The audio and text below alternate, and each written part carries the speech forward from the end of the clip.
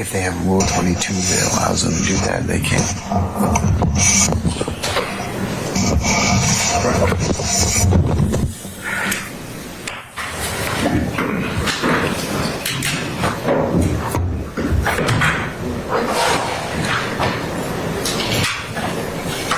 All right, let's summon our jurors, please. Thank you.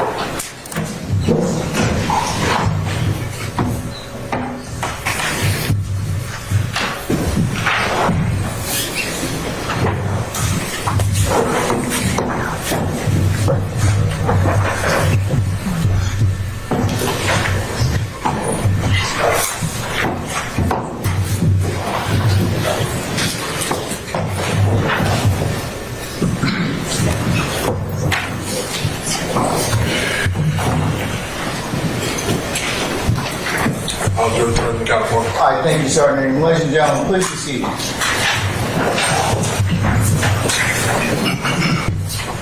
right, Before I get started, let me make some administrative announcements, primarily to our members of the press. And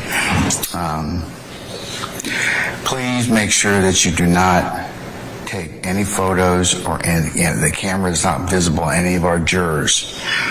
We had a problem with that yesterday, and I don't want that to appear today. I know it was inadvertent. I know it wasn't intentional, so I'm not saying that to anybody, but I would just make sure that you garner that. If your Rule 22 authorizes you to take pictures or video of the witnesses, you certainly are willing to, you may be able to do that. But please make sure that you stay in the confines of your Rule 22, okay? If you have any questions, just let me know. I'll be more than happy to answer those or take any inquiries, all right? But you all are welcome, and welcome to cover our proceedings. Okay, with that, Ms. Love, go ahead and call your next witness. State calls Melissa Rosser. All right, summon Melissa Rosser, please.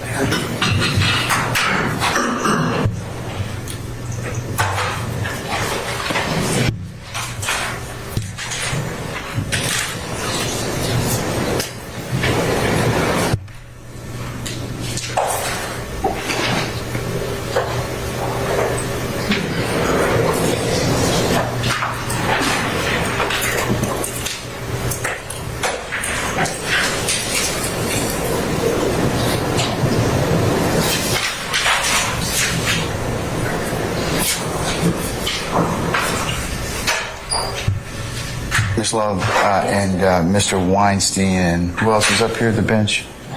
Mr. Matthews, if anything or any motion or pleadings is filed, let me know at that point in time, and I'll take a look at it at that point, okay?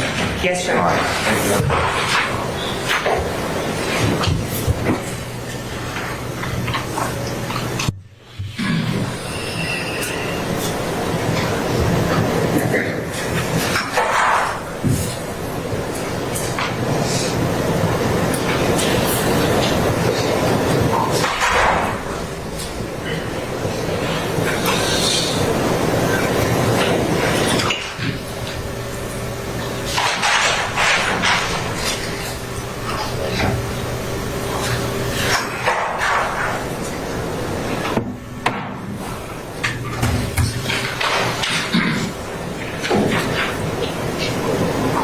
Ms. Rosser, good morning, madam. If you could please approach the witness stand once you get there, if you'd be so kind and turn and face Sergeant Ingram as a witness, please, to be sworn as a witness. Raise your right hand. You swear firm testimony you give today the truth, the whole truth, nothing but the truth. I see.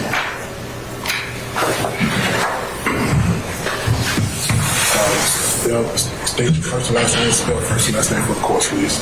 Okay. My name is Melissa Dees Rosser, Mellissa Dees, Dees, and Rosser, ROS as in Sigma, S as in Sigma, ER. Good morning, Ms. Rosser. How are you? I'm fine, thank you. Good. Ms. Rosser, and Your Honor, for the court's edification of the parties, this is as to Act 1 of Count 1. Ms. Rosser, would you tell the jury a little bit about yourself? Where is it that you're originally from? I am from Chilton County, Alabama. All right. And so, where did you grow up? You grew up in Chilton County, Alabama? I lived in Chilton County until I was about 6 or 7, at which time we moved to Pascagoula, Mississippi. I lived there until I was about 11 or 12, then we moved back to Chilton County, Alabama. Did you go to college in Alabama or somewhere else? I went to the University of Montevallo on a presidential scholarship. Which major in? I have a degree in math, a minor in English, and I was, I think, one biology and one computer programming short of a triple minor in biology and computer programming. I thought I was great. Okay. So, what did you do with the math degree? I taught math. Excuse me, I'm going to, Basis, you're going to object? Basis? Background, Your Honor. I'll rule the objection this time, sir. Go ahead. I taught math for 5 years at a middle school and as an adjunct teacher at Wallace Community College at night and in the summer. And at some point, did you leave that profession and that area and make your way to Georgia? I did. I had gotten divorced. I met a gentleman from Georgia. I moved to Georgia. He and I got married. And I was competing. I did pro figure and pro bikini competitions. And I went to the Cheetah one night to eat. The cheetah? Cheetah. Was totally shocked at the amount of money the young ladies were making that I was not making with a math degree and my minors. And I got hired for a year to be a Cheetah girl. And so I represented the Cheetah. We went to events and did Cheetah stuff. And the year was about as much fun as I could have doing that. I'd had all the fun I could handle. So I didn't want to do that anymore. And what year was that? Oh my, that would have been 2004 to 5, because in 2005 I found out they were opening a club in Forest Park, and I went to the to Pink Pony and worked day shift to train to be a house mom. Mr. Gallardi owned 11 clubs at the time, 11 across the U.S. We were opening a club in Forest Park, so I trained up there, and in 2006 we opened Pink Pony South in Forest Park. I started house momming, and I've been a house mom ever since. Now, you're using a term that I may not be familiar with, and some of the jurors may not be familiar with. So would you, first of all, talk to them about what a house mom is and what a house mom relevance, Your Honor. Your Honor. What's it go to? It goes to background. It goes to the circumstances of the incident that we're about to talk about. Overrule the objection. I actually also own a fitness center, and I work a day job for a fire investigator. I do all of his editing and computer tech work. So I do that too. I work 3 jobs. A house mom, we have a lot of rules. We're very strict. Our clubs are. All people have to be permitted. I'm responsible for making sure every person has a permit. And what clubs are we talking about? They're adult entertainment clubs. Okay. Everyone has to have a permit. The bathroom gentlemen, the cook in the kitchen. I'm responsible for paperwork. All of the young ladies have to fill out paperwork. We interview them, and because of the rate of human trafficking, we have to do an interview process because our company requires us to try and help alleviate that and detect that if it's ever present. So I do a lengthy interview just to try and cut down on that, as it is an issue in the U.S. Everyone has to breathalyze at the end of the night. Every person in the club, well, except the manager and myself. So I'm responsible for breathalyzing everyone. We collect money, and at the end of the night, she and I meet in the office and close out the books. So you were talking about having started or opening up the Pink Pony. Right. How long did you keep that club, or are you currently still? Your Honor, may we approach? Yes.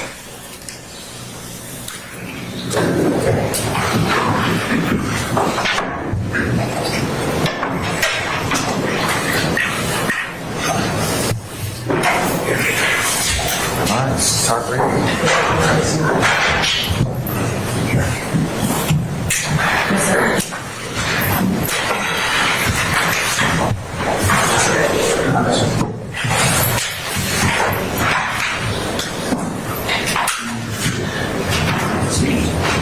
Gotta press the button. Gotta press the button now.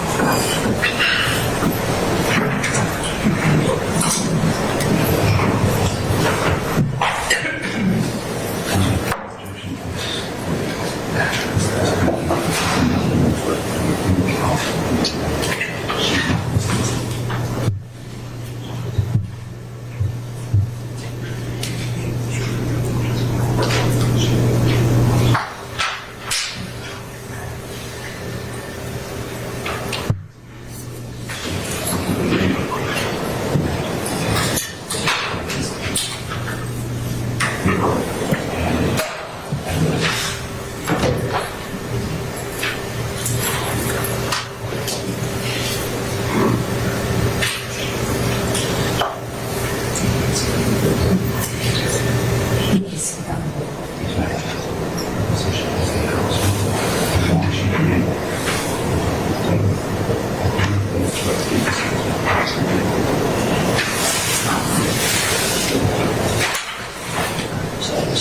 the contrary, what has happened.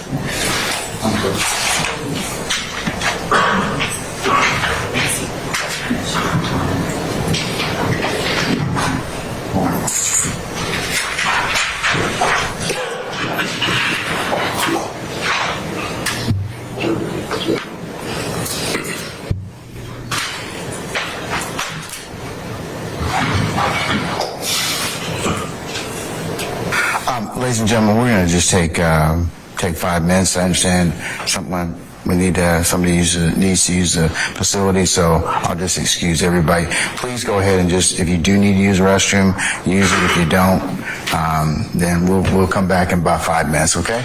All right, we're in recess.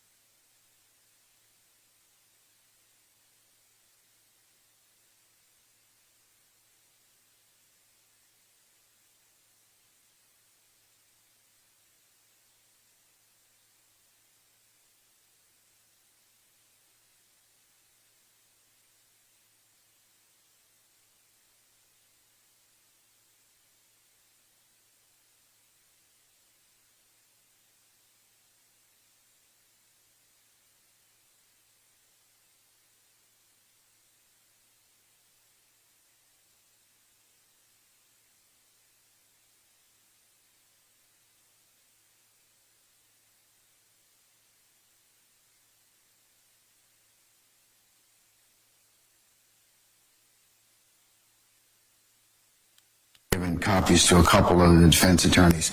I'll say two things. I believe that we've addressed that issue yesterday with a request to be more mindful of the placement of cameras. The other issue that is requested of the court, I'm going to defer on that at this point in time. I would just advise if there are any other, if anything is brought to your attention, that's any party or the court feels necessary at that point in time, I will specifically consider the remedies as suggested. But at this point, I think it draws too much attention, and I'm not going to necessarily do that at this point in time. Okay? So that's my initial comment on that. Your Honor, if we could just place on the record, I think since the court, And I'm going to include your filings as next court exhibit. thank you, since the court addressed the issue yesterday evening, the state has been made aware that this particular post has been shared a number of times. And it is of concern for the state, for the integrity of this case that... I understand all that. That's in your pleas, but there's a trade-off to that. If you then kind of make it an issue, then I think that you draw attention that may not necessarily need to. If somebody reacts because of that attention, then I'll go ahead and deal with the other issues at that point. But Your Honor, this time we don't know. It's very possible that any of these jurors could have had contact from family members who saw that post, from anyone who may have texted them, inadvertently texted them about this image, and that may impair on their ability to be fair. I'm just not going to weird them out, and that's the last I'll say about it at this point in time. Okay? Thank you, Your Honor. Like I said, if you have additional information that you'd like me to consider at that point, I'll go ahead and move to step 2. Okay. Thank you, Your Honor. All right. Okay. Anybody here need to take comfort? You have 5 minutes as well. Okay. So we'll be in recess until that time.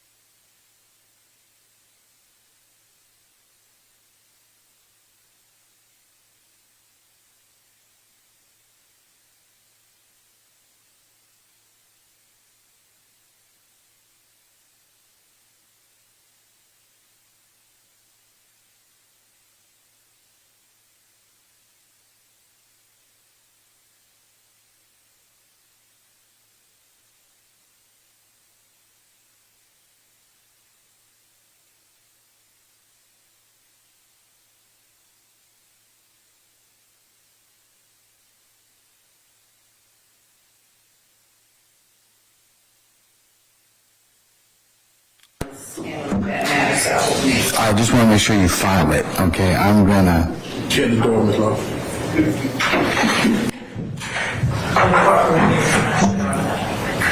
yeah, okay, I mean, I've signed the order. Okay, then I think that the filing itself is what we need to take on. Yes, you do. Yeah, I just need to make sure you give me a copy so that I can mark it as a court exhibit for our conversation, okay? All right. Okay, all right. All right, yes. Before you call the jury back in, can I just ask for purposes of the record that I have a continuing objection? You may, sir. You certainly may. Ask for a continuing objection to any testimonial statement that does not have anything to do with Mr. Williams and the indictment. Well, it may go to other reasons, so I'm gonna overrule that, but I'll note your objection for your continuing objection, okay? All right. Okay, summon our jurors first, please.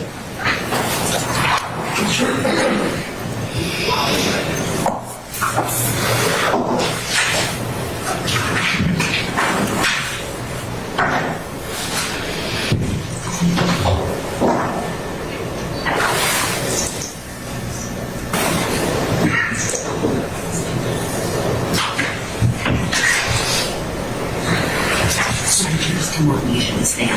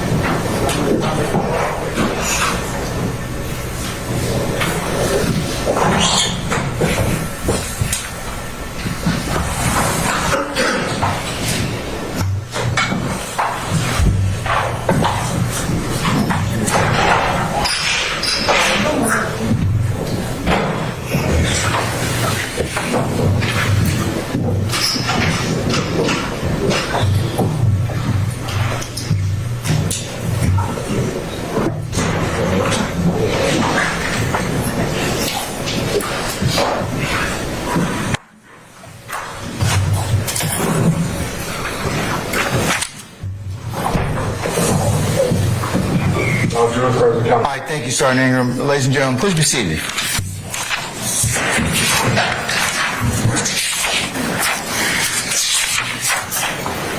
All right, Ms. Love, you can continue the examination of Ms. Rosser, please. Thank you, Your Honor. Ms. Rosser, you were in the process of explaining to the jury your responsibilities as a house mom, and you were talking, the last thing that you were stating was about what happens at the end of the night with respect to the money and your responsibility. Right, and we close out by the manager and I meet in the office and we close out the books and then we leave. All right. And if you could raise your voice up to that level that you had it before. Oh, I'm sorry. No, that's fine. That's fine.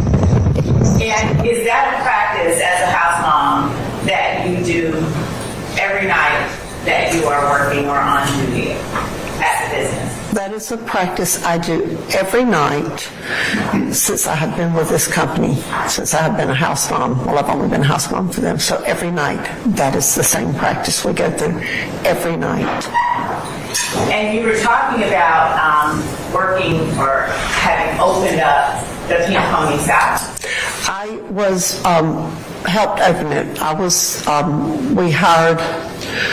They brought on staff to open it up, and I was one of the original staff brought on to open the Pink Pony South. At some point, did you also become a house mom at another location? Well, in 2011, Pink Pony South was having issues with Forest Park, and it looked like they were going to close Pink Pony South, so they moved me to the Gold Rush, which is on Metropolitan Parkway. What is the address on Metropolitan Parkway? Our address is 2608 Metropolitan Parkway. So when was it that you started working at the Gold Rush? In November of 2011. Now tell the jury a little bit about what your duties were at the Gold Rush, and by that I mean the times that you worked and what you did when you went. It It was the house mowing process is the same at all of our clubs. Okay. Across, yes, we do everything the same. Paperwork's the same. Wednesdays, every night, I leave my house about 7:30, get there at about 8 o'clock. That's when night shift starts.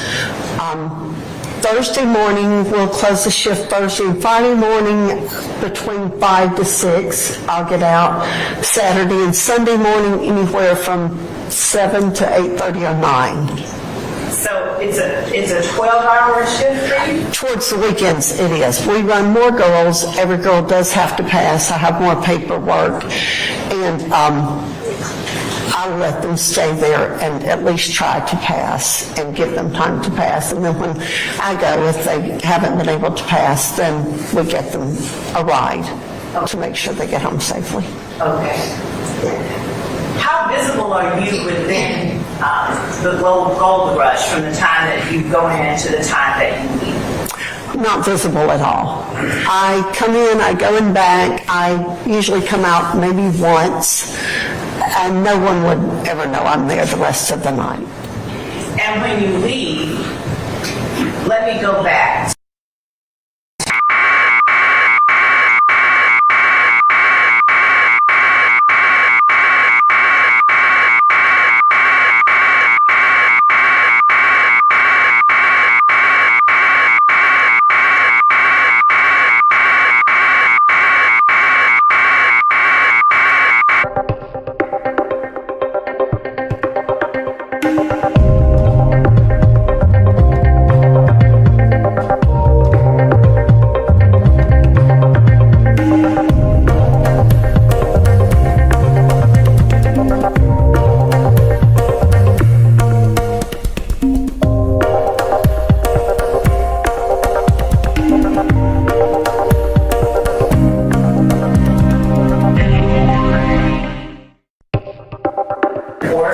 Case number 2013-01-0272 that has been provided in discovery. All right. May I approach? You may, madam. If you would, just reading page 1 at the top. And if it does not refresh your memory, that's fine. But just let me know if it does. Okay, thank you.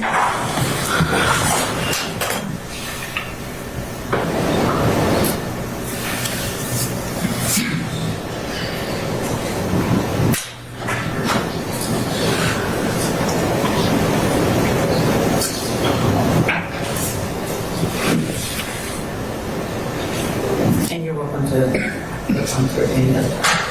Let us know when you finish, Ms. Rosser, okay? Thank you, I will. Yes, sir.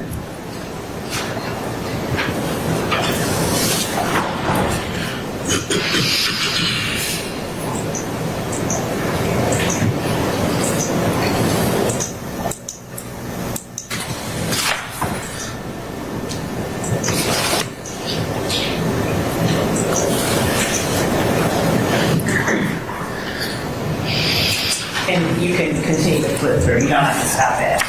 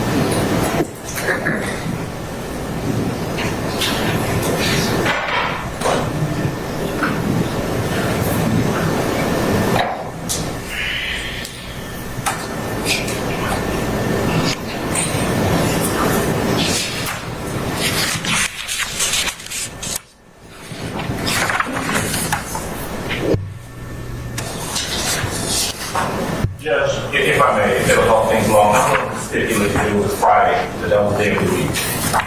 You have no objection to that? Your Honor, I appreciate that, but if it doesn't refresh the witness's No, memory, it that's did. fine. Thank you very much. All right, okay.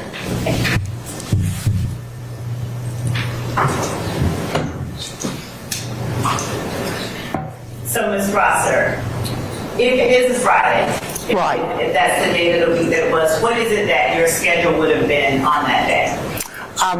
It says it was 4:30 in the morning. That was early. It's January. That wouldn't be unheard of. That's a little slower time of year. It's seasonal, just like any type of work like that. So that isn't surprising.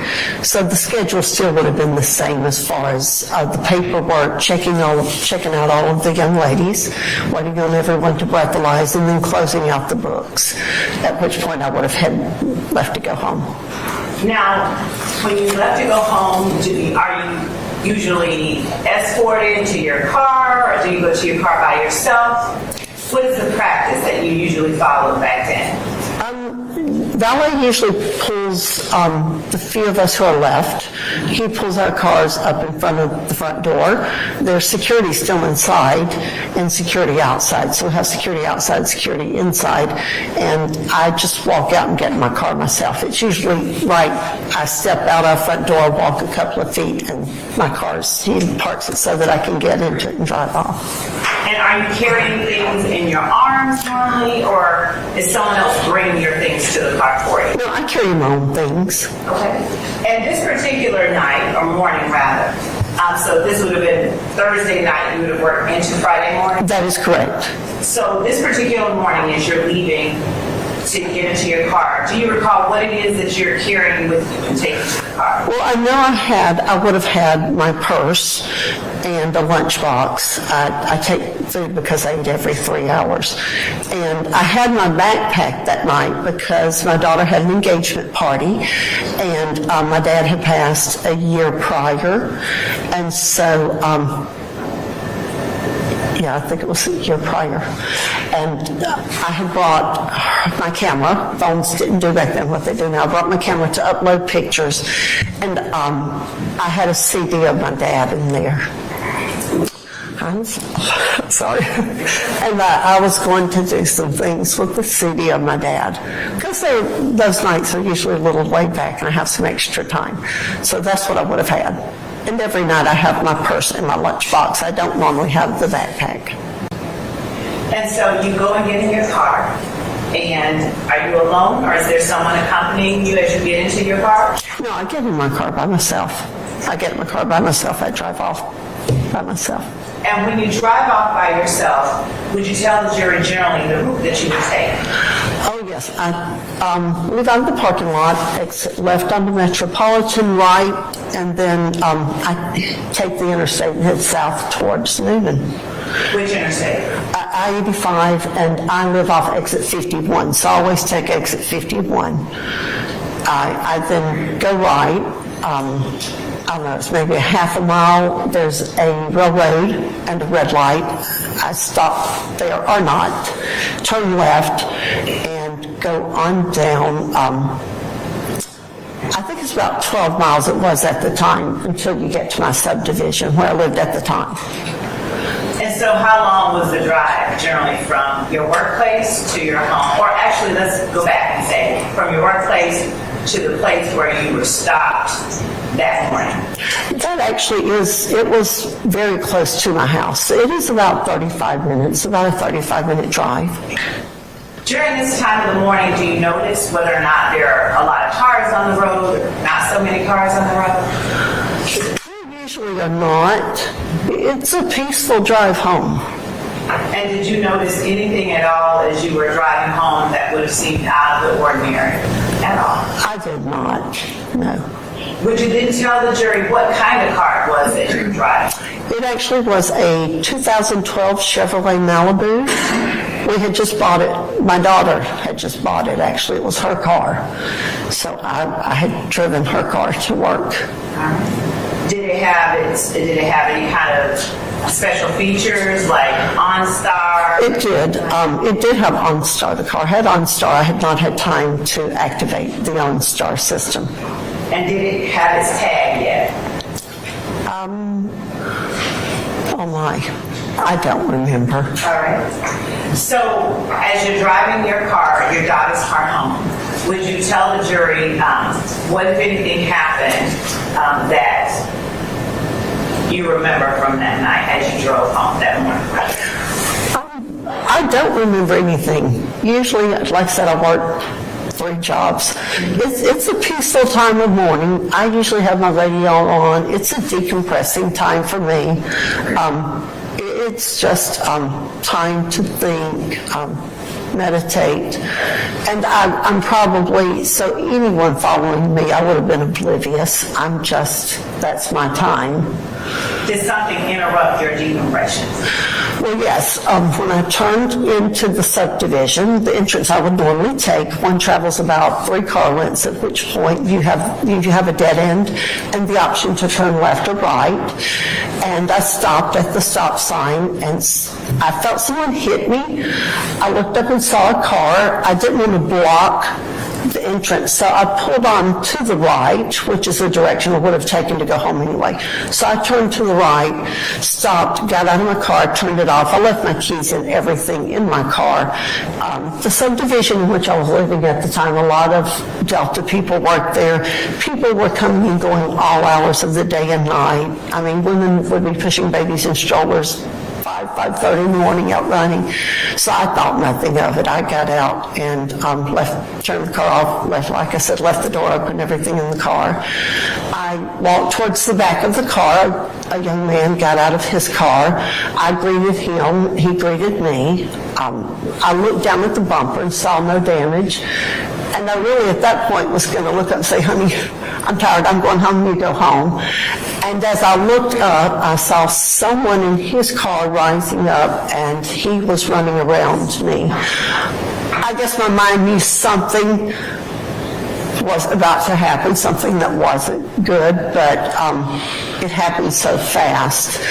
He got in my car, and because of the backpack, my mind just focused on the backpack. I opened the back left passenger's door, thinking I could reach into the front seat and get the backpack, and the backpack, because it had my daddy's CD in it and my camera.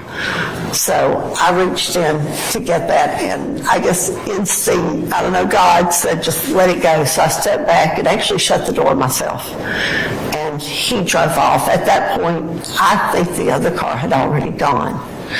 So I ran to the house directly in front of where I'd stopped, banging on the door, yelling. No one came to that door, so I went to the next house. A gentleman and his wife came to the door. They let me in. I do remember it was cool that morning. They called my husband for me, and then law enforcement was called. The Noonan Police Department was called. What was the subdivision name? Avery Park Subdivision. And do you remember the address of the place where the police were called to? I do not know the address of where. I know it was on the report. I don't remember the address. Is 181 Baldwin Court in Noonan, Georgia, a location that's familiar to you? That would have been in Avery Park. So that's Baldwin Court is that first road, the road I would have taken coming in.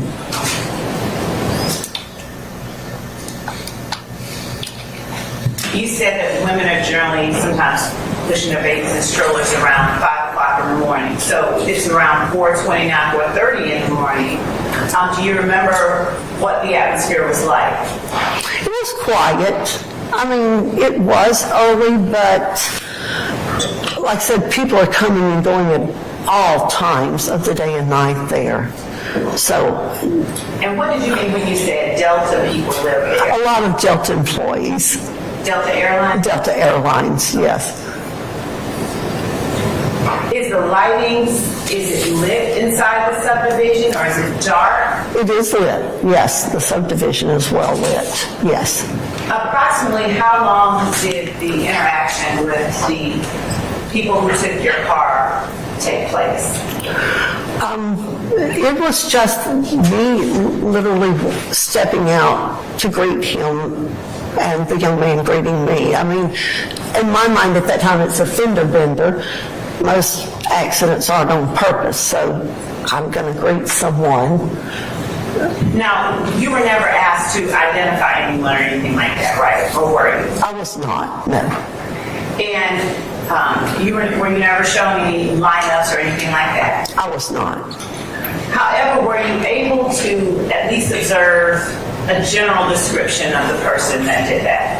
I was, because I'm 5'8". He was slightly shorter than me. Not thin, but a little smaller young man. Were you able to discern what ethnicity or race this person He was? was a black young man. Okay. Or And he looked to be black. I could not say he was for certainty. He looked to me like a black young man. okay. And do you recall his general age that he appeared to be? He seemed really young. He did seem young. I would say early 20s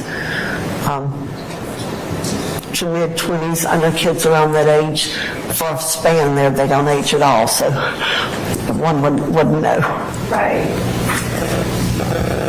Did you notice anything about his hair or clothing or anything else like that? I did not. Okay. I did not. You mentioned someone rising up in the other car. Right. What did you mean by that? Someone apparently was bent over, because when I got out, he was the only person in the car, but then I saw someone lean up and slide towards the driver's seat. At that time, he was running around me. I could not have even discerned whether or not it was a male or female. So the interaction lasted less than 5 minutes. Is that fair? Oh, much less than 5 minutes. And you did never stare at the person, did you? Or was there a... No, because like I said, I greeted him and immediately looked to see, because it was my daughter's car and she had had it, I think, a week. So I looked down to see how much damage I had done to her car. And then he was running past me. So literally our interaction was me saying, "Hello, how are you?" And he said, "Hello, ma'am," or whatever he said. After that, did you take any steps to try and have the car located? I had told men in police that this car did have OnStar, and my cell phone was in there too. They didn't, I guess they did not attempt to call OnStar. I called the dealership because a couple of days later I realized my check for the down payment on the car was going to bounce. Why? Because I had to cancel all of my accounts. I had to cancel all of my credit cards. I had my daughter's checkbook in there. I was joined on her account at the time. So I had to cancel all of our bank accounts, all our credit cards, and then it occurred to me, they're going to get a bounced check. I don't want the law coming after me for a bounced check. So I called the dealership to let them know what had happened. The lady asked me if I had contacted OnStar. And I said I have not, because I have not had time to activate the OnStar. And she said, "Ma'am, you don't have to have it activated. OnStar can find your car." So I called OnStar. I do know I worked that night. I don't remember. I think they called me on the way to work and told me they had found my car. I don't know if they called law enforcement or if I called them. I don't remember, but law enforcement was called, and OnStar told them where my car was located. And do you remember the date that happened when OnStar called and told you that your car was located? No, ma'am, that was 10 years ago. Oh, my. Fair enough. I'm going to show you what we have marked as State's Exhibit 4 Alpha. And that's uppercase Alpha and 5 Alpha. That has been shown to defense. Your Honor, may I approach? I'm sorry, I've got the number. Can I be which one you actually put up there?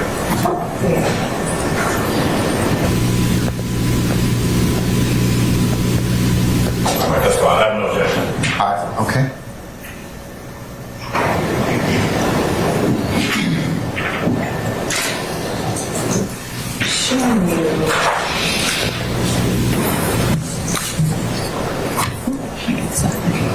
Do you recognize this vehicle? Yes, that is my daughter's vehicle. Okay. Now, are 4A and 5A accurate representations of the vehicle that was taken from you the night you just described for the jury? That is correct. Okay. Your Honor, the state tenders 4A and 5A as evidence. Any objection, sir? None whatsoever. All right, 4A and 5A are admitted and may be published as you see fit. Ms. Rosser, in the photograph depicted in 4A, was that your residence where the vehicle is parked? That is not my residence. Did you ever take that vehicle to that residence? No, I did not.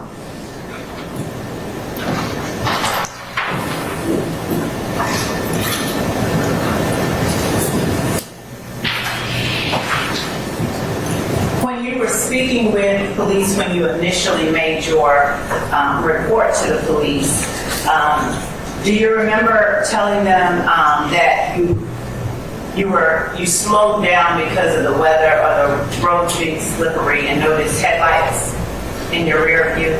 I don't remember that. But if the road was slippery, I would have slowed down.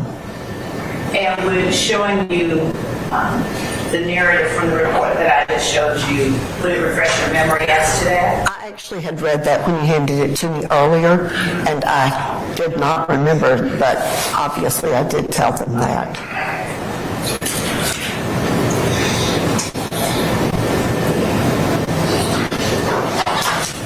Do you recall the size, the weight that you gave to the officers as to approximately how big the person was that took your car?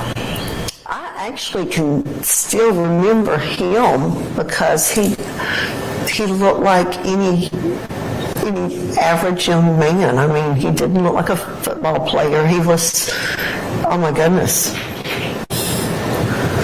Just, like I said, probably he was at least 5'7", shorter than me. Not thin build, just an average build. And do you recall saying he was about 130? Was that your words or was that the opposite? That would be about right for his weight, for his size, as well as I remember him. That would be about right. Do you recall how much money it was that was in your purse at the time? I know it was over $1,000 or more, and then I had checks because I do own a fitness center. Some of my members of my gym had written me checks for their gym memberships, so I had checks from other people in my purse. Do you recall telling the police it was about $2,000? Objection to the leading. If I show you the report, I sustain the objection. would it refresh your memory as to about how much you said? That would be about right. Okay.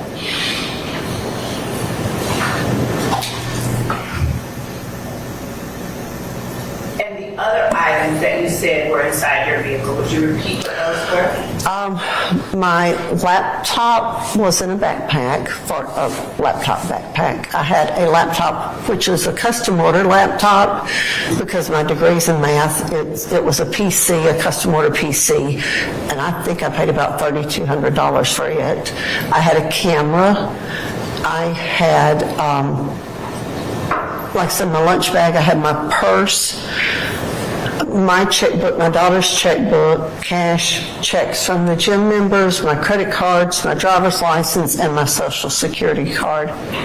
Did you have an iPhone? I did have an iPhone. That is correct. Did you try to use your iPhone or iCloud account to locate your car? I did not use it to try and locate the car. I did try and find my phone, and to no avail. What do you mean to no avail? We couldn't find it. It was just not even registering at all. So, Was it on at the time that your car was taken? I'm almost certain I would have had it on. Because I have kids, I work a lot, I keep my phone on. So I guess at the time that they had turned it off because I could not locate it. That Thursday night leading into the Friday morning when your car was taken, were there patrons in the club? Were there people? Were there customers? I'm sure there were. I could not tell I you. promise you, I'm not going to ask you who all was in the I was going to say, I cannot give you a quantity, a number. I could not tell you. Are you able to tell the jury, generally, are there any age groups or specific demographics that visit the club, or is it a broad spectrum? No, we actually have a very mixed customer base. It is the age range, the ethnicity. We have a range. So are there young black people, young white people, older black people? All of the above. We get blacks, Asians, Hispanics, whites.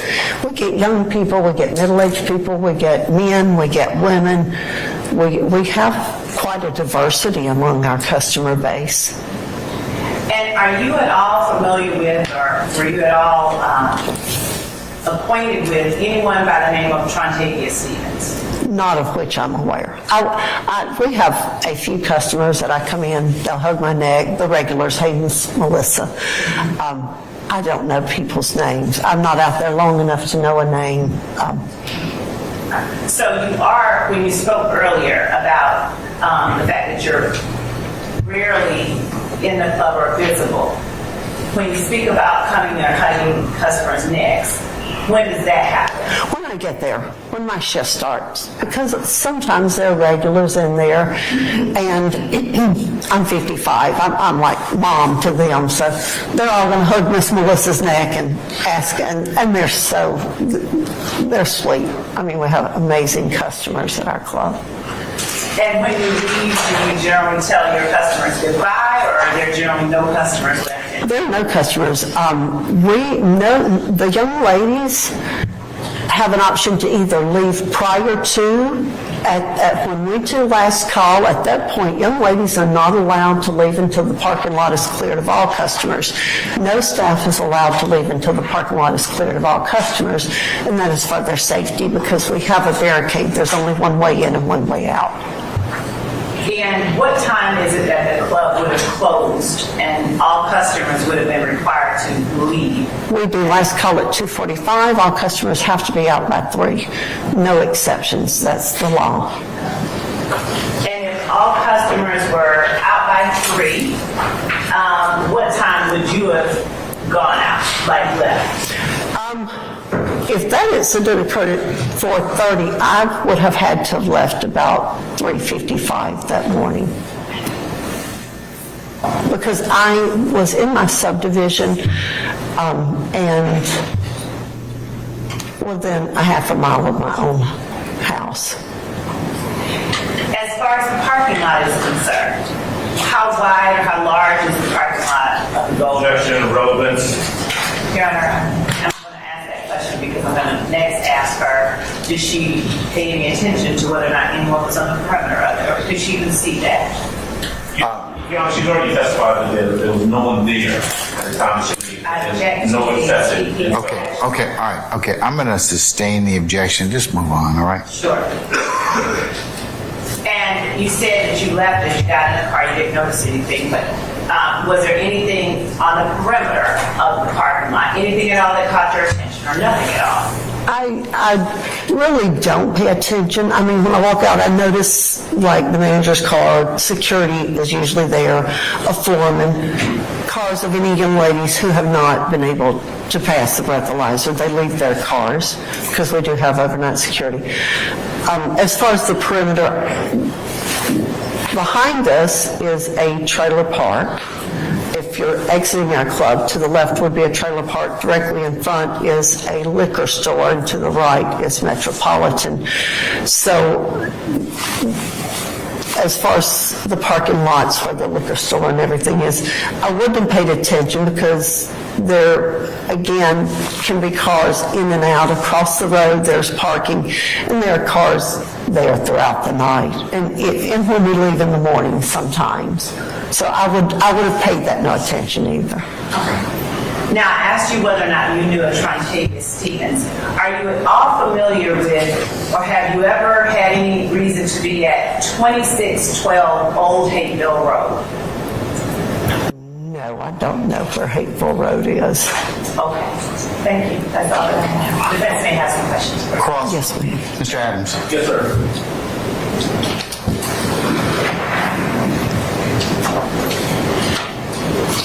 Ms. Ross, good morning, ma'am. Good morning, how are You you? okay? I'm blessed, thank you. All right, you and I have not met before, true? That is a true statement. All right, and so I want to ask you just a couple questions. Yes, sir. And I know that this case we've been discussing, the incident which you happened back in 2013, right? That is correct. 10 years ago, roughly. Yes. I want to ask you about this case. Some questions about this case that you're here for today. So, you were a house mom back in 2013, right? That is correct. This incident you've been questioned about occurred in Noonan, Georgia, where you live. That is correct. That location is about a half an hour or so away, maybe a little bit more, from where you work. That is correct. When you left the club that night and you went to Noonan, you drove to Noonan, you did not notice anyone following you, anything like that. No, sir. One of the things you testified to a little while ago, correct me if I'm wrong, and if I say anything wrong, please correct me, right? You said that the customers are gone by the time you leave the location. That is correct. They're cleared out. I think your words were no exception, right? That is correct, yes, sir. So when in talking to the officers later on in regards to that incident, nothing to suggest that there was you didn't see anyone following you when you left the club, right? I would not have been aware of anyone, no, sir. Right. In fact, the first time that you noticed anything, according to the police report that Madam Prosecutor showed you a little while ago, was when you were actually in Noonan, close to your home, correct? Correct. You saw lights in your rear view, and you actually, you kind of caught your attention because you thought, hey, I'm driving slow, and you thought the person behind you, the lights coming up on you might be kind of irritated that you were driving slow. You remember telling the police that? I really do not even remember that part of it, Okay. and I apologize. But if I told him that, then I'm certain, and that does sound like something I would say. Okay, and listen, no need to apologize. We're just asking what you remember, just trying to get a sense of what's relevant. Objection, Your Honor, as to relevance. I sustain the objection. Thank you. All right. Rephrase, sir. Oh, yes, sir. All right, so back to the facts of what happened. Someone hit you from the back. Yes, sir. You get out of the car. Yes. You see a young man, kind of nondescript looking young man, right? Correct. 5'7"-ish, Yes, sir. 130-ish pounds, a small guy. Yes, sir. Maybe a little smaller than me. Probably a little smaller. Yes, sir. Give me 5'8". I look, I don't want to hurt you. I'm trying not to step on your toes on that one. Okay. And I appreciate that too. But this kid gets out of the car. Yes, sir. And he said something to you on the effects of you said, "Oh," you said, "Yes, ma'am," or something like that. All right. He greeted me. I don't remember if he said, "Hello, ma'am," or "How are you?" He greeted me. I greeted him. He greeted me in return. You're in the back looking at your car, and he in the meantime goes around, jumps in your car, and takes off. He circles up on the curb and, yes, sir, he turns around and takes off back out the direction in which we had come in. You don't know where that kid in the car he was in came from, right? Oh, correct. No. I mean, this is Noonan, so, whether, this kid came from Noonan or from wherever, you don't know. The only thing you know is that this happened about 35 or 40 minutes away from where you work in Atlanta, right? That is correct. Yes, sir. You didn't recognize this kid coming out of the car, did you? No, sir. Okay. You cannot say, hey, look, I saw him before. That face looks familiar. Not at all. No. Okay. Your car is gone at that point, and you ultimately end up talking to the police. True? True. Okay. You speak to the police, and you told them what happened. You told them about the car having OnStar, and about 6 days later is when you're notified, whether by the police or someone, that the car had been recovered or found. True? True. Okay. You don't know right? I mean, frankly, what happened to the car in that 6-day period of time, right? That is correct. No, sir, I did not. You have no way of knowing. You can't testify that it went through 1 pair of hands, 5 pair of hands, 6 people went to however many different cities. We just don't know, right? That's true. Yes, sir. All we know is that at some point the car was found somewhere in Atlanta, right? Correct. Okay.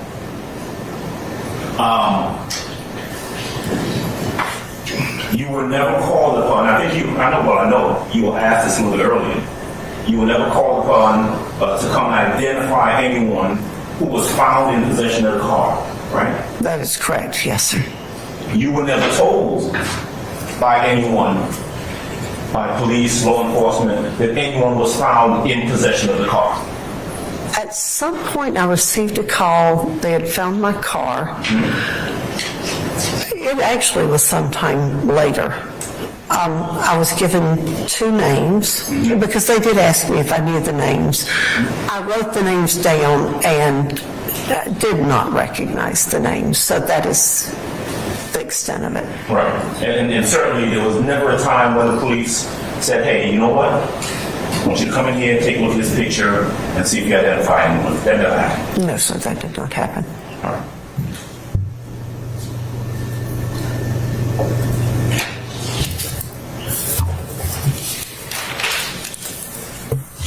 One of the things that you were asked about a little bit earlier, I only got a couple more questions for you because just a few more questions.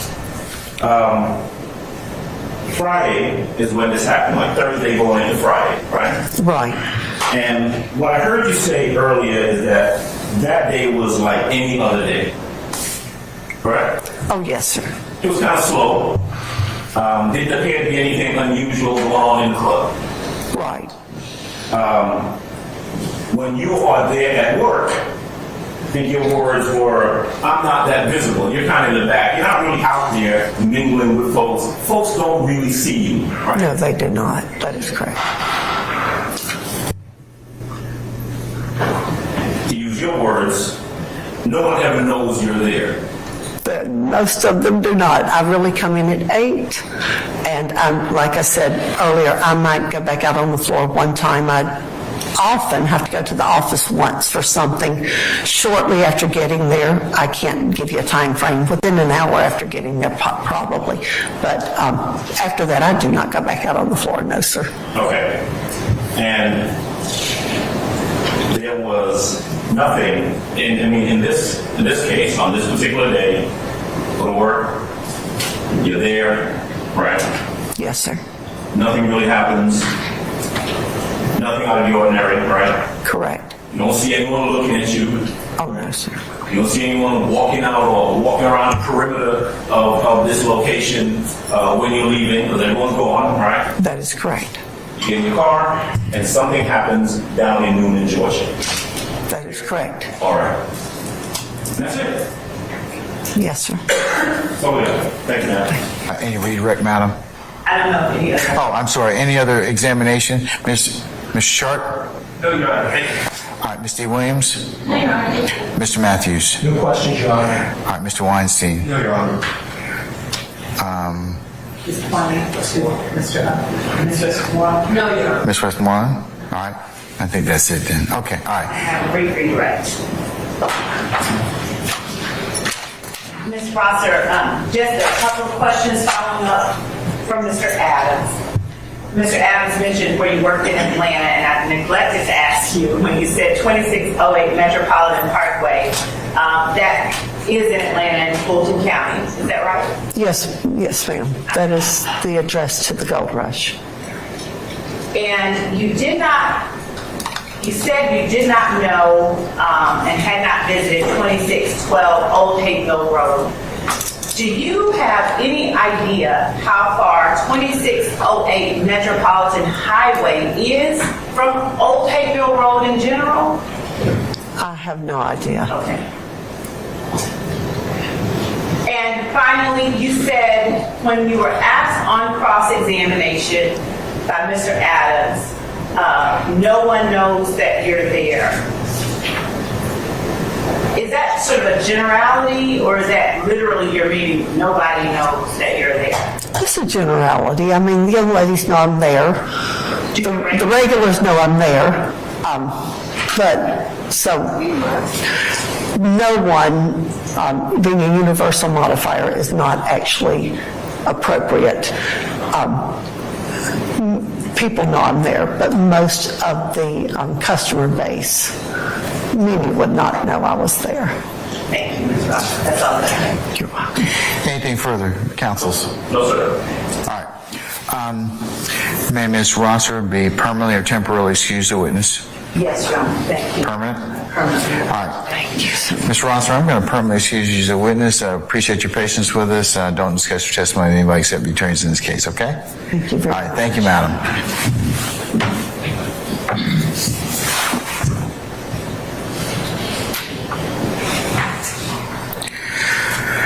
All right. Ladies and gentlemen, how you doing?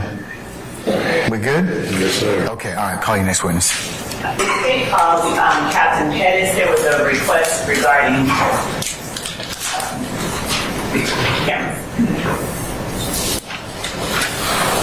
All right. Members of the media, would it be appropriate, or could I ask your assistance in not filming? You may do audio or video, audio of our next witness, but the court would ask that you not film him, okay? All right. Thank you very much. Appreciate it. Okay. Can we summon Captain Pettis or Officer Pettis?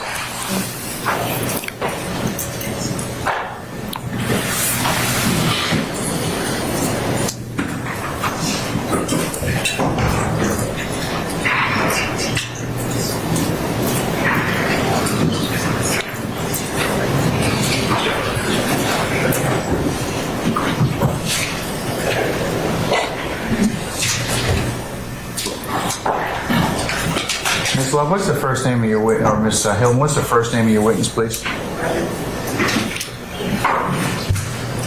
Did the court hear? Reginald? Yes. Thank you.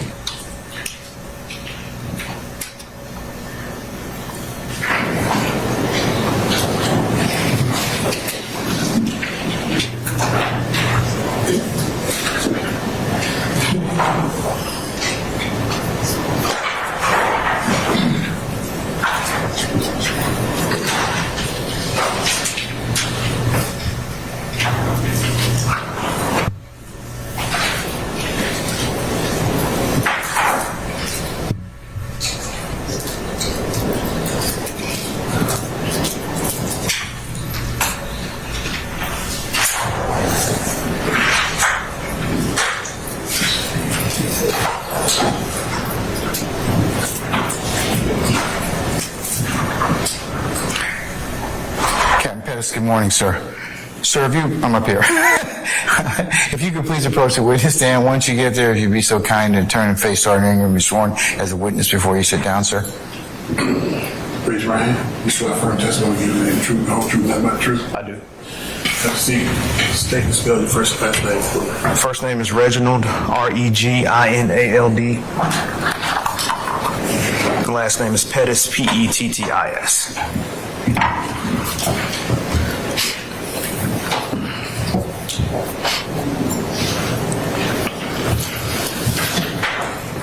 Good morning, Captain Pettis. Good morning. How are you? I'm doing well, thank you. Captain Pettis, would you please introduce yourself to the jury and tell them where it is that you currently work? Good morning. I'm Captain Reginald Pettis. I am assigned to Zone 3 of the Atlanta Police Department. And Captain Pettis, I'm surprised I don't have to tell you this, but I would need you to talk up a little bit louder. Okay. Because I can barely hear you back here. All right. For the jurors to be able to hear you. So you're assigned to Zone 3? Yes, ma'am. All right. Would you tell the jury what area of Atlanta Zone 3 encompasses? Southeast Atlanta. And you can look at them, talk to them. Okay. Southeast Atlanta, the border of Zone 3. The rough border would be south of I-20, west of Moreland Avenue, and east of Murphy Avenue, with the southmost border being 285. How long have you been the captain of that zone? Since May 24th, 2022. Now, prior to May 24, 2022, and at this time, are you currently certified as a law enforcement officer by the Peace Officer Standards and Training Council of Georgia? Yes. And how long have you been so certified? 17 years.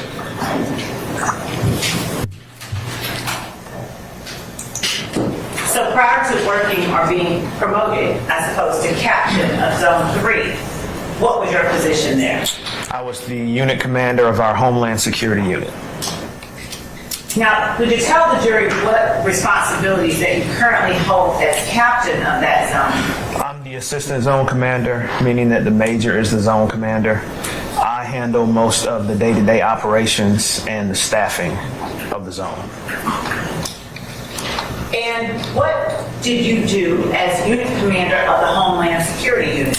I oversaw a unit that consists of intelligence analysts, investigators, and technical investigators that have proficiency in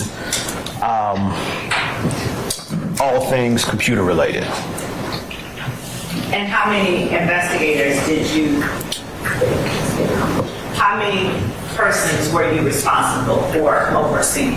Approximately 12, including 2 sergeants. Approximately how many? 12. How long did you work as unit commander of Homeland Security? For about 2.5 years.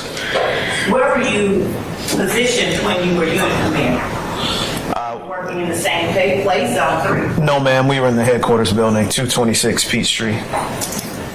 And before that, where did you work? I was in the Auto Crimes Enforcement Unit, How long did you work there? about 6 months. And from what date to what date were you in the Auto Crimes Enforcement Unit? Approximately January of 2020 until May of 2020. Before that, what were your responsibilities? As the ACE unit commander of the Auto Crimes Enforcement Unit, we were a traffic unit mainly, and our goal was to stop people from stealing cars, and once they stole cars, to interdict them and arrest those people. What's interdict? Figure out who they are, where they're going next, just gather intelligence on them. And then at the tail end of my tenure there, we really were being tasked with a lot of street racer enforcement because it was 2020 and everybody was in the house and that's what they were doing. Those are the times. Yeah. Prior to January of 2020, what did you do with the Atlanta Police Department? I got promoted to lieutenant in January of 2019.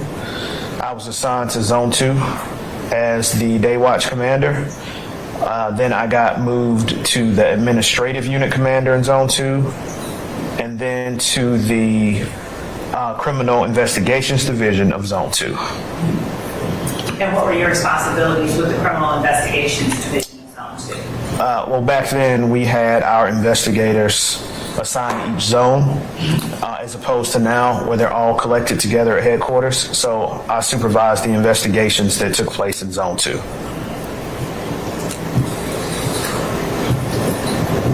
Prior to January 2019, where did you work? I was a sergeant. I was assigned to Zone 5.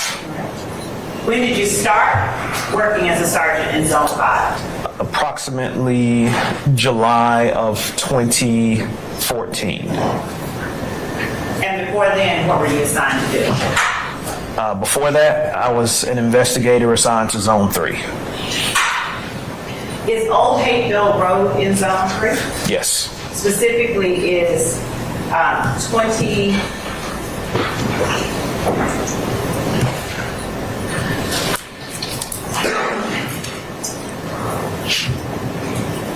Six 12 Old Hateville Road in Zone 3. Yes. And is 2608 Metropolitan Parkway in Zone 3. Yes. Do you have any idea approximately how far apart those two addresses are? No, ma'am, not without looking at a map. Okay, we'll come back to that. So you were an investigator in Zone 3 in January of 2013? I believe so.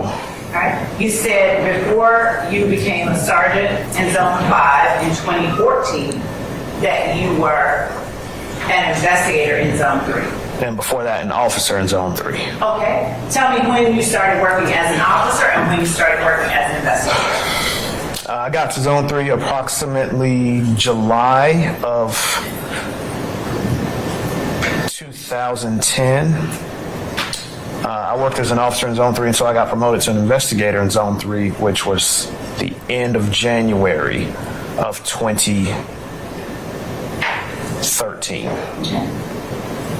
Tell the jury a little bit about the responsibilities and duties you had as an officer in Zone 3. As an officer, your main priorities are responding to 911 calls. Secondarily, you are to interdict crime, and you can do that in a variety of ways. Usually, officers utilize the traffic stop and the suspicious person stop. We also perform what we call directed patrols, which is an area that is known to be a high crime area. So officers might pull into the parking lot there, turn their blue lights on, and complete their paperwork there. So we do response to 911 calls, proactive work, and deterrence efforts to prevent crime. Were you always working in uniform during your time in Zone 3 in 2013? No. And on what occasion would you have to not be in uniform? When I was assigned to the crime suppression unit, we would split the unit between uniformed officers and officers that were in plainclothes. The latter part of my tenure, I was assigned to the plainclothes part of that unit. We would perform various tasks in plainclothes. Some of them would be related to narcotics activity. Some of them would be related to general crimes, or what crime was trending that week and what area it was trending in. So a lot of time we would act as the eyes and then call in uniformed officers to make stops. Now, do you recall January 25th of 2013? Yes. Specifically as it relates to an incident that occurred at 2612 Old Hazel Road. What were you working on that day? I was. And in what capacity were you working? I was working in a plainclothes capacity, driving an unmarked civilian vehicle. Now, what was it that took your attention to 2612 Old Hazel Road? We received information from our dispatcher that OnStar was tracking a vehicle that was taken in a carjacking, and it was in the general vicinity of Zone 3. And one of the beat officers let us know that he located the vehicle, and it was parked at this apartment complex. And so, how long after you got that notification did you do anything like respond? My partner and I got to the apartment complex parking lot maybe 10, 15 minutes later. Okay. We located the vehicle, and we parked in a position that we could keep our eyes on it in case somebody came back to the vehicle. I'm going to show you what has already been admitted as evidence and marked as State's Exhibits 4A and 5A, and ask you if you recall whether or not those photographs depict the vehicle that you were calling in to look for. They do.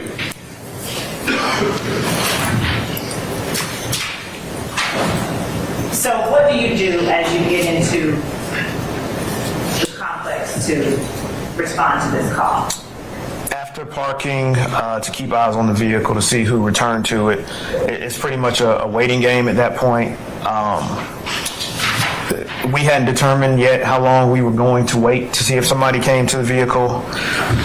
I think it took about 45 minutes before we saw the vehicle drive past us.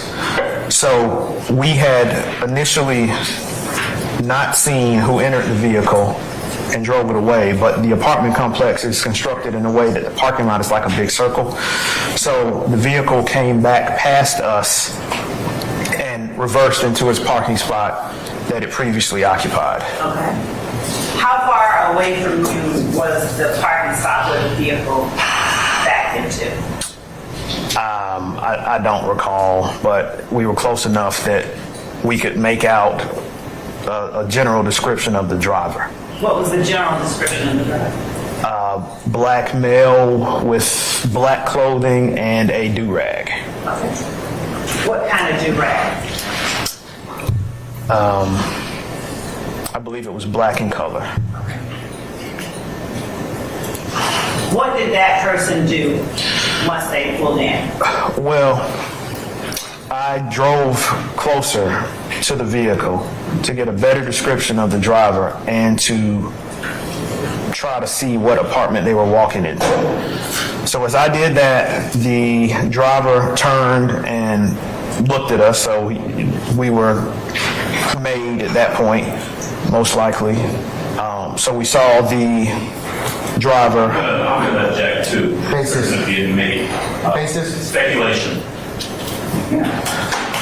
I'm going to overrule the objection, sir, at this point in time. Go ahead, please.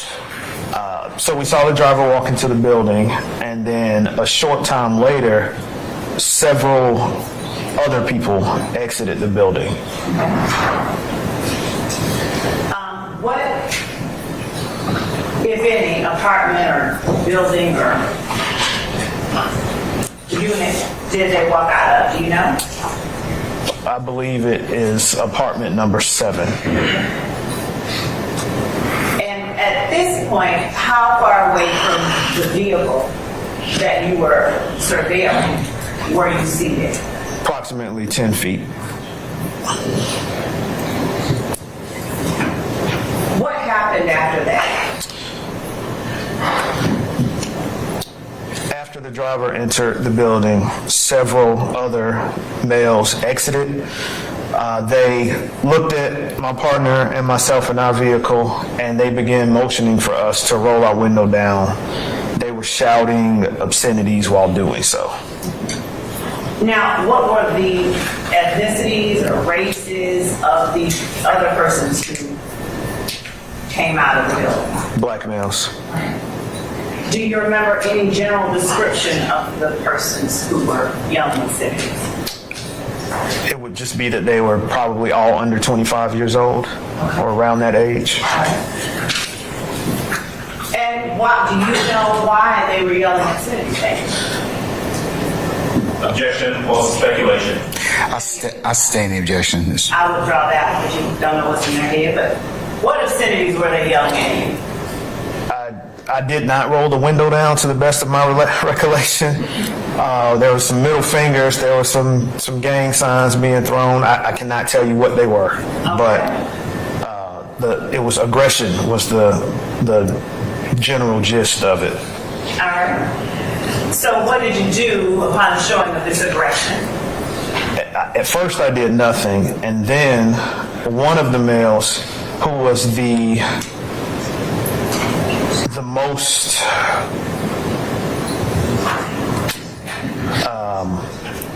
I would say violent with his hand signals, his signs being thrown, and his motioning for me to roll down the window, lifted his waistband to show us that he had a pistol in his pants. And what did he do at that point? He pulled the pistol from his pants and held it down beneath his waistline while pointing the barrel at myself and my partner.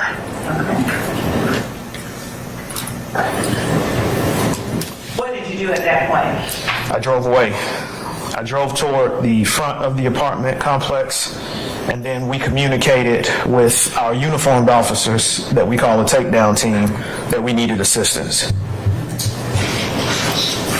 What happened at that point? We circled around the parking lot because we saw the suspect who pointed the gun at us run away from the parking lot. I believe that he ran the opposite direction from the street, so we're traveling one way toward the street and he's running the other way. We drove around the apartment complex, as I explained before. It's set up like a circle or a U, and we saw him coming back in to the apartment complex through a hole in the fence. So he'd already made it outside of the fence and he was coming back in. When you all saw him coming back in, what happened? There was another vehicle that was traveling around the U. He flagged that vehicle down and then jumped in through the front passenger seat. Then what happened? The vehicle drove back out of the complex. By that time, one of our marked units had made it into the area, and the suspect exited the vehicle. The vehicle just stopped in the middle of the roadway, and the suspect got out of the front passenger seat and began walking away from the vehicle. And at that time, the two uniformed officers who were in the takedown vehicle were able to take him into custody. Were there any items collected that had been discarded by that person? Yes, we called in the assistance of a K-9 officer. It was from a railroad police department, might have been CSX, I'm sure it's in the report. And myself and my partner searched the wooded area where we saw the suspect re-enter the apartment complex. The K-9 was able to find a firearm that had been placed inside of a bucket. And was that firearm the same description as the one that the person had pulled out after showing you the violent gangs or hand signs? Yes, ma'am. I was able to identify it as the same weapon. I'm going to show you what has been marked as State's Exhibit 2 Alpha and 3 Alpha. As defense does not need to take any look at it, I'll show it to you and ask you if you recognize 2A and 3A. I recognize them as being the gun that was on scene at the time. Okay. Are those fair and accurate reflections of the firearm that you collected? Yes. Your Honor, the state tenders 2A and 3A as evidence. Any objection to 2A or 3A? Mr. Adams or anybody else? On behalf of the week. Anybody else? No, Your Honor. All right. 2A and 3A are admitted and may be published as you see fit. Thank you, Your Honor.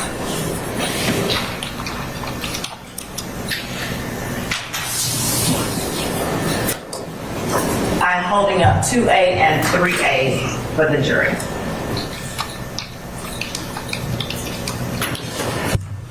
Captain Pettis, let me back up to the time that you said that you saw the vehicle back into the parking lot before the gentleman got out and went inside. Was this gentleman, did you do or say anything to that gentleman? No.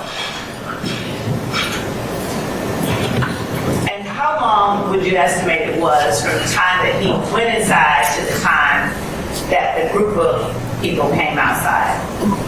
Less than a minute. And did a group of people come directly towards you, or were they doing something else and then noticed you? I think that the Objection to speculation. Sustained as to form. What did you observe? I observed them come out of the building with their attention already focused Where? on the vehicle that I was driving, myself and my partner. Okay. And then they immediately began throwing the gang signs and yelling at us. Had you done anything to that group of gentlemen before they came out, focusing on you and your partner, throwing the gang signs and yelling at you? No, ma'am. Now, when you talk about gang signs, how long have you worked overall in law enforcement? 17 years. And what, if any, training or experience have you had during that time that would give you the ability to recognize what a gang sign is? We certainly had a block of instruction in the academy. In field training, we would be taught to look for those signs from our field training officers, pointing out the signs. But we would literally drive down the street and gang members would throw gang signs at the police car. Throughout my years, I've attended various other trainings that show gang indicators, from tagging to dress to words being said, certainly the colors, and hand signs being the most fluid and evolving indicator of a criminal street gang. And how were you able to discern, a gang sign from just the middle finger? I think it would be in the forming of the hands, and it doesn't look like a middle finger. It's more complex than that. I'm going to show you what has been marked as state's exhibit 6 alpha, 7 alpha, 8 alpha, and 9 alpha as it relates to this particular incident. And also, let me ask, before I do show you these, 2612 Old Hazel Road, that's in Fulton County. Yes. I'm showing you, and given that this has been already served upon offense, I'm showing you 6A, 7A, 8A, and 9A. Would you look at those without publishing to the jury? And let me know if you recognize those photographs of the person in the picture. I do not. Okay. Do you, at the time that this incident occurred, are you the one that photographed anyone who had been arrested? No, ma'am. Okay. Who was it that did that? I don't know for certain. Was it a crime scene tech? One asking. No, ma'am. I think that it was one of our supervisors who responded to the scene. Okay. They usually kept the one camera that we had for the entire zone. All right. And how did the supervisor, or how did you all document or associate photographs with a particular incident? It's usually done right there. I'm going to object. If he doesn't know, he's speculating. Your Honor. I'll sustain this. He's literally answering. I'll sustain it. It's the form of the question. Okay. I'll sustain the objections to that. You can rephrase it, madam. Sure. When photographs are taken during the course of an incident that you are involved in, is there a way that the photographs are associated with the incident itself?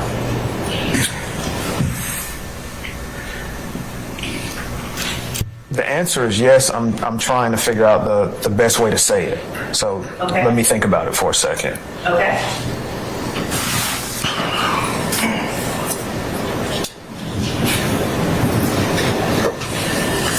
In most cases, the photographs are associated with the incident that's occurring by way of the officer or the investigator that is on scene. Okay. And are those photographs associated with the incident number in the record keeping? Objection as to leading. I sustain it as to form. Is there an incident number associated with the photographs? Yes. Is that incident number and those photographs stored in the normal course of business with the Atlanta Police Department? Yes. Now, who is it that was arrested as a result of this incident that took place with you? The suspect's name is Mr. Trontavious Stevens. All right. And were there any other persons who were arrested on that day? Objection, relevant. Yeah. I'll overrule the objection. I believe that there was one other person arrested, but it was for a warrant, not a crime that had occurred that day. And so the arrest that you made, or that was made that day, What was that arrest for as it relates to what you were looking at?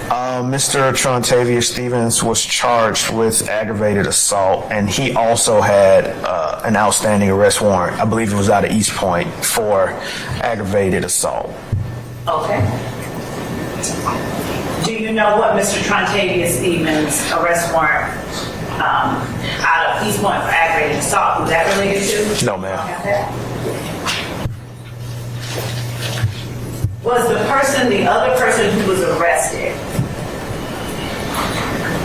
what was that other person's name? Do you recall? No, ma'am. Was showing you a copy of your incident report, refresh your recollection? Yes. All right. I'm going to show you what we have labeled as State's Exhibit 50 Alpha, the narrative provided to defense and discovery. Would you just take a look at page 15 at the bottom? Just read it to yourself and do not read it out loud. Just look up when you've had a chance to read it.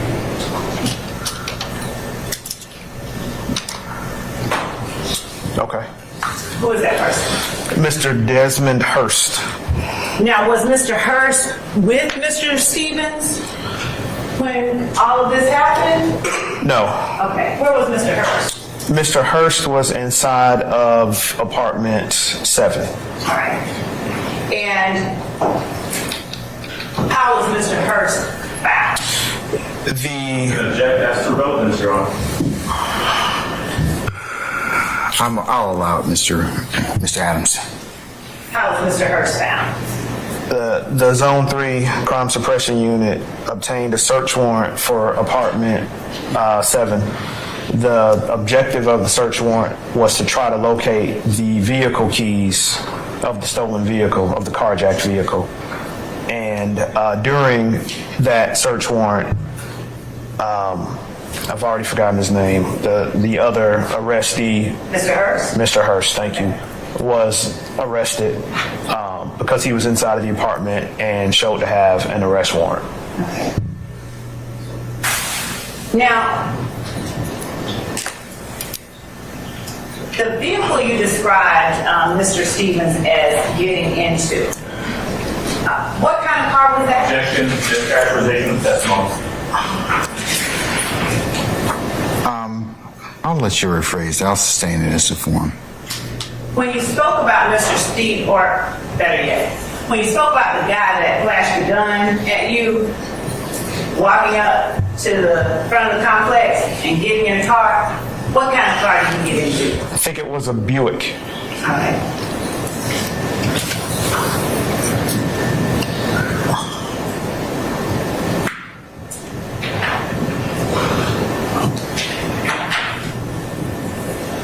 Was there a traffic stop made on the Buick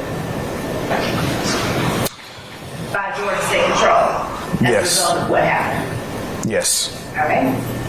And where was that traffic stop made on the Buick? Not far, at a gas station on Cleveland Avenue. The apartment complex that's on Old Hateville is maybe a couple hundred yards away from Cleveland Avenue. What gas station? I believe it was a BP. What was the address of the BP? It was in the 100 block of Cleveland Avenue. If I show you your report, will it refresh your recollection as to the exact address of the BP? Yes. All right. Showing you again State's Exhibit 50A, asking you to look at the third paragraph from the bottom. And just don't read it out loud. Just read it and tell me if that refreshes your recollection. Yes. All right.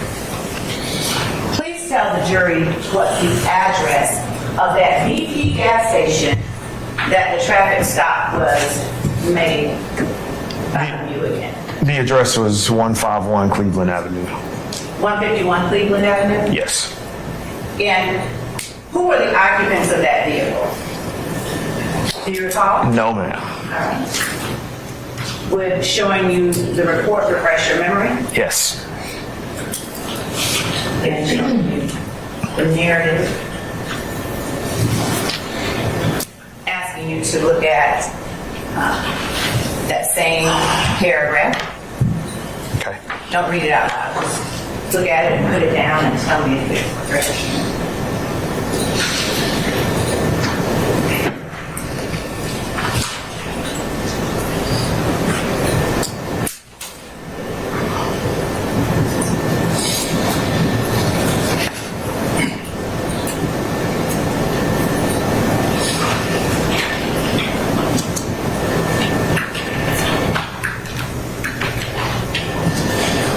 Okay.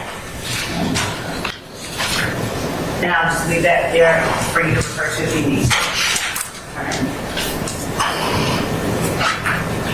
So who were the occupants of that vehicle? Mr. Stovall and Miss Latrice. Were those Jarrell Stovall and Shawanda Latrice? I sustain the objection. Do you recall their first names? Yes.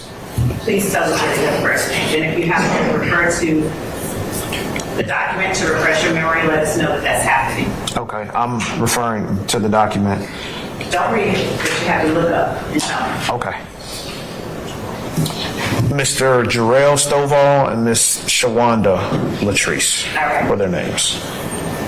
Now, when police went to apartment 7 of the complex, were there other persons inside Yes. besides the one that was taken into custody? Yes. Do you recall who those other persons were?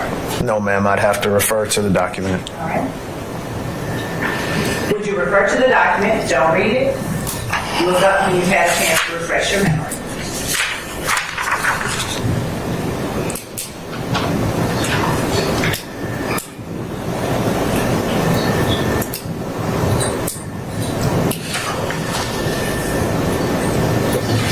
Okay. Who were the other persons inside? Alfonso Dixon, Trevez Watkins. Watkins? No, I have to look again. Johnson, Okay. and the aforementioned Mr. Hurst. All right.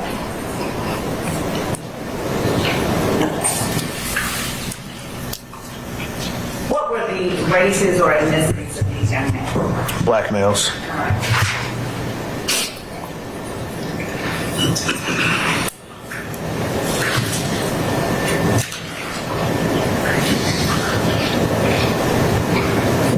Now, were the occupants of the Buick any of the people that had come out of apartment number 7? No, ma'am.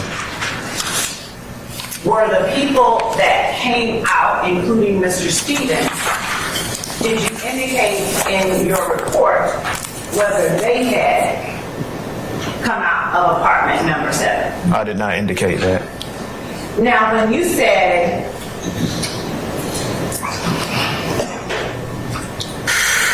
that you looked at the occupants of the Buick and decided they had not come out of number 7,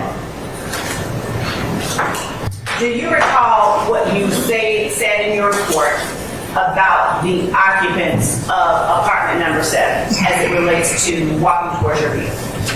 No, I do not.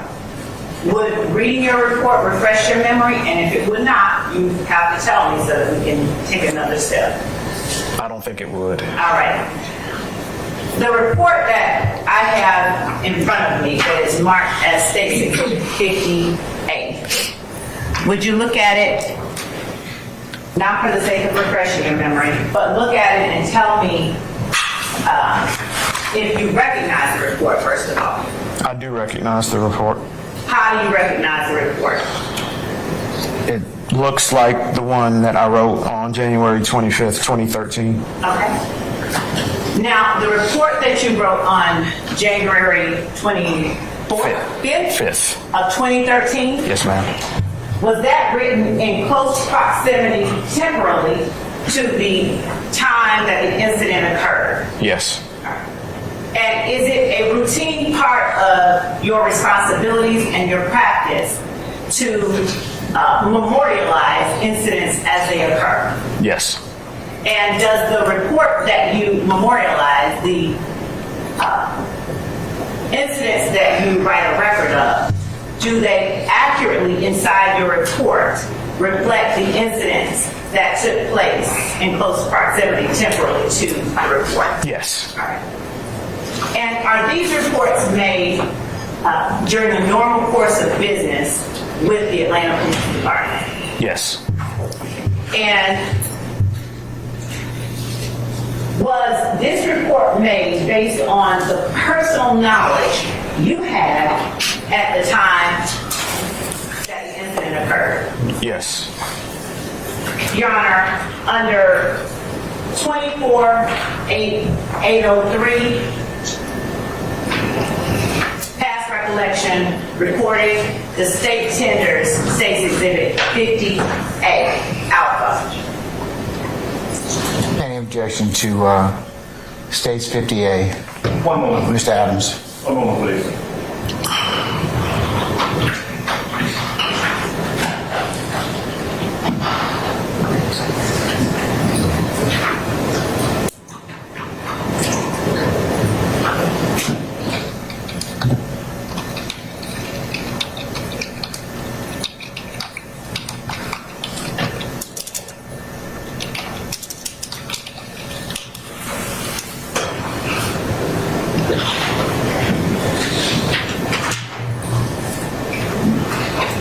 No objection to its admission at this point does not go out to jury.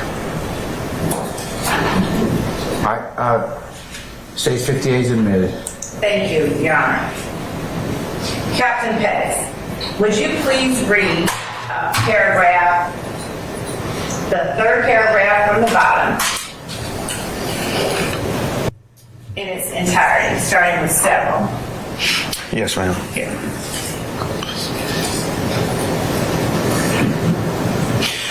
Several Georgia State Patrol officers performed a traffic stop on the Buick in the parking lot of the BP gas station located at 151 Cleveland Avenue and detained its occupants, Mr. Jarrell Stovall, 04-12-82, and Ms. Shawanda Latrice, 07-25-91. This detention was necessary to confirm or dispel whether or not these occupants were involved in the carjacking.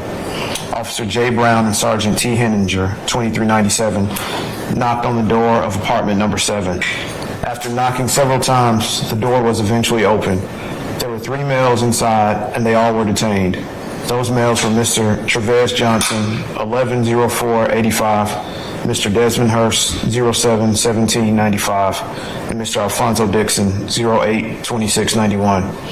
Officers M. Johns and K. Collins relocated with Mr. Stevens back to the apartment complex. Officer Ramirez and I then did a drive-by viewing of the occupants of the Buick and determined that they were none of the people that came out of apartment number 7 and walked toward our vehicle. Right here. When writing, they were none of the people that came out of apartment number 7 and walked towards your vehicle. Who were you referring to? The occupants of the Buick. No. You said they were none of the people. Occupants were. Yeah, she's testifying at this point. She's stuck with his answer. Your Honor, there's no stuff with the answer. Hold on. I will sustain that objection. So, Ms. Love, that you do have to go through the proper foundation. Sure, Your Honor. You just can't tell the witness no. I'm not trying to tell them. Yeah, well, you just started to, so that's why you drew an objection. All right. All right. So, Captain Pettis, let me make sure I understand. When reading that last sentence, when you said none of the people, they were none of the people, who were you referring to when you said they were none of the people? Can I refer to the report? Yes, please.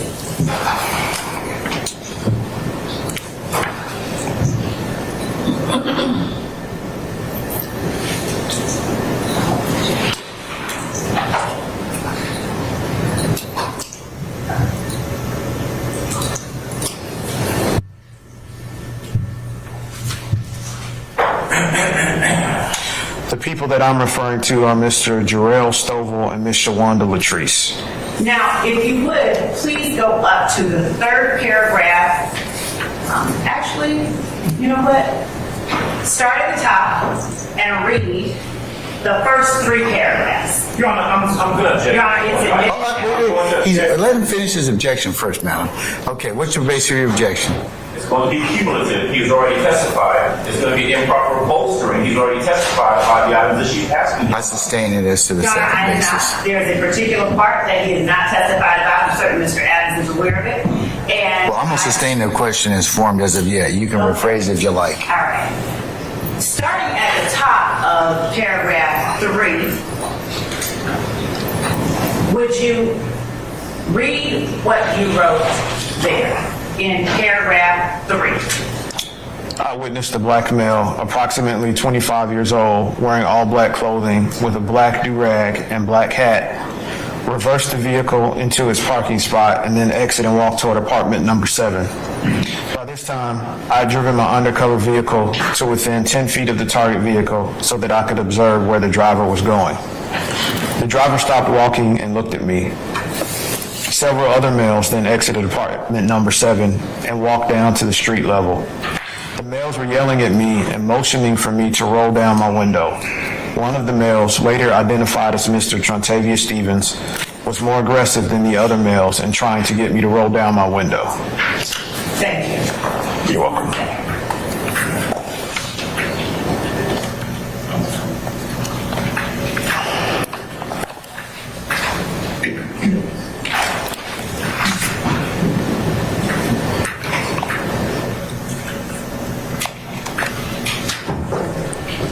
Now, do you recall the serial number of the firearm? No, ma'am. All right. Would you please read the next to the last paragraph of the narrative of your report?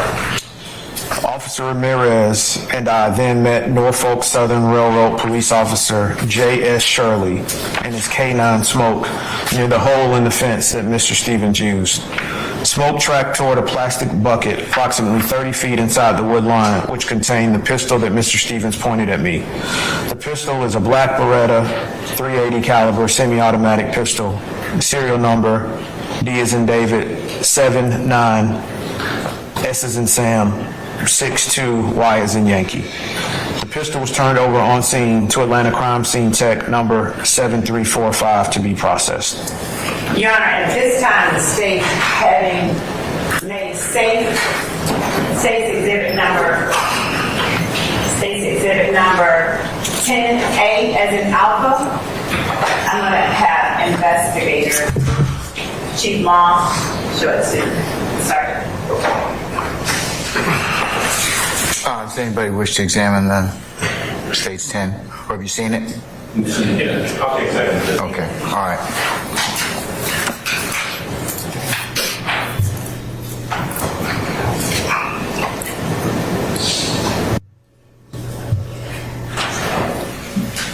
Thank you, Judge.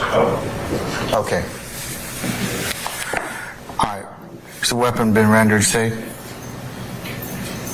It has? It has. Sergeant Ingram? Okay. All right. Would you take a look at 10A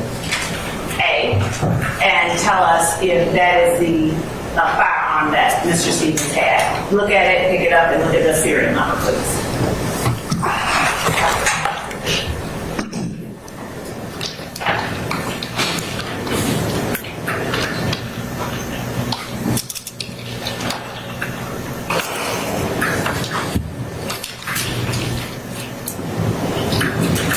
Yes, ma'am. It matches the serial number. And does it also match the, Description, yes, it does. and so is 10A the black Beretta .380 caliber semi-automatic pistol you described in your report? It is. State tenders 10A as evidence. Any objection to state's 10? Anybody else? Anybody else have any further objection? All right, state's 10 is admitted. May be published as you see fit.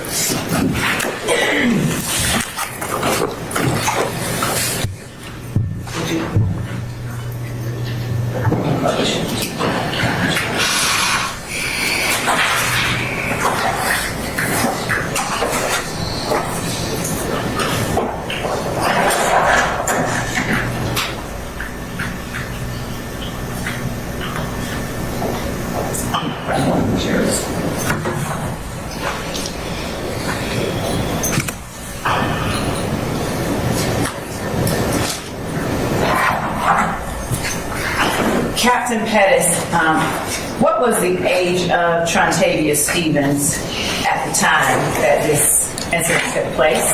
And if you don't remember, I'm going to ask you to read it from the report that has already been admitted as evidence. Okay.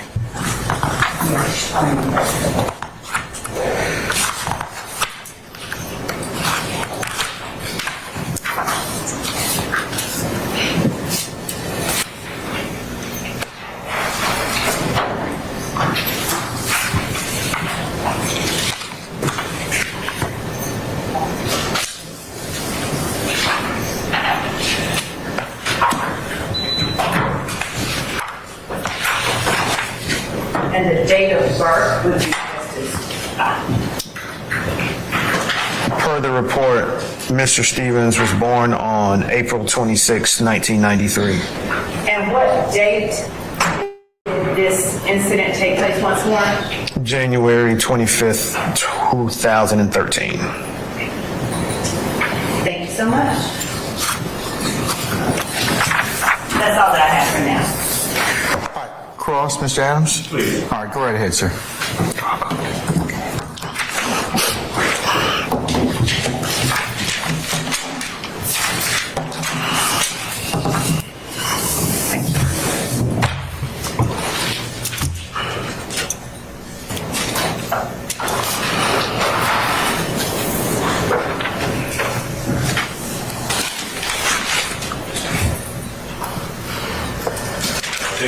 Oh, yes, sir. Go ahead right ahead. I'm sorry. Thank you. Captain Pettis, good afternoon, sir. How are you? Good afternoon. I'm doing well. Thank you. All right. You and I have had a chance to chat before. Sure? Yes. All right. So, I represent Floyd, the city of Lynn Black Turtleneck, along with Mr. Stevens. But I do want to ask you some questions about this gentleman that you arrested, Mr. Trontavia Stevens, and the incident surrounding him. Okay? Okay. You were an APD officer back in 2013, yes? Yes. You arrived at the location that we've been discussing at about 4:30 in the afternoon. Sure. If that's what the report says, yes. And I know we spent some time with the report. Yeah. You have it in front of you? I do not. All right. Matt? Yes. Yes. Just please identify for the record, please. What? Thank you, Judge. Okay. Judge, I'm going to, with the court's permission, approach the witness and show him what's been previously identified as states 50 Alpha 50A. Okay, it's been admitted, so yes, that's fine. All right, thank you, Judge.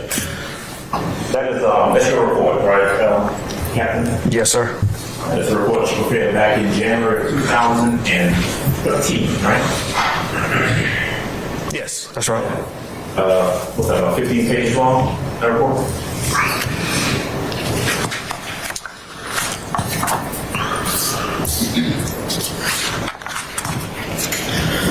The report itself is actually only 2 pages. What's attached here is the warrant application, another copy of the report, and the actual warrants, along with the copies of the arrest tickets. All right, the report itself that you wrote, about 2 pages, right? Yes, sir. But it fairly and accurately captures what happened on that day and your involvement in everything that happened. Is that true? Yes. Okay. Just to be clear, you were not involved and you don't know anything personally about how this vehicle that you saw came to be taken, right? Correct. I mean, you were aware at some point that this is something that happened over Newton, right? I would have to look at the report to tell you what jurisdiction it was stolen from. Because you don't know personally. Correct. And then you don't know where the car was, who was in possession of it, or how it came to end up in this apartment complex where you saw it, right? Yes. You don't know who, David Stevens, anybody else, was ever in possession of that vehicle prior to the day that you showed up in that apartment complex. Is that true? Yes. Okay. Now, I want to jump ahead a little bit and then come back. Because what I want to make sure I'm clear on is that what you actually ended up arresting Trontavia Stevens for was aggravated assault, right?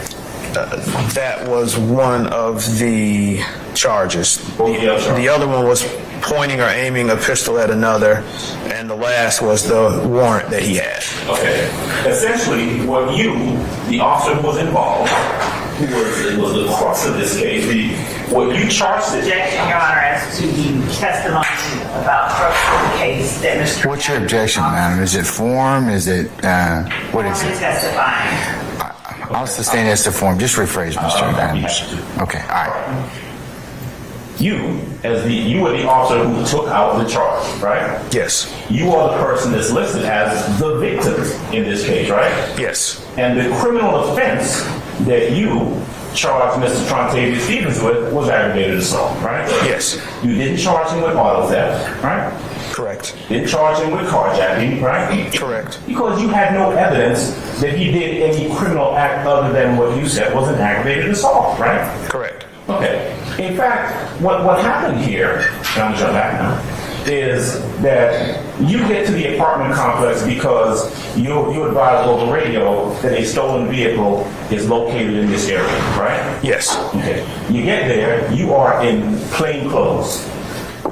Yes. You don't have a uniform on, you're dressed regularly. Correct. Your partner, Officer Ramirez, also in plain clothes. Correct.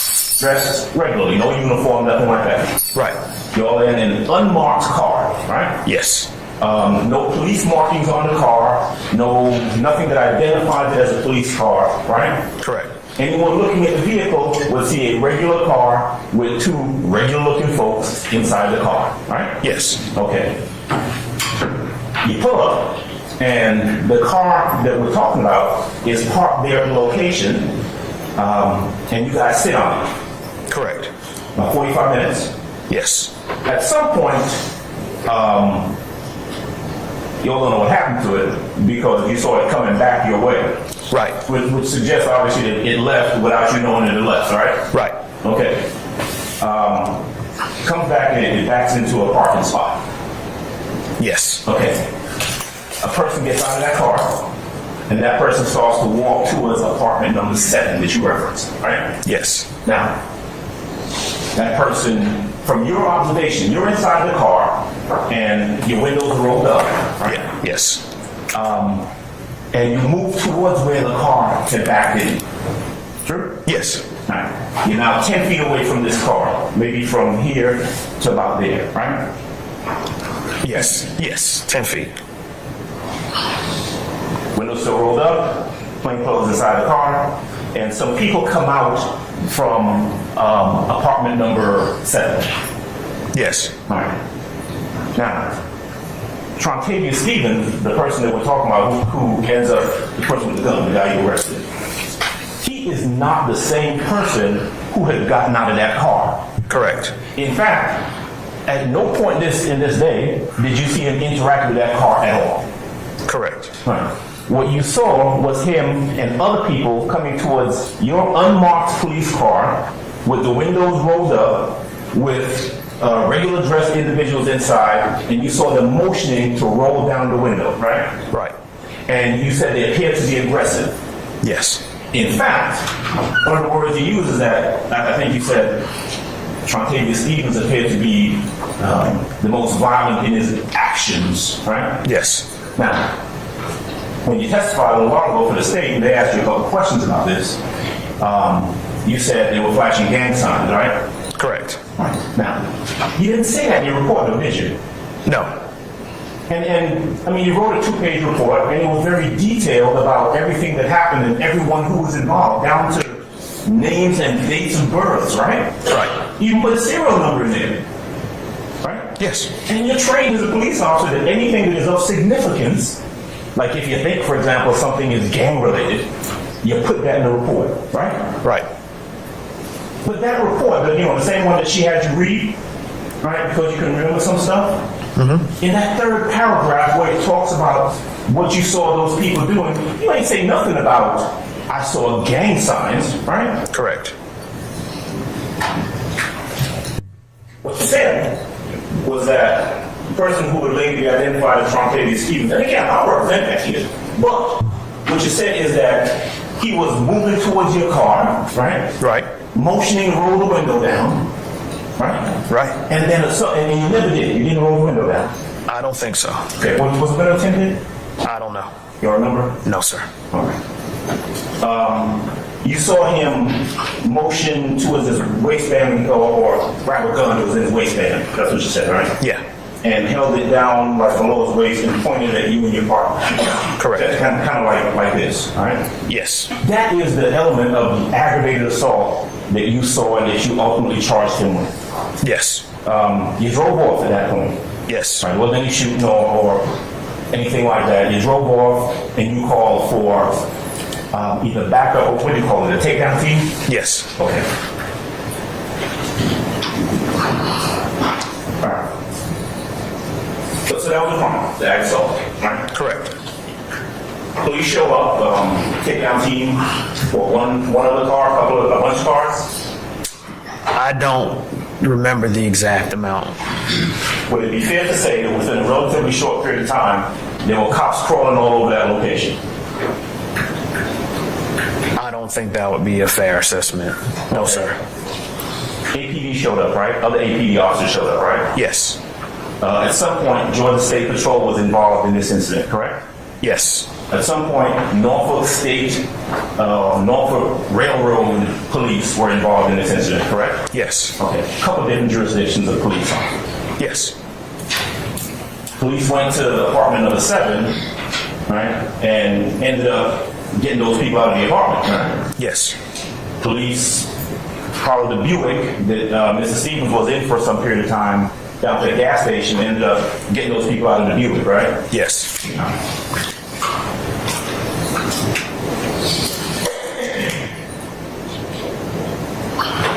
And you recovered a gun. Yes. Okay, well, not you personally, but a gun was recovered. Yes. That you would later say, yeah, looks like the gun that, that kid had, that he pointed at. I was personally involved in the recovery. Okay. Yes, sir. All right. It was a bucket or something like that, right? Yes. What else is not first again, Judge? You may, sir.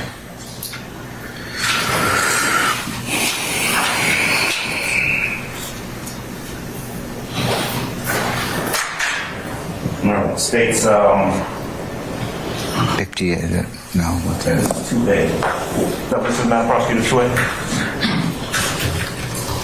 Yes, sir. Is it 3? Is it just 2A or Is it 2A and 3A, sir? Yes, sir. You don't allow one. Yeah, it's 2A and 3A. All right, thank you. Okay. This gun, right? Yes. Out of this bucket. Yes. Okay.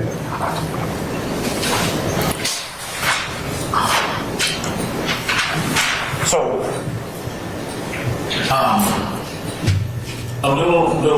a question or two about descriptions. The person who was in the car, who got out of the car that you referenced, was wearing black. Yes. Black do-rag or something like that? Yes. Black shirt or hoodie or something like that? Basically all black. Okay. Trontasia Stevens is a guy, he had a whole lot of hair. All right, like that. I have no idea. You all remember? No, sir. All right. All right. At the time that this incident occurred back in 2013, you had been an officer at APD for how long? I got hired November 14th, 2006. Okay. All right. By that time, you had received what I think I heard you say was some training in regards to gangs and gang recognition and stuff like that, right? Yes. All right. You were trained and you were told that if there is an incident that occurred and you believe it to be gang related or anything like that, that you indicate that on the police report. Probably. Okay. You didn't indicate that anywhere on this police report that there was any sort of gang involvement in this case, did you? No.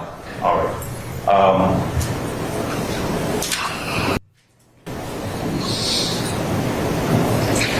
If you thought that there was some sort of gang offense committed. Objection calls for speculation. Let's stand in this if you want. You can rephrase, sir. Okay. You didn't charge him with any gang offense. No, sir. You didn't charge anybody with any gang offense on that day, right? Correct. All right.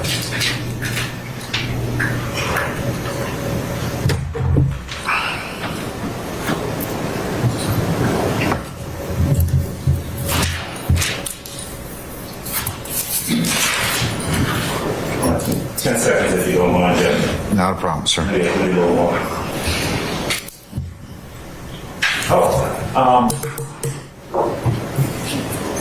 I think I heard you say earlier, or did I hear you say earlier, that one of the things that they were looking for in apartment 7 were keys to the stolen vehicle.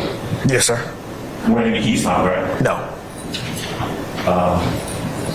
Nowhere, anywhere on the premises, on location, outside, in the car, in the blue car, nowhere, no keys found. Correct. Okay. That's all I got. Thank you. Any further examination? Yes, sir. Yeah, go ahead, Mr. Matthews. Captain Betts, good afternoon, sir. Good afternoon. And just so that I'm clear, no time after you completed your report did you offer a supplemental report indicating that you observed gang signs? Correct. No further questions. Thank you. Mr. Williams, anything? All right. Mr. Shard, anything? Thank you, Your Honor. Ms. Westmoreland, anything? No, Your Honor. Mr. Weinstein, anything? No, Your Honor. All right, any further redirect, madam? Yes, Your Honor, just briefly. Captain Pettis?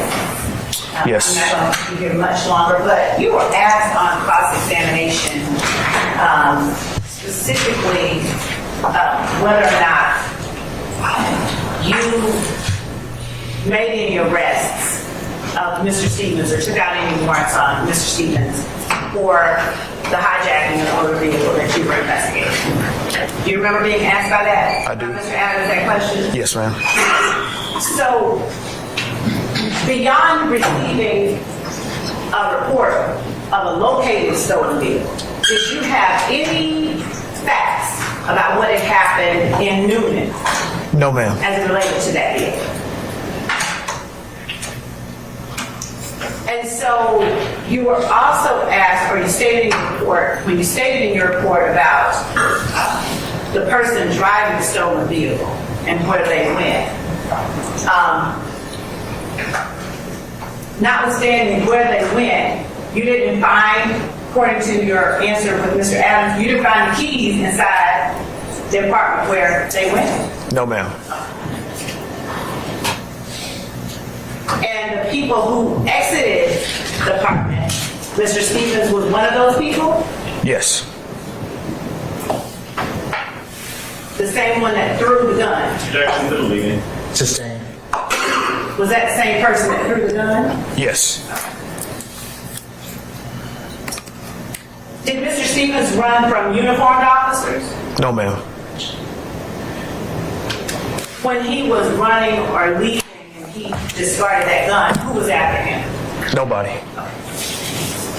How did you all then encounter him? We circled the apartment complex again in an effort to see where he was going and what he was doing because he ran the opposite direction that we were driving. When you say ran, who was he running from? I don't know. All right. Were you all pursuing him? No, we were going the other way. He pointed the gun, we drove the other toward the street, and he ran back toward the back of the apartment complex. Did you said you called for backup? Yes, ma'am. Did backup arrive? Not at that time, no. How long after did backup arrive? The time it took for us to circle the apartment complex, see Mr. Stevens re-enter the apartment complex through a hole in the fence, flag down the Buick that was driving by, get into it, go back around the apartment complex, so half of the circle back toward the street. Then they made a left, which was south on Old Hateville Road. Then a patrol car arrived, and we directed them toward the vehicle that Mr. Stevens had entered. So maybe 2 minutes? That would be my approximation. Are there lights flashing? No, because when the patrol car approached the Buick stopped on its own, and Mr. Stevens exited the vehicle. Okay. Now, how often did you see people flash gang signs at you during your time as an officer? My guess would be on more than 10 occasions. And this was prior to this occurring. Sustain the question. Was this prior to your seeing Mr. Stevens and the others come out and get arrested? Yes. Mr. Adams asked you about not putting in your report that Mr. Stevens flashed gang signs at you. Do you remember that? Yes. Did you put in your report what the person who pulled the gun on you was wearing? Can I refer to my report? Please do.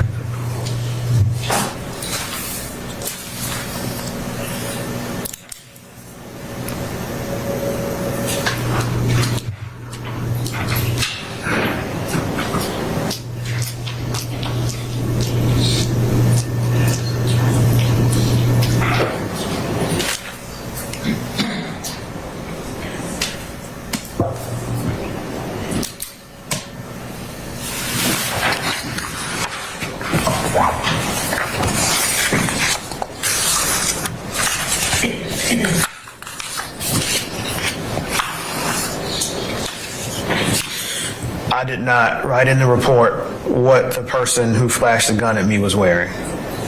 Oh, okay. Mr. Adams asked you about the person, the hairstyle of the person who flashed the gun at you. Did you put in your report the hairstyle of the person that you actually charged with aggravated assault was wearing? No. Did you put in your report? I don't need to. I did not describe his hairstyle. But is it any less true that he had a hairstyle? I mean, it's something. I'll stay in the question. Did he have a hairstyle? To my recollection, he did. Was he wearing clothing? He was. Was the fact that you didn't put it in your report indicative of the idea that it didn't exist? Yes, it is. I stay in the question. Remember, you got him on redirect. Does the absence of those facts in your report equate with the absence of or the existence of those facts? It does not. Okay. Is there any particular reason you didn't put what Mr. Stevens, who was flashing the gun at you, was wearing in your report? Any particular reason? I did not write a description of his clothing because he was captured so quickly afterwards. Okay. The time wasn't great enough to account for what he was wearing in the report. Is there any particular reason you didn't write what gang signs he was flashing at you in your report? No, ma'am. Okay. And is there any particular reason you didn't write his hairstyle in your report? No, ma'am.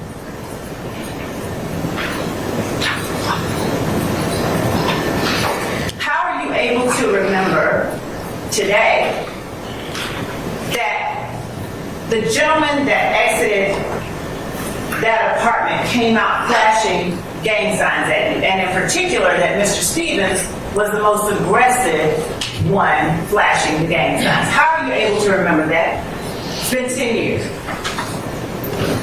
I have a general recollection of the incident because this was the last investigation that I conducted as an officer before I got promoted to investigator. So it's more important, I guess, than others. As far as the question that you asked about the gang signs, I've been, since I was subpoenaed here and had to recollect this incident and read my report, I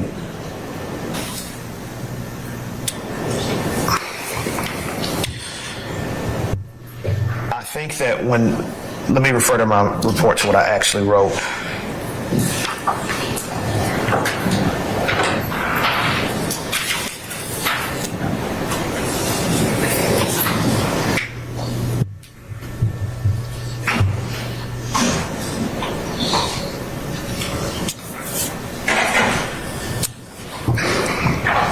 answer is that when I wrote that Mr. Stevens was more aggressive than the other males, I was mentally incorporating the throwing of gang signs as a universal sign of aggression, but I didn't write it out.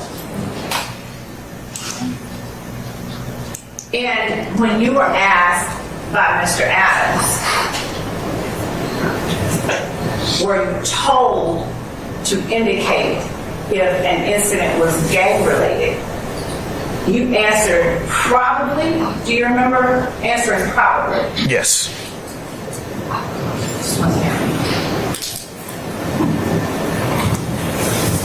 Can you state with certainty that at that time you had been instructed to make those kind of indications on your report? I cannot.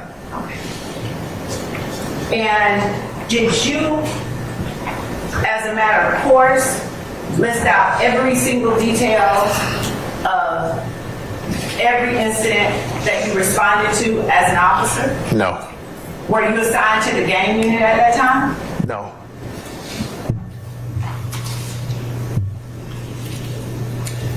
Is the information you've given to the jury the best recollection that you have? I sustain the question. Yes, Your Honor.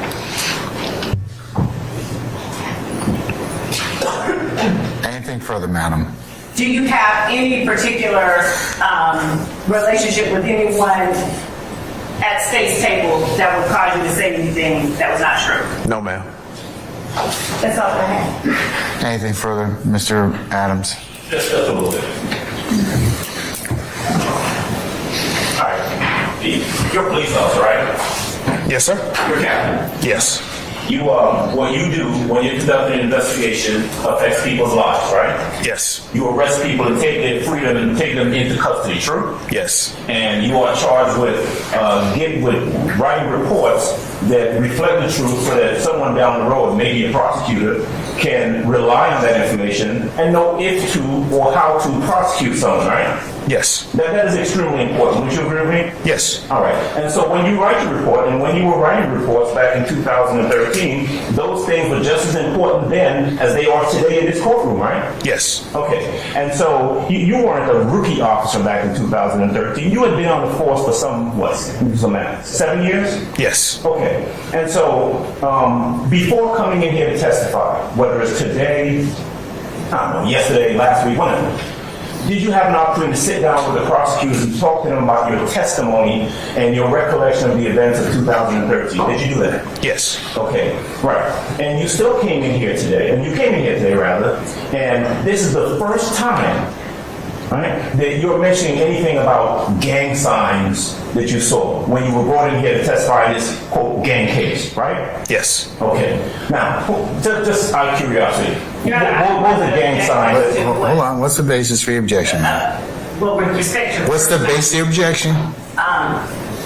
for first time. I'm going to overrule the objection. Okay. Go ahead, Mr. Adams. Okay. What was the gang sign you saw being thrown up that day? No idea. No idea. None. Okay. But you know what's a gang sign, right? Yes. Okay.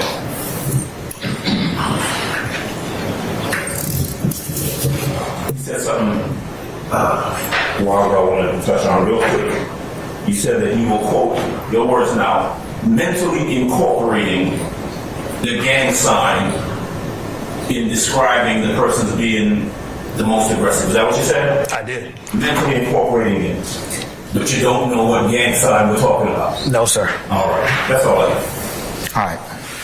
May we excuse... Oh, I'm sorry. Go ahead, Mr. Matthews. So, Captain Pettis, I just want to make it clear. You described these events about this individual, Mr. Stevens, pointing a weapon at you, right? And just prior to that, you said that he had flashed these gang signs, right? Yes. And you agree that if a person is flashing their gang signs at you and then they point a weapon at you, that's criminal gang activity, right? I don't agree with that. Okay. No. Anything? Charging with any criminal street gang activity, correct? Correct. Thank you. Anything further on behalf of any counsel for the defendants? All right, Madam, anything else? Just briefly, when you spoke with Mr. Adams and he asked you, is this the first time that you mentioned gang activity? What did you mean him to, or what did you understand him to be when he says first time? I took that to mean as in regards to Mr. Stevens' actions that day. Okay. And as they relate to speaking in court or anywhere else, is there any other time you've had an opportunity to talk about what Mr. Stevens did? Yes. When? A couple times this week. Today. In a formal setting? No, ma'am. Okay. Well, actually, let me. I don't know what the adjudication process was with this case. I don't know if I testified at grand jury. So I can't say with certitude that I've never spoken formally about this because I don't remember. And when you were asked what was the gang sign by Mr. Adams, and you said no idea? Yes, I said that. If you're saying no idea to what was the gang sign, how are you able to testify to the jury that it was in fact a gang sign? By the forming of the hands, by the overall gesticulation. I think that you don't need to be a police officer, be educated in what sign means what gang, and any of the gang rule handbook or any of those things to understand what a gang sign looks like when it's being postured towards you, especially considering the totality of the circumstances that I was in the moment. So I don't. Were the signs that were being made by the individuals that came out of Apartment 7 similar in nature? I can't answer that either. I wasn't well educated then on what sign relates to each gang, and I'm not today either. Okay. Were those signs that you saw signs that you had seen in similar circumstances in the past? Yes. Thank you. That's all that I have. May I ask? Yes. Captain Betts, did you get any training at the police academy on gang? Probably. That's all I have. Anything further, Mr. Adams? No, sir. All right, anybody else? All right, may we permanently or temporarily excuse Captain Pettis? Your Honor, we can, at least temporarily. I don't anticipate needing him again, but I don't know how things are going to go, so we're releasing him for today. All right, Captain Pettis, thank you for your patience with us. I'm going to temporarily excuse you as a witness, so that means you're subject to being recalled at some point in time. We'll reach out to you if we have to do that. Just remind you not to discuss your testimony with anybody except the attorneys in this case, okay? Yes, sir. All right, thank you, sir. Thank you. All right.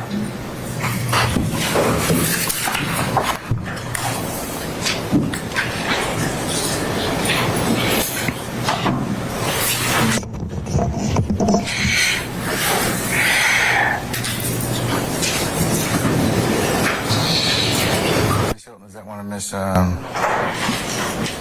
Ms. Weaver's documents? It will be, yes. All right, don't be trying to take the stuff now, okay? I'll watch everything. All right, okay. Ladies and gentlemen, how about some lunch? Yes. Yeah, resounding yes. All right, that's what I like to hear. All right, ladies and gentlemen, at this point in time, it's about 10:01. How about we come back at 2 o'clock? Is that all right? Okay, all right. Remember my admonitions I've given you. If you decide to leave your headquarters, please remember to keep your juror stickers on so everybody can notify you or identify you as a juror. Leave your notepads in your basket, and remember all the admonitions I've told you. Would it be proper for you to discuss what you heard on the stand with each other now?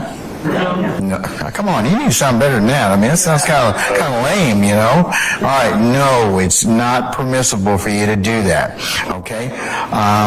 So just as a reminder, you cannot consider the case until I give you instructions on how to do so. So just as a reminder, a continuing reminder about that. Ladies and gentlemen, thank you for your patience. Enjoy your lunch. We'll see you all at 2 o'clock, okay? All right, all rise.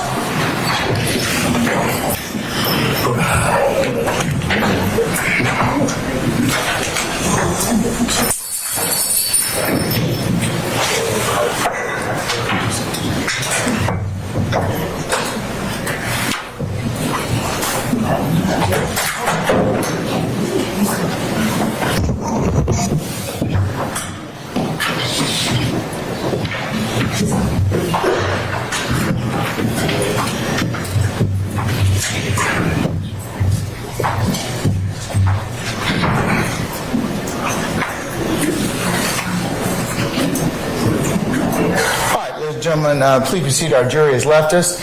Councils, take lunch as well. I'll see you all back for 2 o'clock, okay? All right, we're in recess.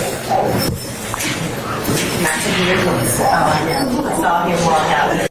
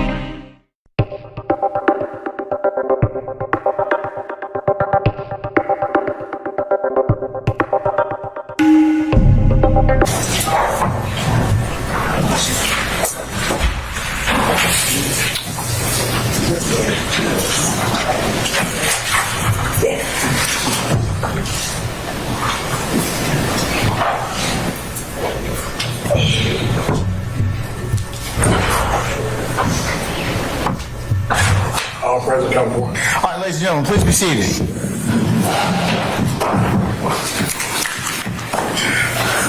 All right, Ms. Love, call your next witness, please, madam. Thank you, Your Honor. We are calling Sergeant Heeb, H-E-E-B, All right. Act 3. All right, summon, is he, what's his, is he officer? Sergeant. Sergeant? Okay, all right.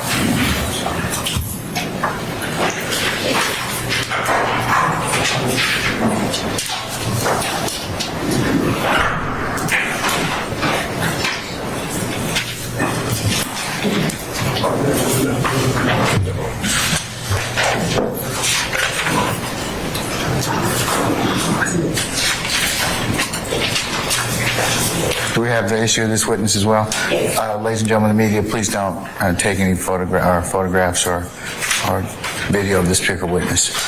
Thank you.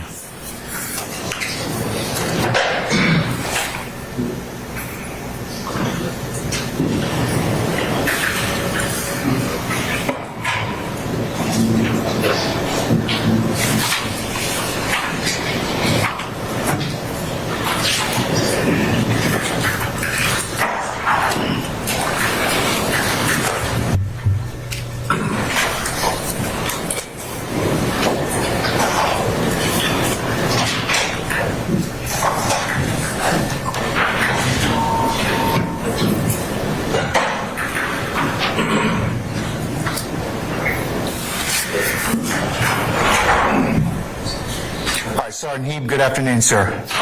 Sir, if you could please approach the witness stand. Once you get there, if you would turn and face Sergeant Ingram, be sworn as a witness before you sit down, please. Raise your right hand. Do you swear firm testimony you give the truth, the whole truth, nothing but the truth? I swear. I see. State first and last name. Spell first and last name for the court. Down into the mic.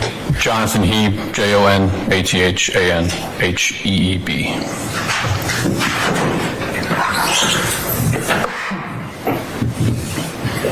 Good afternoon, Sergeant. Yes, ma'am. All right. Sergeant Heeb, let's start by introducing yourself to the jury. Would you tell the jury where it is that you currently work? Currently, I am assigned to Zone 3 Crime Suppression Unit as a supervisor. Now, you said Zone 3. In the Atlanta Police Department, I'm sorry. All right. How long have you worked Zone 3 in Atlanta at the Atlanta Police Department? I have been assigned there since September 1st, 2022, so a little over a year. Is this the only time that you have worked in Zone 3? No, I've done a lot of work in Zone 3. This is the first time I've been assigned directly to specifically Zone 3, but I've done a lot of work in Zone 3 throughout my career. Now, what are some of your responsibilities as a supervisor in Zone 3? Right now, I supervise the crime suppression unit. So our main focus, beyond my normal admin stuff and timekeeping duties, I supervise a small team of individuals, officers that focus primarily on the high crime areas within the zone. Prior to working as a supervisor with Zone 3, what were you assigned to do? I've had several assignments throughout my career. I started in Zone 6, then I went to the Apex unit. I worked in Vice. I was in narcotics. I was assigned as a task force officer to a federal task force for several years. Worked in the drug interdiction unit at the airport for a few more, and then got promoted to sergeant, where I've been in Zone 3 ever since. So let's start back at your first assignment with the APD. When was that? When were you first? I was assigned to Zone 6 Evening Watch around May or June of 2008, I believe. All right. And what was your responsibility there? Just a normal patrolman, answer 911 calls. How long did you stay with Zone 6 before you were moved to Apex? Probably probably less than 3 years. I was probably right at 3 years, maybe a little bit more. I can't exactly remember, but just a couple years, three years, give or take. And with Apex, what areas of the city were you responsible for monitoring? With Apex, we had the whole city. We focused on the higher crime areas of the city, but we had reign over the whole city. And run that back by me. Did you tell us what Apex stood for?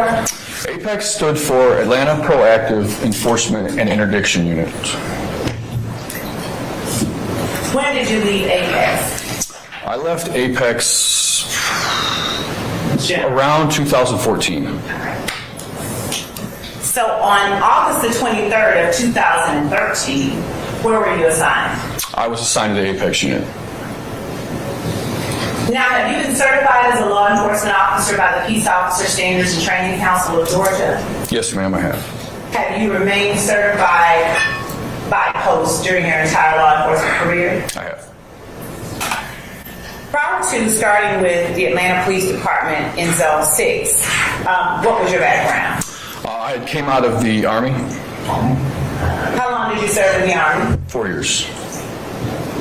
And did you leave under honorable circumstances? I did. And thank you for that, sir. Yes, ma'am. So going back to August the 23rd of 2013, with Apex, did you work with any other agencies that were responsible for law enforcement besides the Atlanta Police Department? We did. We worked with several. Predominantly, the one we worked with the most was going to be the Department of Corrections, Probation and Parole's officers. Why is that? Because typically the type of violators that we were pursuing regularly were repeat offenders, and we had a lot of greater access to them and their whereabouts and their kind of historical information through probation and parole, obviously because they're so, they interact so frequently. Was there any particular probation or Department of Corrections officer that you worked with at Apex during this time? The one that we worked with most consistently was Officer Viverito. Okay. On August the 23rd of 2013, were you working with Officer Viverito? I was. Would you tell the jury what it was that you were doing in that capacity? So that we were doing a detail to try to apprehend some individuals that had outstanding warrants from probation violation warrants. So outstanding warrants from probation. Were you looking for any particular individuals, or were you looking for random people with probation warrants? That day, at that particular time, our primary focus was looking for and apprehending Shannon Stillwell. How did you go about trying to locate Shannon Stillwell to apprehend him on probation warrant? So we, Viverito and I and another officer went into a plain vehicle, an undercover vehicle, dressed in plain clothes, to try to go to areas where Officer Viverito kind of knew that he may be, that he frequented.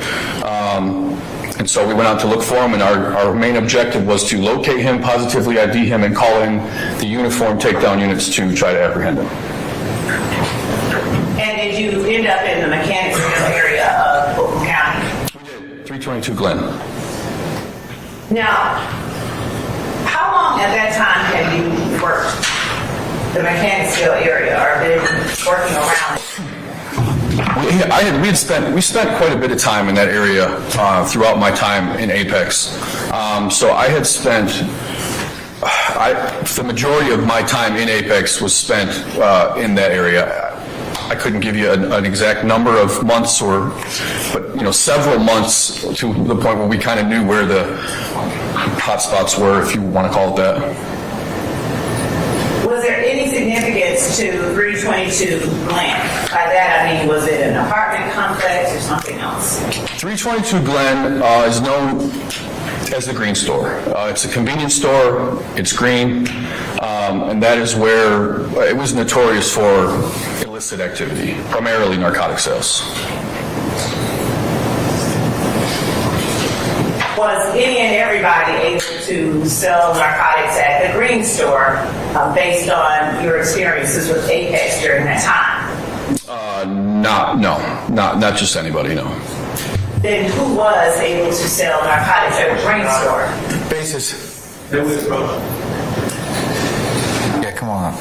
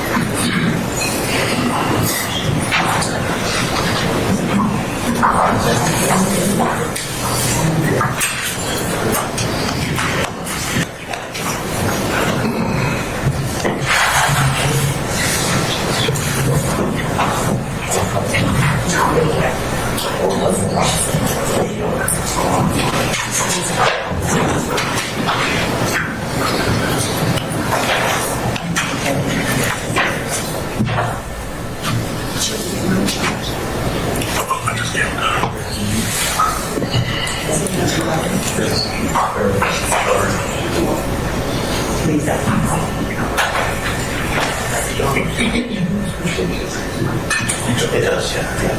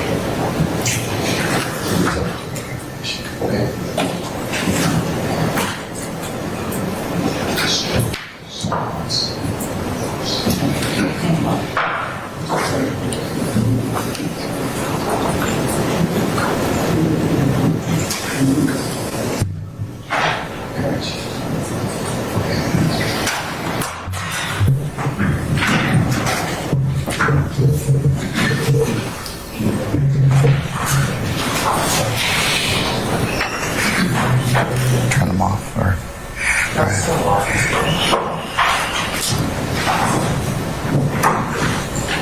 Okay, I've overruled the objection. You may proceed.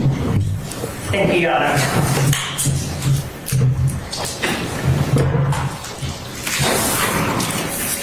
Sergeant, would you tell the jury just a little bit more about how you are familiar with the Green Store? Sure. Up until that point, we had spent, like I said, a significant amount of time in that area dealing with that particular location. The main reason that we were out there so much was because at the time we were having a lot of crime that the intel suggested was coming from that people that were in that area. We were having a lot of smash and grabs, a lot of high-end jean thefts in stores where vehicles were being driven through windows and people were just stealing things, and then you'd find them, we were selling them in the neighborhoods. So intel had led us to that particular area, and we were focused on that area for a while. By that area, could you give a more definite description of that area as it relates to the Green Store? Sure. So the Green Store is right at Windsor, the intersection of Windsor and Glen. What? Glen. Okay. The address is 322 Glen. That area of Zone 3 between, from Ralph David Abernathy all the way to Fulton Street, that's kind of, that Green Store was the hub for that particular neighborhood. And by hub, please explain what you mean to the jury. By hub, I mean, it was the center of all of the activity. Like, if you saw people walking down the street, there was a good chance they were going to the Green Store to get a snack or whatever, or, do whatever they were going to do there. There was really nowhere else that you saw that amount of activity. Now, when you're talking about illicit activity that you referred to earlier, what type of illicit activity did you receive reports of or respond to at the Green Store? Always narcotic sales. Almost always narcotic sales. Do you have at least an approximate number, a general number of the number of narcotic sales incidents that you either helped investigate or responded to at the Green Store? That would be difficult to quantify. A lot. By a lot, can you give us a number that it is greater than? In the time that I was at Apex, we probably were at the Green Store more than, I don't even know, 20, 30 times, which is a lot for one location. And how long was it that you were at Apex? I think I spent 18 months or so at Apex, give or take. And what types of narcotic sales took place at the Green Store? Marijuana, crack cocaine. Those were the two predominant drugs that were being sold at that location. Were you ever in a position to determine who or what was allowed to conduct that type of activity at the Green Store? If you weren't from, it was our understanding and our knowledge that from just talking to people in the street, and obviously, in that arena, we always had basis. Hearsay complication. I'm going to overrule your objection, sir. Okay. So we make a point to try to interact with people within the community, people that maybe we've arrested before and would like to give us information. The word that we had gotten and what we could see was that if you were operating any kind of illegal activity at that location, you had permission to do so, or you were involved with the group that kind of had authority there, for lack of a better word. Were you in a position to know which group kind of had authority there? And that area at the time was primarily 30 deep. And then there was some talks of... Objection, Your Honor. Hearsay. I sustain your objection. Without getting into talks of, did you observe any other groups who appeared to have authority there? 30 deep was the primary for us. So on this particular day, is it that you set out and actually went to the Green Store or 322 Glen in order to find Mr. Stillwell? Yes. All right. Who all was with you? It was myself, Viverito, and Officer Flewellen. We're in an undercover vehicle trying to locate. And then the tactical units, the marked units were Officer Weber, at the time Sergeant Jimenez, and Sergeant Heckenkamp, who were close in the area as well. Okay. Were you all able to locate Shannon Stillwell at that location? Yes, we were. Would you tell the jury what happened? So I was riding, I believe, if I remember correctly, I was riding in the back seat of the vehicle. Viverito, we spotted Stillwell. She was able to say, yes, that's him. I got on the radio, relayed the information about where he was, what he was wearing, what he looked like to the marked units, and then they quickly arrived and were able to take him into custody. What was it that he was wearing, or what did you describe to the marked units? Again, that was 10 years ago. I'd need my report for that description. I will show you what I will mark as State's Exhibit.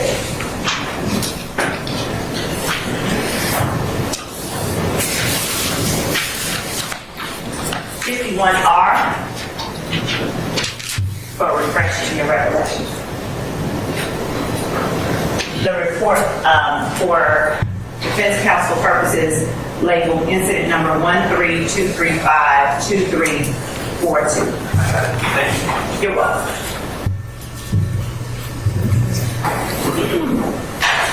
And I'll ask you to just take a look at it and let me know if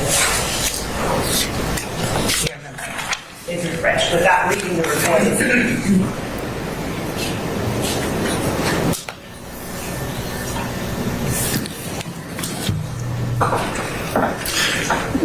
Yeah, so, like I said, basically, as I said, I gave the description.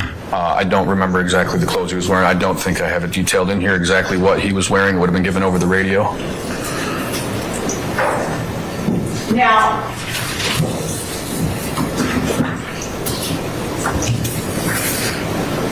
what happened after you all gave that? And I'll ask you actually to take a look under, and if you don't recall, it's fine. On that page 4, the third paragraph down, read it to yourself and tell me if that refreshes your memory.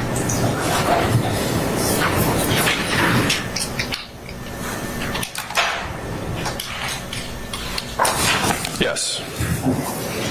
So what was it that you told the tactical units to look out for?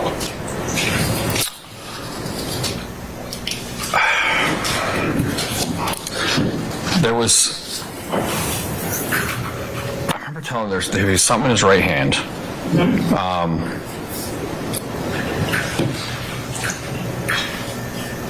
The rest of it is kind of, I don't really remember a whole lot of it. What clothing was you wearing? A red shirt. Okay. And what happened after you all gave the tactical units the description of the person? Sergeant Jimenez, Sergeant Heckenkamp were the first ones there. Okay. They were able to walk right in the store. Obviously, being in an undercover capacity, I was not going to go in and approach.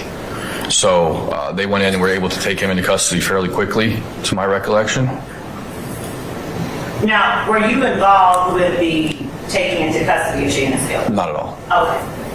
And so would that be something for someone else to talk about? Absolutely, Sergeant Jimenez. All right. Beyond having told the tactical units what it is that you were looking for, who it is that you were looking for, did you have any further involvement in that incident itself? Just the processing of the evidence afterwards. I did all the documentation. All right. I'm going to show you what has been marked as State's Exhibit 52, which is the evidence document previously provided to the defense in the discovery, and ask you if you recognize State's Exhibit 52. And we'll mark that State's Exhibit 52.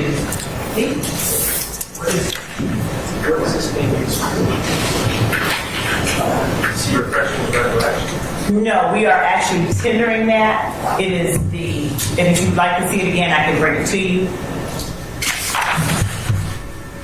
May I hold that back? Yeah. I'm going to give this to Vince to look at before you take a look at it.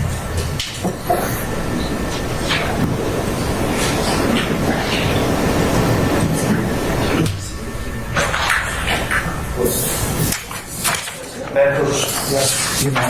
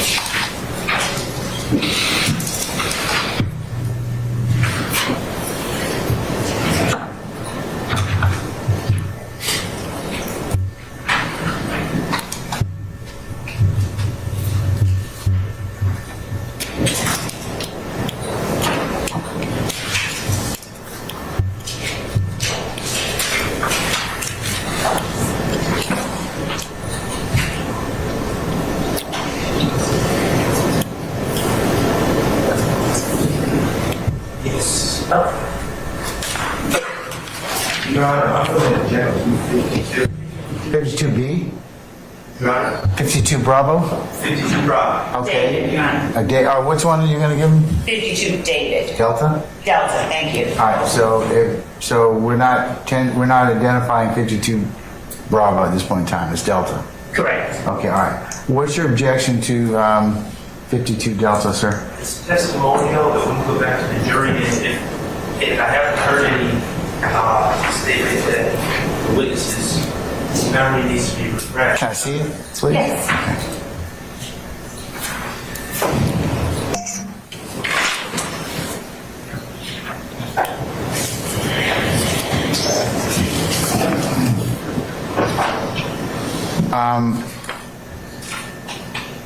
Ms. Love, is some more foundation going to be laid in terms of the items that purportedly on this document? I can do that? Sure. All right, why don't you do that first, and then I'll rule on the objection. Christina? Chris? That's all right. Dual purpose.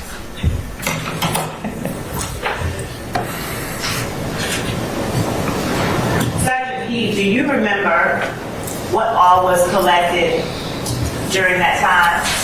No, I don't. And at the time that the items were collected, was there a documentation of the evidence that was collected? There would have been, absolutely. Now, would that documentation have been reflective of everything that was collected? It should be an itemized list of everything that was turned into property, yes.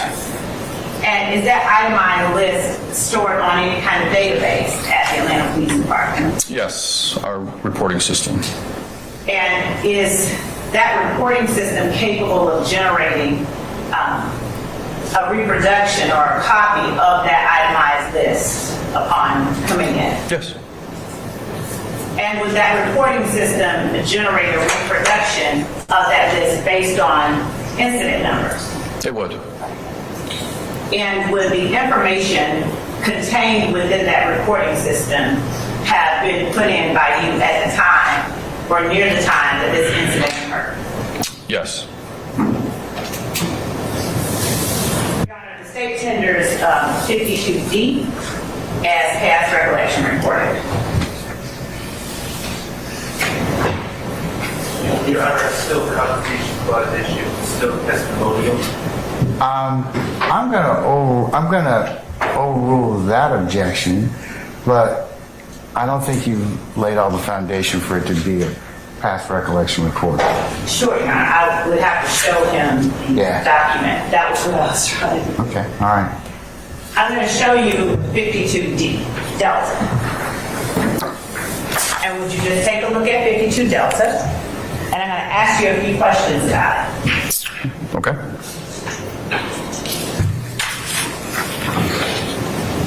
Is 52 Delta reflective of items that were collected in relation to the particular report that you've been speaking to the jury about? Yes, it is. And was 52 Delta generated on a date different than the time it was, in other words, was that report itself printed out this past year? The report was printed out, it appears to be last year, yes. And was that report generated from the reporting system you described to the jury earlier that contains... Your Honor, I'm going to overrule the objection, Mr. Short. was that report generated from the same reporting system you described to the jury earlier? You're speaking of this particular piece of paper. No. Not the print. Right, yes, so all the data that's on this form Yes. Was input on our reporting system on the date of the incident, yes. Okay. And were you the person responsible for inputting that data? Yes. Your Honor, at this point, the state tendered. And does that report accurately reflect the data that you would have input at the time? Yes. Okay. So, Your Honor, the state tenders 52 Delta. All right, any further objections, sir? So, testimonial, and are we saying to go back to the jury? Or? Your Honor, I don't think that this is the time that we discuss what... I'm not talking about that at this point in time. That's not an issue for me at this point. Would you have any further objection that you want to make as to 51 Delta? I'll decide that issue later. No? Okay. 51 Delta is admitted. Thank you, Your Honor. And for the record, it's pursuant to 24-88035. 52.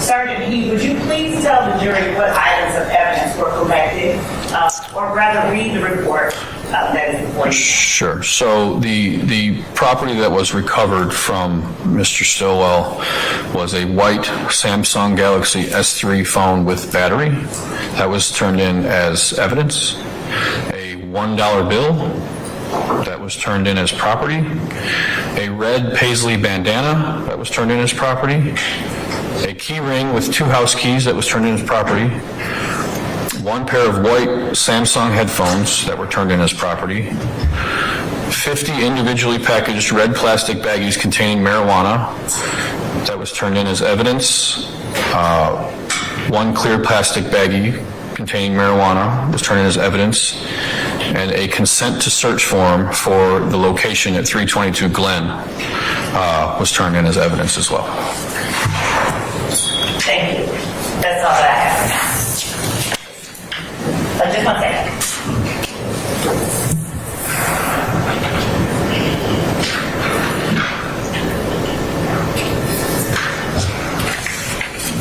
Thank you. Cross, Mr. Sharp.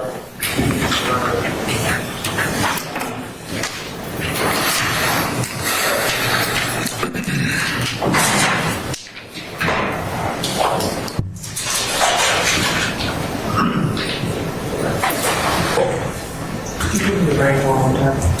The rank? Sergeant. Sergeant Heath, good afternoon. My name is Max Sharp. I represent Shannon Still. How are you? Hey, great. First of all, I wanted to talk to you a little bit about the Green Store. Does the Green Store have, in 2013, again, we're talking 10 years ago now, did the Green Store have surveillance cameras? I do not know. Okay. Do you know if it ever had surveillance cameras in any of the time that you were in that area? I could not tell you for certainty. Okay.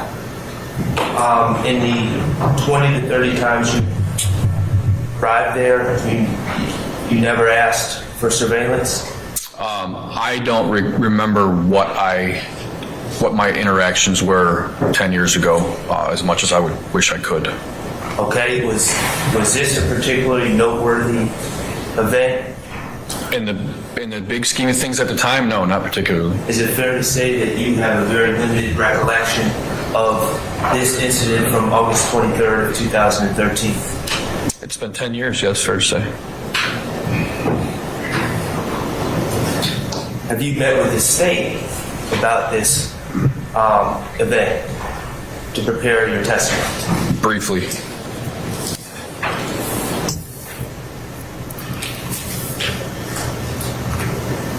Now, you're the officer, or one of the officers who wrote a report in this case, correct? Correct. And did you review your report in preparation of your testimony? I did. You indicated that you were in the car with Officer Llewellyn and probation officer Viverito on that day looking for Mr. Stiller. Correct. Okay. You were also looking for other individuals as well, correct? There was other people that were going to be targeted that day, but he was the one we were looking for at that particular time. Okay. Now, who recognized Mr. Stillwell? Viverito. Okay. You did not recognize Mr. Stillwell? No. Okay. Did you know who Mr. Stillwell was? Not particularly. So, as someone that was working in the Apex unit in the Mechanicsville neighborhood very often, on that day, you did not know who you were looking for. You were relying on probation officer Viverito, correct? For a specific individual, yes. Now, as part of your report, I want to be very clear. Now, do you have a copy of the report in front of you? I gave it to you. You gave it to me. I gave it to the state. Here you go. Thank you. You're welcome. May I approach? You may, sir. Thank you. I want to be very clear. I am not asking for a specific address. Okay. I don't want you to give me a specific address. Okay. As part of your report, did you note what was listed as the home address of Mr. Stillwell? As part of my report. Let me go through the rest of it. I would draw your attention to the first page. Yep, that's where I'm looking. Yes. Okay, and I'm not asking for a specific address. What general neighborhood was his home address listed as? It'd be hard to tell you without giving the actual location because it's pretty obvious. Would it be in the Thomasville Heights area? That would be what would be on his ID. Yes. Okay. And that is not in Mechanicsville, correct? Correct. And it is not in the Cleveland Avenue area. Correct. Okay, it's by the federal penitentiary. Correct.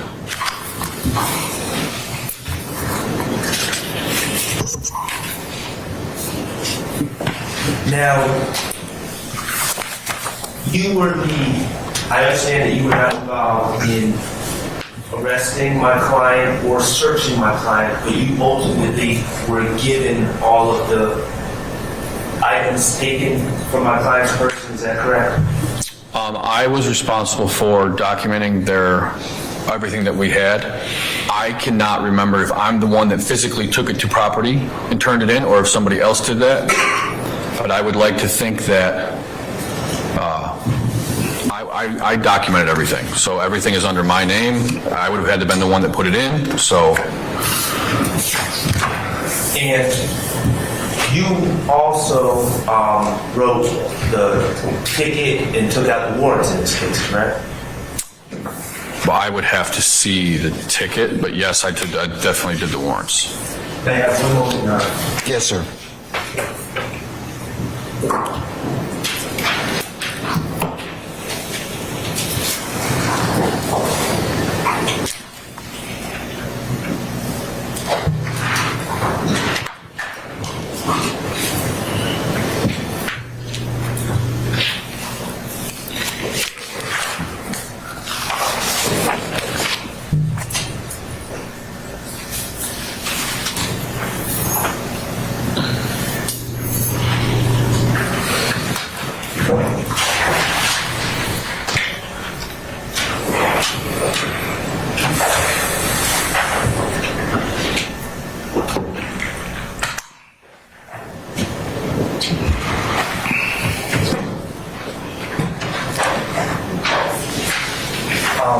Your Honor, may I approach with 3 documents, and I'm not sure how we're going to do the... You need to identify them for purposes of record unless they're one of the exhibits that the state has already shown the witness. I understand. I'm just not sure of the nomenclature we're going to use with multiple. If you want it to be DS1, DS2, DS3, would that... Yeah, DS would be fine. DS 1, 2, and 3. DS1, 2, and 3. All right. And they will be You'll marked. need to mark them as that right now, so we can tell or we can track the document. So.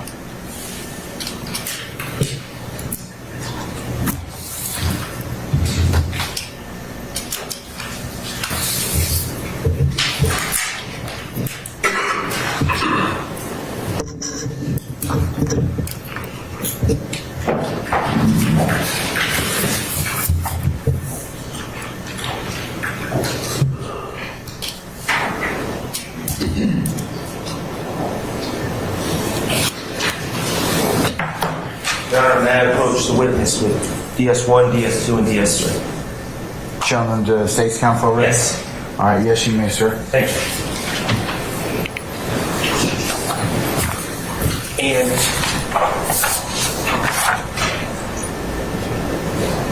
Sergeant, I am going to ask you to look at DS1, 2, and 3. Could you identify those documents? Yes. Okay, what is DS1? DS1 is an affidavit for arrest. Okay. Is it what? I'm sorry. An affidavit for arrest Thank you, sir. filed with the Magistrate Court of Fulton County. And is that essentially an application for an arrest warrant? Yes. And is it for an arrest warrant for charges against Jan Stillwell from August 23rd, 2013? Yes. Okay, and who applied for those arrest warrants? I did. Okay, what about DS2? Same. Okay, and that's another application for arrest warrant on Shannon Stillwell from that same date? Correct. And you were the applicant? Yes. Okay, what about DS3? This is a copy of an arrest citation.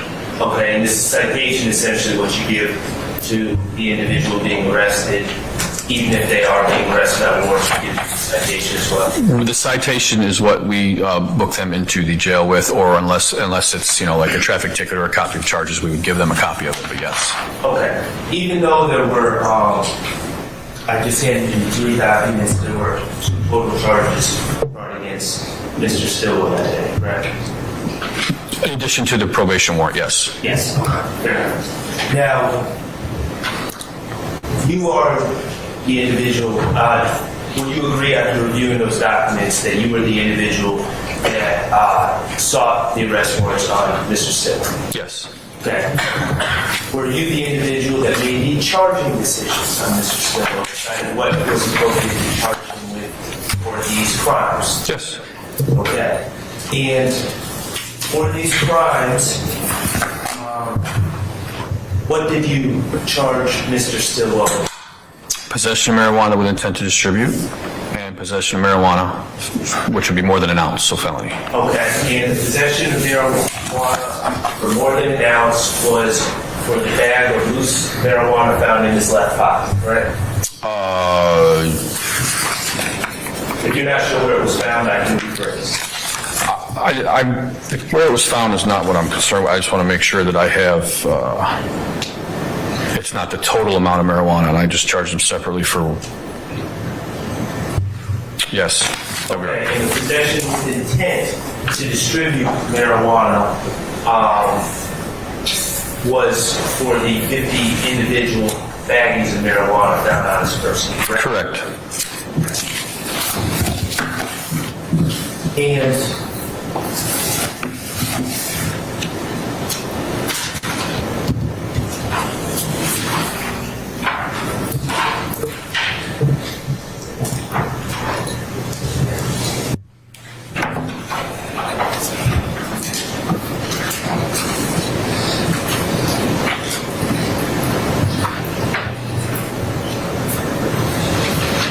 Your Honor,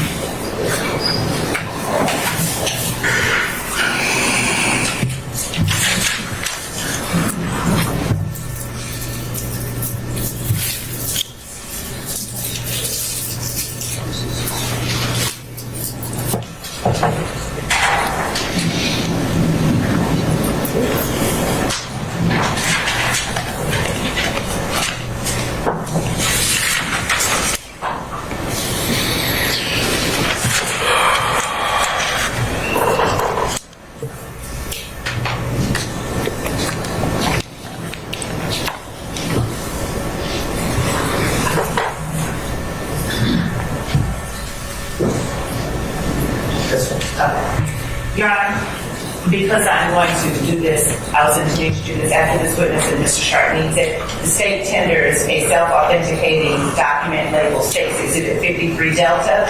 It is the certified copy of the defendant Shannon Stillwell's conviction for possession of marijuana with intent to distribute. All right, any objection, Mr. Stark? No objection, Your Honor. Under State versus Jefferson, I would like a limiting instruction. I emailed down what earlier. If that doesn't apply to Mr. Wood. Yeah. Likewise, Your Honor, for Mr. Dewey. All right.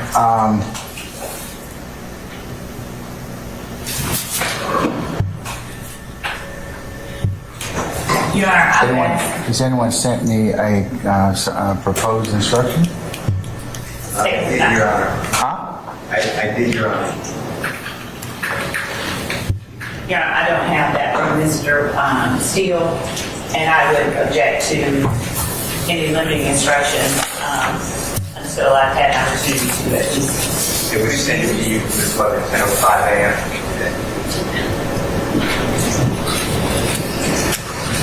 I've not had an opportunity to review that, Your Honor. And I would ask that the court, it is a certified document, I would ask that the court admit the document, and the court will, of course, instruct the jury at the conclusion of the case. Hold on, Ms. Law.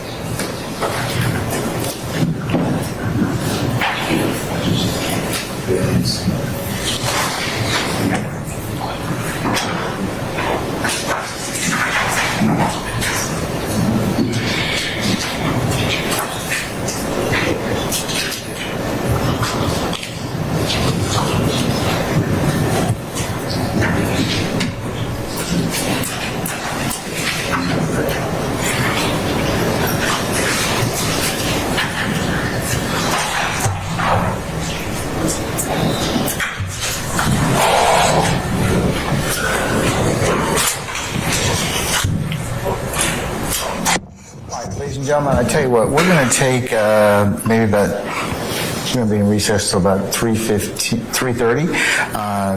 Take a small stretch break, and we'll come back and we'll go ahead and continue examination at this point in time of Sergeant.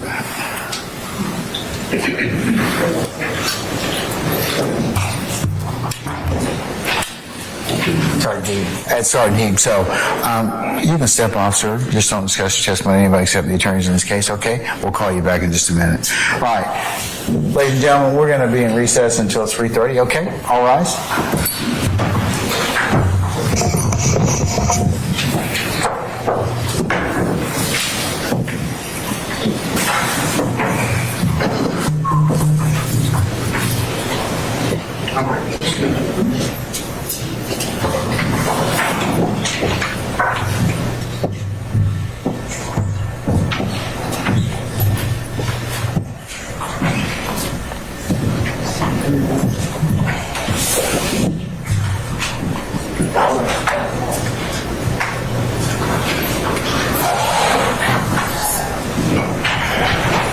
Okay, our jury's left us. Please be seated.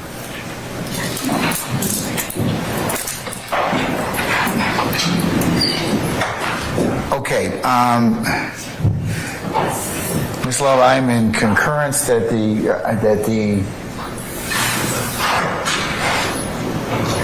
53 Delta would be admissible. So, and I don't think Mr. Stark is complaining or saying that it is not.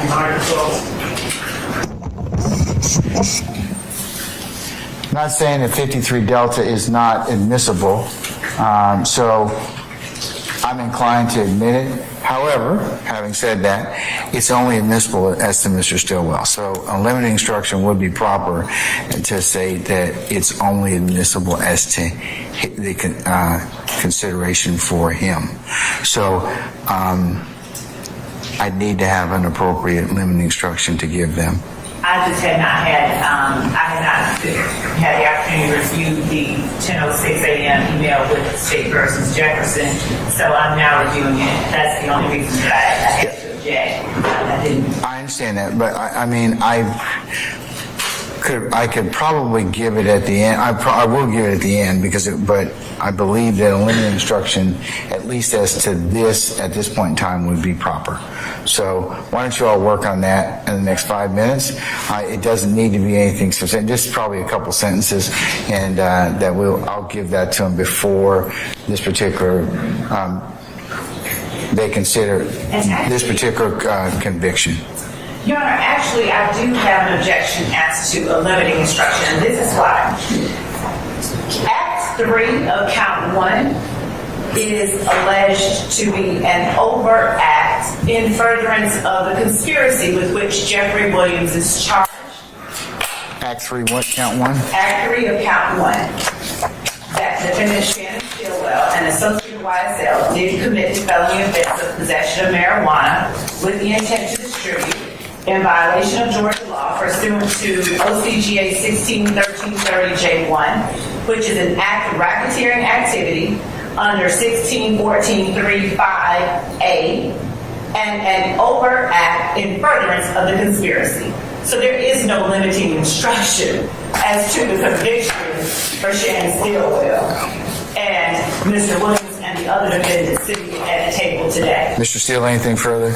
Yeah, that's respectfully inaccurate. That is, it's testimonial evidence. Jefferson is driving one that's a co-indictee case as well. It's a gang case conspiracy. And the fact that some co-conspirator, alleged co-conspirator in that indictment was found guilty or pled guilty is testimonial evidence and cannot be used against the other people who objected to it. What the state is saying is throw away the constitutional right to confrontation, the statutory right. If this was a brute, I'm just making an analogy, Your Honor, if this was a statement by Mr. Stillwell to the officer and he implicated somebody else here, that would have to go into brute. There's no magic to a Rico case that's a conspiracy. The state has to first prove the conspiracy, and this allegation is testimonial evidence that cannot be used against Mr. Williams. If Mr. Stillwell testifies... That's not true. Mr. Steele, we're going to have to just fundamentally disagree on how you read State versus Jefferson. I've taken a look at Jefferson. That is not what Jefferson says.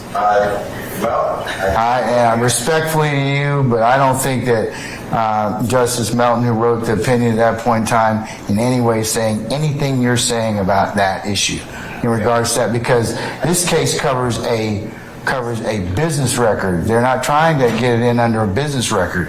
They're saying that this particular account goes to acts in furtherance of the conspiracy, specifically the one that occurred on or about the 23rd of August of 2013. And I'm looking at it right now.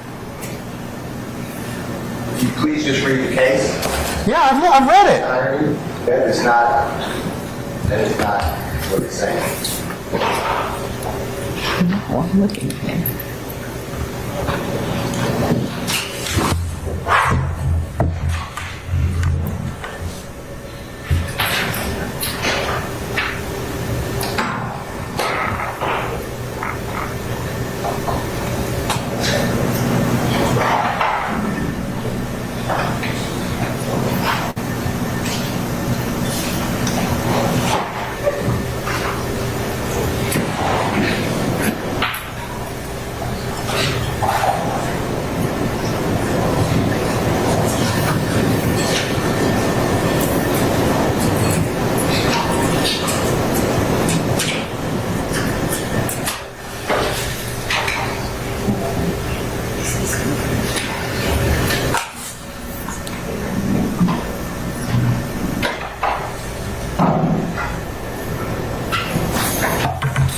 whenever the court permits, I'd like to respond.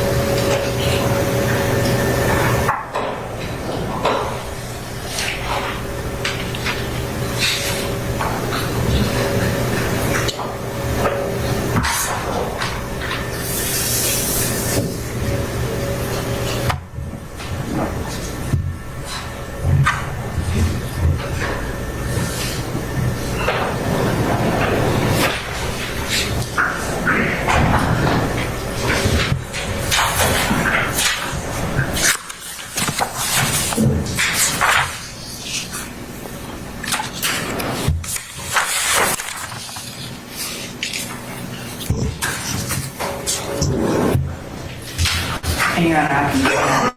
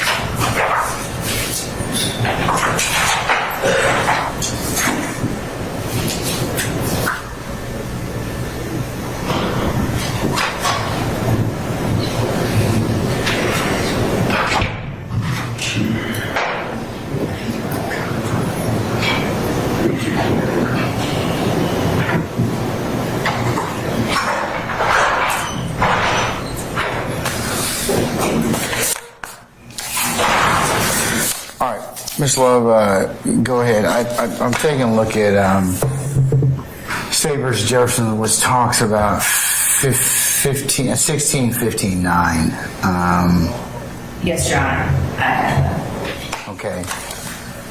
And you're traveling under 16-14-4, Charlie, is that right? And 16-14-4 Bravo, is that right? Yes, Your Honor. Okay. And that and the distinctions are just glaring. It's inapplicable here.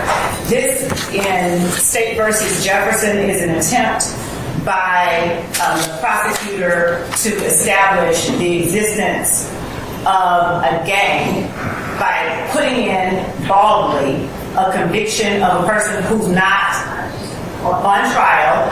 There's not any other evidence being offered. They just put in the conviction. Distinguishing our circumstances here, most glaringly, as the court has pointed out, we have alleged a conspiracy under 1614(4)(c). And Your Honor, one of the overt acts that the state alleges in furtherance of the conspiracy is the offense that we have shown evidence of through Sergeant Heed, and which we intend to put up at least one more witness to prove the event of August the 23rd, 2013. And because Mr. Sharp sought to introduce, he turned to me and showed me that he was about to attempt to introduce the indictment that was handed down for Mr. Stillwell. And I told Mr. Sharp that I would object to an indictment, a bare indictment being admitted or tendered, because that has no evidentiary value. I offered to Mr. Sharp to, at this point, during his own cross-examination, to tender the state certified copy that the state intended to introduce in any event as evidence of the occurrence of Act 3, which is alleged as an overt act in furtherance of the conspiracy. Under Mr. Steele's reasoning, it's an attempt to separate something that is solidly together by virtue of count 1 and the acts listed in Acts 1 through 191. He cannot pick apart the overt acts alleged in furtherance of the conspiracy by claiming that the proof of those acts can only be considered by the jury against the person alleged to have considered the acts. So we wholly object to it. It's not applicable. It's distinguishable. And we would ask that the court deny or overrule Mr. Steele's objection. All right, Mr. Steele, anything else for Sure. Your Honor, I just emailed everyone again. Just a more recent case for the state versus Thomas. It's 364 Georgia Field 148, 2022, where the second highest court in Division 2 wrote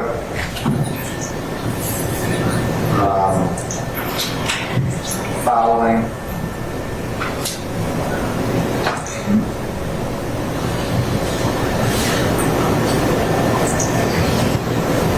These people are trapped together by the way you're on.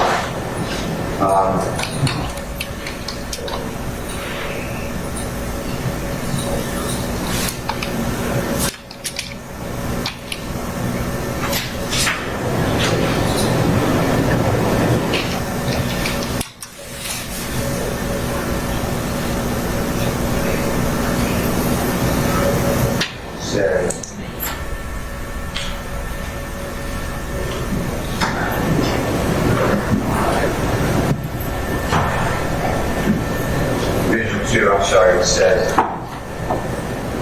Oh, he's moving around. Yeah, I'm looking at it right now, so I see it. To claim that trial court hereby concluding that Jefferson. So, all right. In this case, they concluded that the trial court erred in ruling that the prior convictions are wholly inadmissible. Exactly. Like other evidence, got to read on further. The admission of evidence in gang activity is committed to the sound discretion of the trial court, and the court's decision to admit or exclude such evidence will not be disturbed on appeal absent abuse of discretion.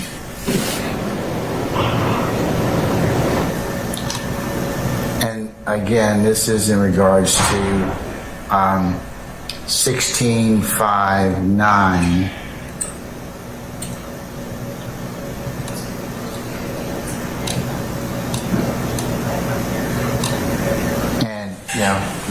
The state in this particular count is alleging the conspiracy counts 16-14 for Charlie and 16-14 for Bravo of count 1. So anything else, sir? Yes, this is the rules of engagement, like you use the term. This is a competition clause issue. The testimonial evidence cannot be used against anyone but Mr. Silwell, and that's why the limiting instruction is being requested. And that's what State versus Thomas said, that's what Jefferson versus State said. But you have a conspiracy. That's the a conspiracy means more than one person. So it may not be admissible. Just like evidence, as you know, Mr. Steele, having done this a while, evidence may be admissible for one reason and inadmissible for others. But in a conspiracy allegation, this is what the state's trying to admit. In terms of that, they're using that for that particular purpose. Conspiracy doesn't do away with statutes or constitutional rights. I understand that, sir. I do. The state will not be able to, the court will not find one case that says under 1664 A, B, or C, somehow this is admissible. It's respectfully, Your Honor. But you're doing it under 1615.9, 1615.3. So that's a little different than what I'm being asked to resolve in this particular issue. No, that's the state tried to get it in under conspiracy statute of 6. Those are gang statutes. And it says that the conviction of one gang member shall be admissible against another. And the Supreme Court of Georgia, Jefferson, said that would make the statute unconstitutional because... Have they declared that statute unconstitutional? It would make the gang statute unconstitutional. Have they declared that unconstitutional, Mr. Steele? Yes or no?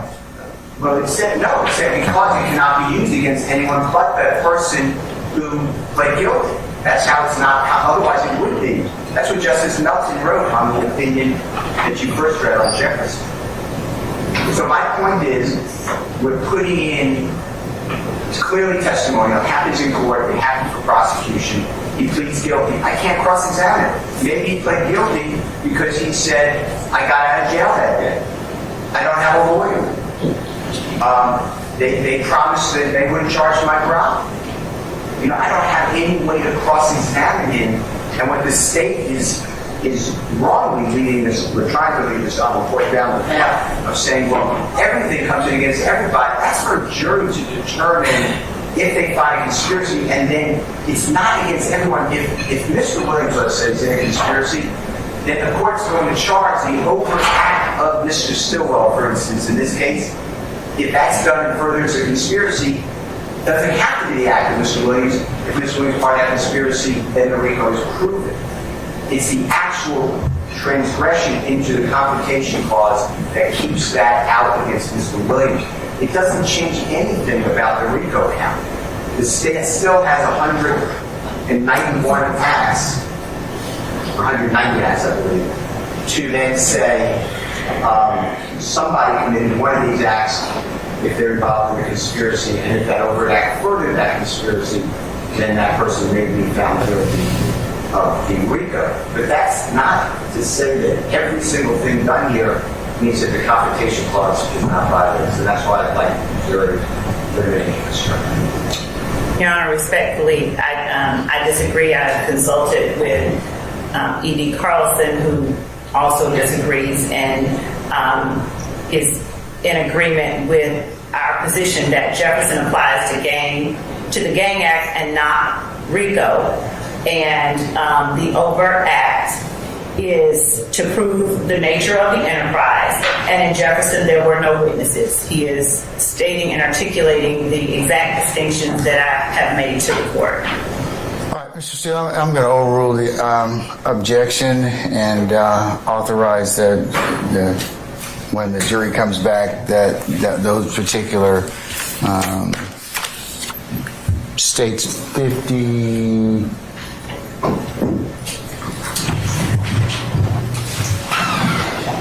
53 Delta will be admissible, and then I will note that as a continuing objection. All right? Can I mention something else while you're here for a second?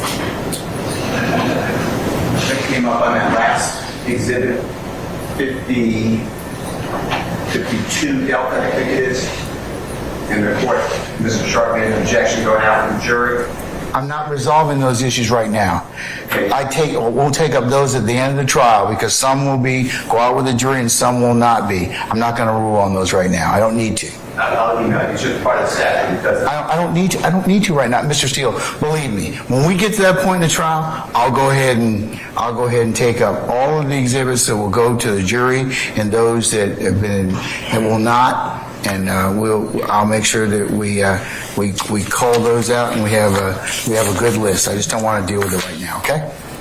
All right, we're in recess. See you all back in about 5 minutes. You're eating up all your time, so see you then.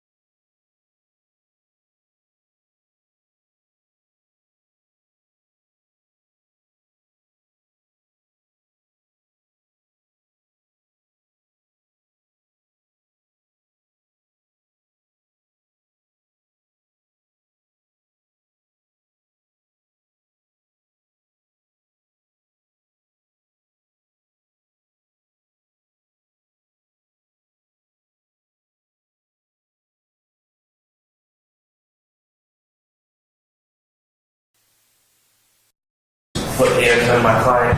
That is correct. Okay.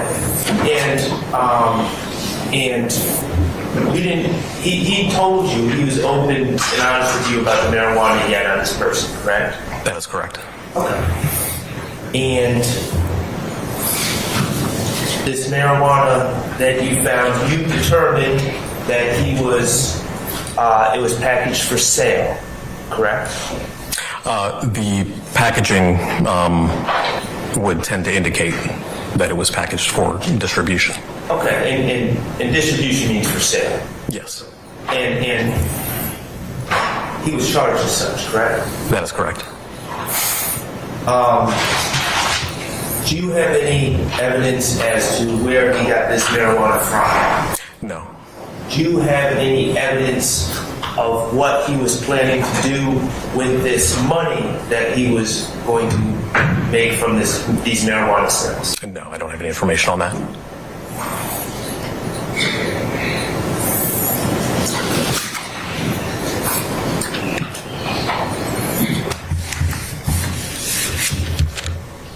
I have nothing further. Thank you. Any redirect? Just briefly.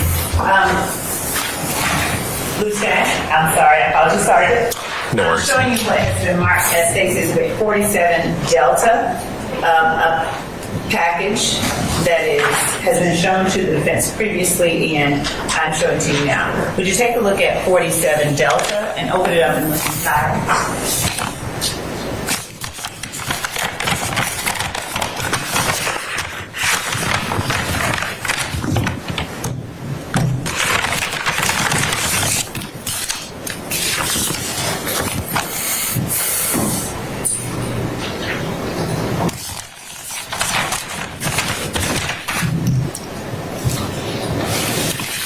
Do you recognize what is 47 Delta? I reckon as a cell phone. It's been 10 years since this case, so I would have to rely on the labeling from the property recovery. Okay. And when you say you would have to rely on the labeling of the property recovered, I'm going to show you States Exhibit 52 Delta and ask you in conjunction with States 47 Delta, are you able to identify that as the cell phone you recovered from Mr. Stillwell? Yes, from the case number, being the case number from this arrest, and also the 4-digit ID number on here is Officer Heeb. That is his 4-digit ID number on here. He's a case agent for this, and also the undercover officer that had called out the positive identification of Mr. Stillwell on the scene. Your Honor, State Attendant 47 Delta. Any objection to 47 Delta, sir? Relevance. Is that it? Yes. All right, overruled. It's admitted. Thank you, that's all that I have. Your Honor, I just had One what? brief follow-up. And you gave some weights for the marijuana. Was the marijuana, to your knowledge, weighed, or were those just approximations that you were making? The approximations are from my, kind of a visual description of those, but I believe when they were processed, they were all the items were weighed. Okay, but you don't know the official weights from the weighing of the items. I do from reflection of my recollection on the report. Yes. Okay. What were the weights? I believe the weights were 50 grams, I believe, for the packaged 50 bags of marijuana, and I think it was 28 grams for the loose raw marijuana in the sandwich bag, I believe. But I would have to refresh from the report. Just so we're clear, 50 grams is for the total of all the bags. No, I believe it's 88 is the total for both. I'm sorry. 50 grams is total for all Your Honor, I would these. ask the object and ask Basis. that the witness be allowed to complete his answer. Yeah, let him finish his answer first. Yeah. with the numbers, I would have to actually look at the report because the report has the actual, accurate numbers. I only know, what I pulled from his pocket and my estimation at the time. I didn't turn the drugs into the evidence room, so that's where they will be weighed, and they were documented in the report.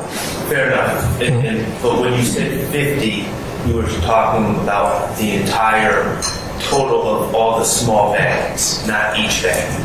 I believe so, yeah. All right, nothing further. Thanks. All right, anything further? If not, Your Honor, what was the 88 that you mentioned? I think there was a total, I think the total grams of marijuana, but I'd have to look at the report for that. Okay, thank you. That's all I have. all right.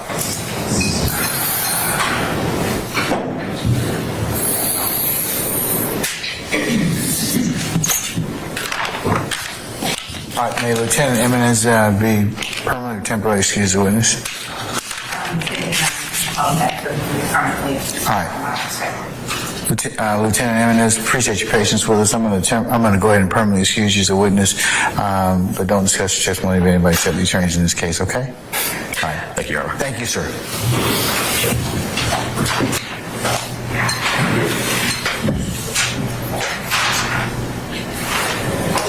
All right, call your next witness, madam. Your Honor, as to Act 4, the state calls Andrew Phillips. All right, summon Andrew Phillips, please.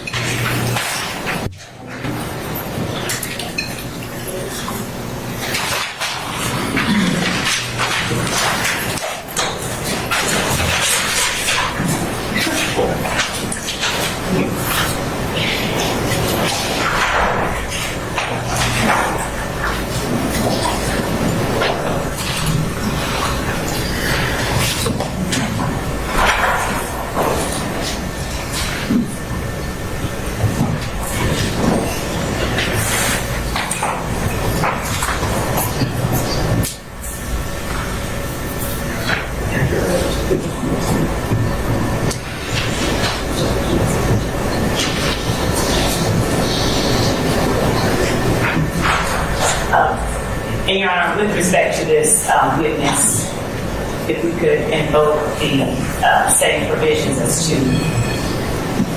Okay, I'll ask the members of the meeting respectfully if you would just not film our witness. You can take other audio or other testimonial evidence. I appreciate that. All right. Do we have Mr. Phillips available? Yes. Okay, all right, let's bring him in. Thank you.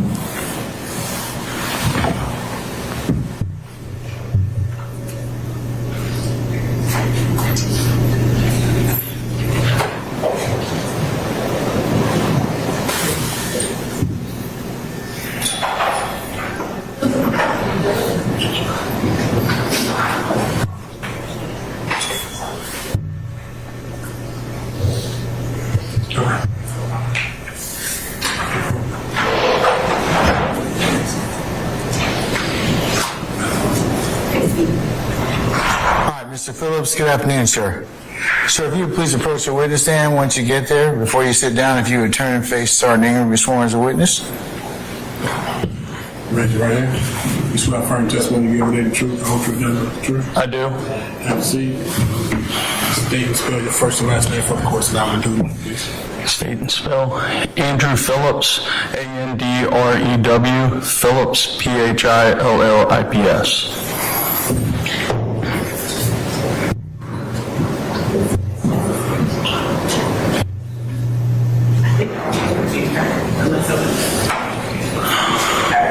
Good afternoon, Mr. Phillips. How are you? Very well, thank you. Good. Mr. Phillips, would you tell the jury just a little bit about yourself? Are you from Atlanta? Yes, ma'am. All right. And generally, in 2013, what area of Atlanta did you live in? Buckhead. On June the 10th of 2013, were you living in Buckhead then? Yes, ma'am. And on July the 10th, pardon me for asking previously about June, July the 10th. Yes, ma'am. On that date, are you married? Yes, ma'am. Did anything of significance happen on that day that caused you to reach out to the Atlanta Police Department? Yes, ma'am. Would you tell the jury what it was that happened? I had returned from being on vacation and noticed that a door was open or ajar. And I called 911, the police department showed up, they cleared the house, then I went in and began to notice that some items were missing.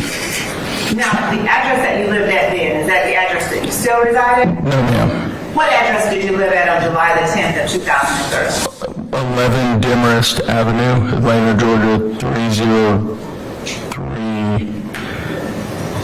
I can't remember the full zip, sorry. That's okay. Was that a house, a townhouse, an apartment, or something else? It was a house. Standalone home? Yes, ma'am. All right. And could you describe when you say your front door was open? Had it been kicked in, or was it just ajar? It was ajar, but there was no signs of any forced entry. Had you left your door unlocked? I can't say that for sure or not. All right. What all did you find was missing inside your home? Specifically, 2 firearms. One was a handgun, one was a shotgun. I believe a laptop and a blanket, to be exact. A blanket? Blanket. What kind of blanket? Like a blanket that had been over the back of a armchair. Could you tell the jury what kind of handgun it was that was missing? It was a Sig Sauer. P226? That's not correct. All right. And what kind of laptop was missing? An Apple. Who did that belong to? My wife. Now, was there any way that you were able to, was there anything else that was present or absent at the time that you arrived home? In other words, was your alarm system, did you have an alarm system? We did have an alarm, but I can't say whether or not it had been on or not. And when you got home, was there any mail or anything at your doorstep to leave any indication as to? Actually, there was mail on the front doorstep now that you say that. Okay, what was there? It was I think a small brown package. Okay. And on what date was that UPS package delivered? I do not recall. Showing you a copy of the incident report from that incident. Refresh your memory? I'm sure it would. All right. I'm going to show you page 2 for counsel's purposes of incident 131910027. And just for reference's sake, we will label it State Exhibit 54R. R as in Romeo. Did I get that right? Okay. Would you take a look at the last line of that paragraph? Okay.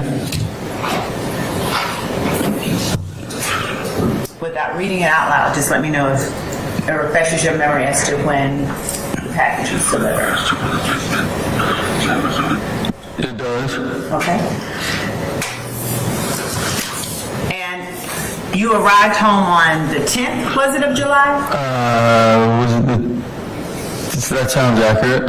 And what date was the package delivered? Based on what I just read there on the 9th. Okay. I'm going to show you, and Your Honor, at this time we have an exhibit that has been made safe, but we are also bringing in a weapon into the courtroom, so we need to make the court aware. That's fine.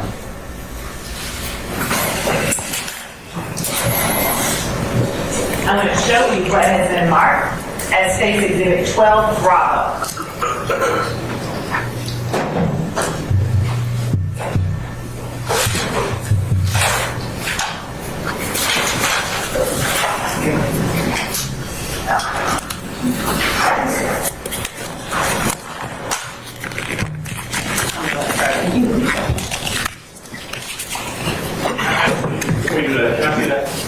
Yes.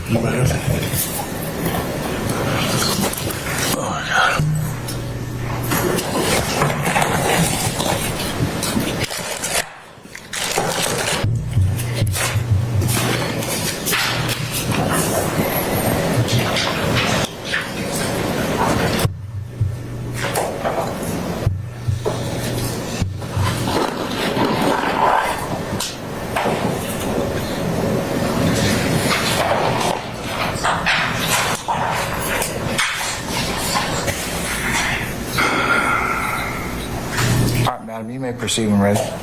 Okay. Now, Mr. Phillips, did you ever receive back your firearm? No, ma'am. All right.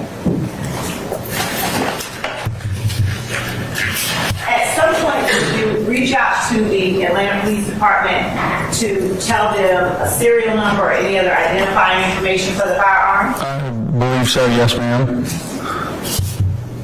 Now, do you recall what that serial number was? Not off the top of my head, no. Okay. And do you recall what your firearm looked like? Yes, ma'am. Would you recognize your firearm if you saw it? Yes, ma'am. Do you recognize the firearm inside the box that's labeled 4054 Delta? Can you flip it over? Go ahead, you flip it. I'm sorry. Not 54 Delta. Hang on one second. 12 Bravo. 12 Bravo. Without confirming the serial number, yes, it does look like my firearm. And are you able to tell the jury what make and model of the firearm it is that you're looking at? Yes, ma'am. What is it? It's a Sig Sauer P226. And what is it about that firearm that makes you believe that that is your firearm? It's a very specific. The P226 model is the firearm that is issued to the Navy SEALs. So I can see the logo on there and know that. All right. And when you say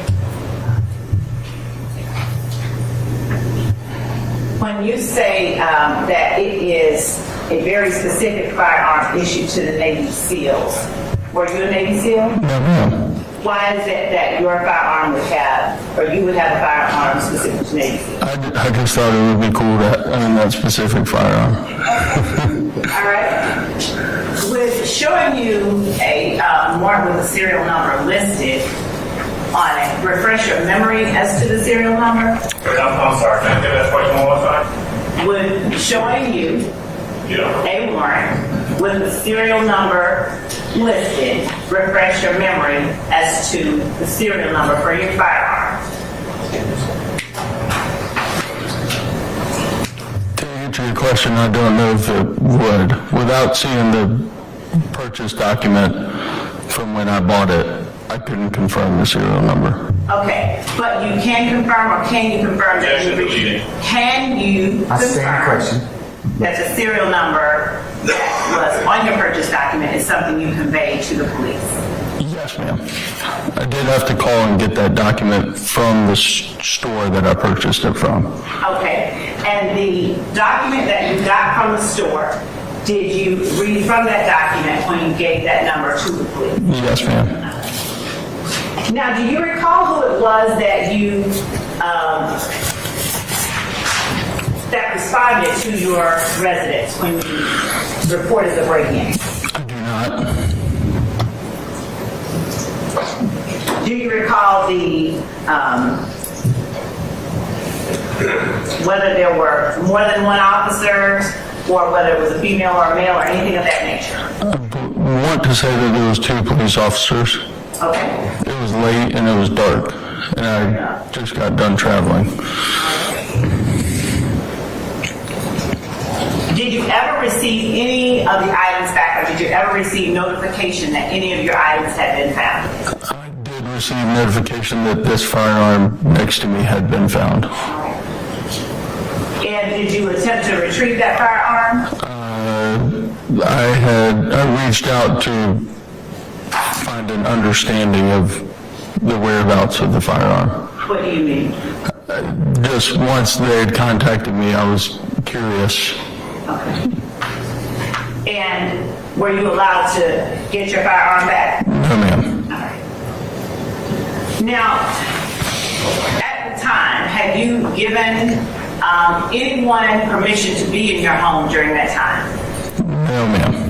And had you specifically spoken to anyone or a person by the name of Jeffrey Williams and given him permission to hold or to have your firearm? No, ma'am. Were any of the other items that were stolen from your home ever recovered, as far as you know? No, ma'am.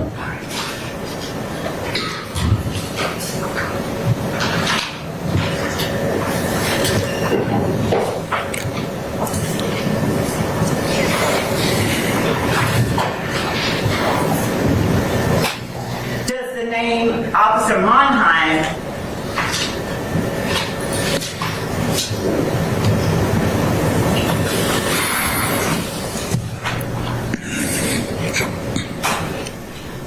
actually, just one moment, Mr. Phillips.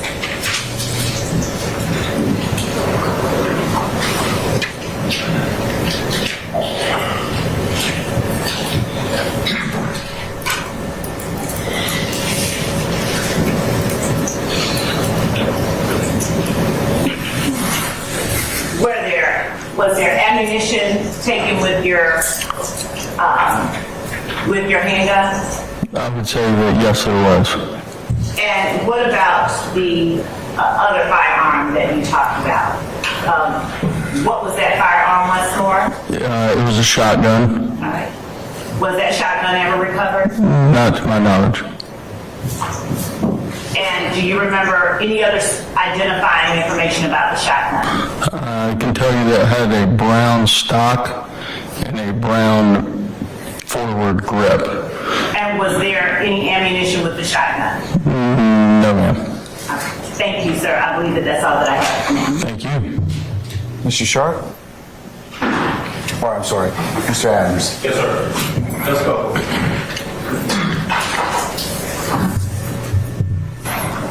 Phillips, good afternoon, sir. Good afternoon. My name is Keith Adams, represent Jeffrey Williams. You and I have never met, correct? Correct. So if I heard correctly, in July of 2013, you went on vacation with your spouse, correct? Yes, sir. How long were you gone?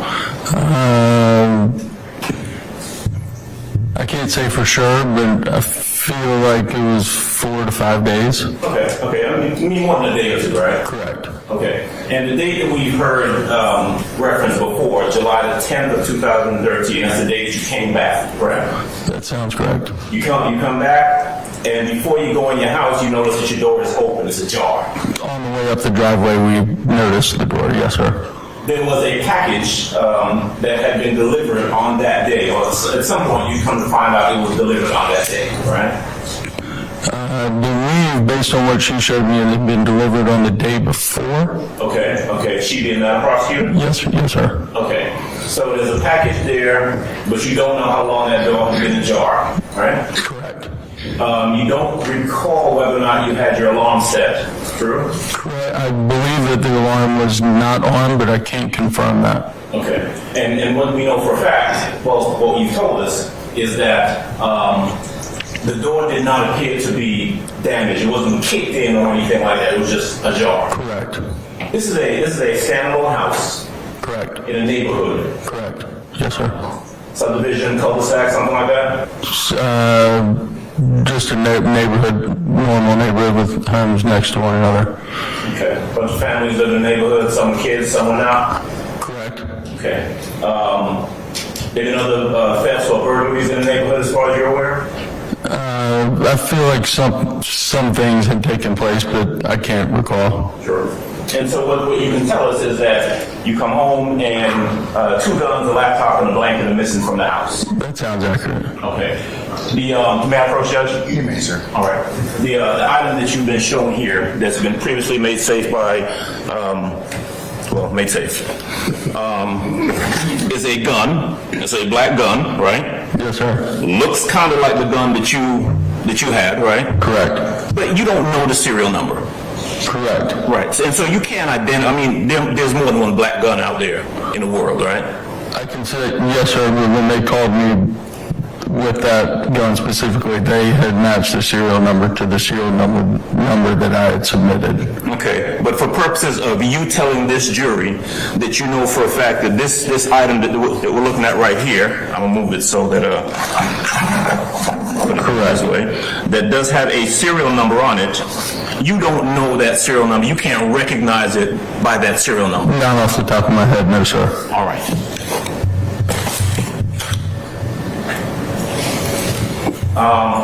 You never retrieved it, or you never got it back. They never gave it back to you, or gave any gun back to you, did they? This is my first time seeing it since. Okay. Or seeing what you believe to be Correct. what might be your gun. Correct.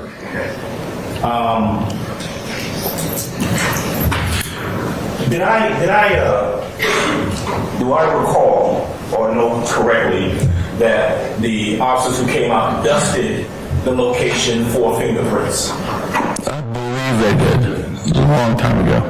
Would that have been the Atlanta Police Department that came out, or was it another jurisdiction? I want to say that it was APD. Okay. And so as far as you know, they conducted some degree of investigation involving and including dusting for fingerprints, right? Correct. Do you remember whether they told you, or do you remember them telling you that they were actually able to retrieve or to lift? Objection as to hearsay. I'll sustain this point. Okay. I'll sustain the question. All right. Well, certainly, as far as you know, the Atlanta Police Department, detectives, officers, whoever came out, would have some information about whatever it is they found at that location, right? I'll sustain the question as a speculation. Okay. They came out and investigated, right? Yes, sir. All right. APD, Atlanta Police Officers. I believe so. All right.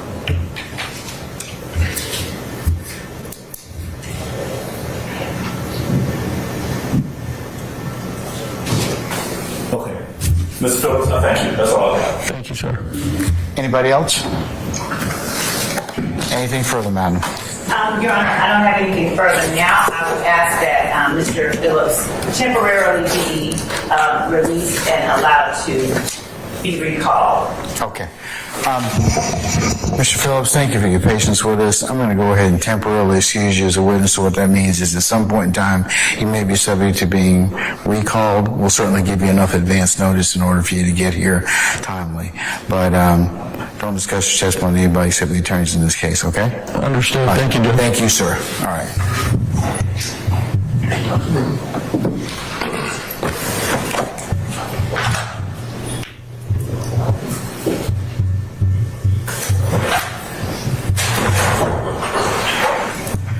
Ms. Love and a representative, can I get you all to come on up, please? And the rest of you, put your headphones on, please. All right, it's talk radio.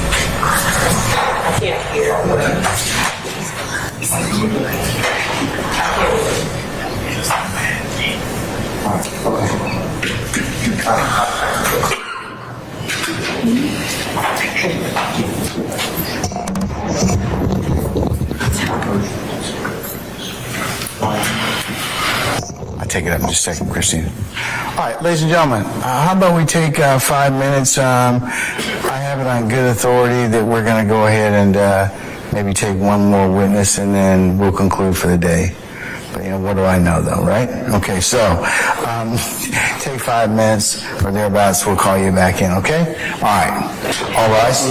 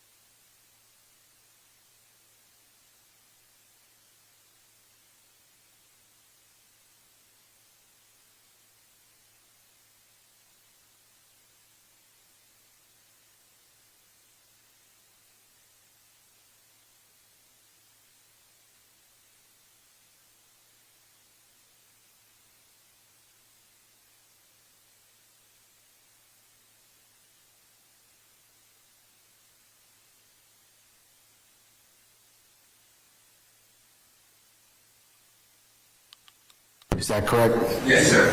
All right. Okay. Mr. Steele, what is your motion, sir?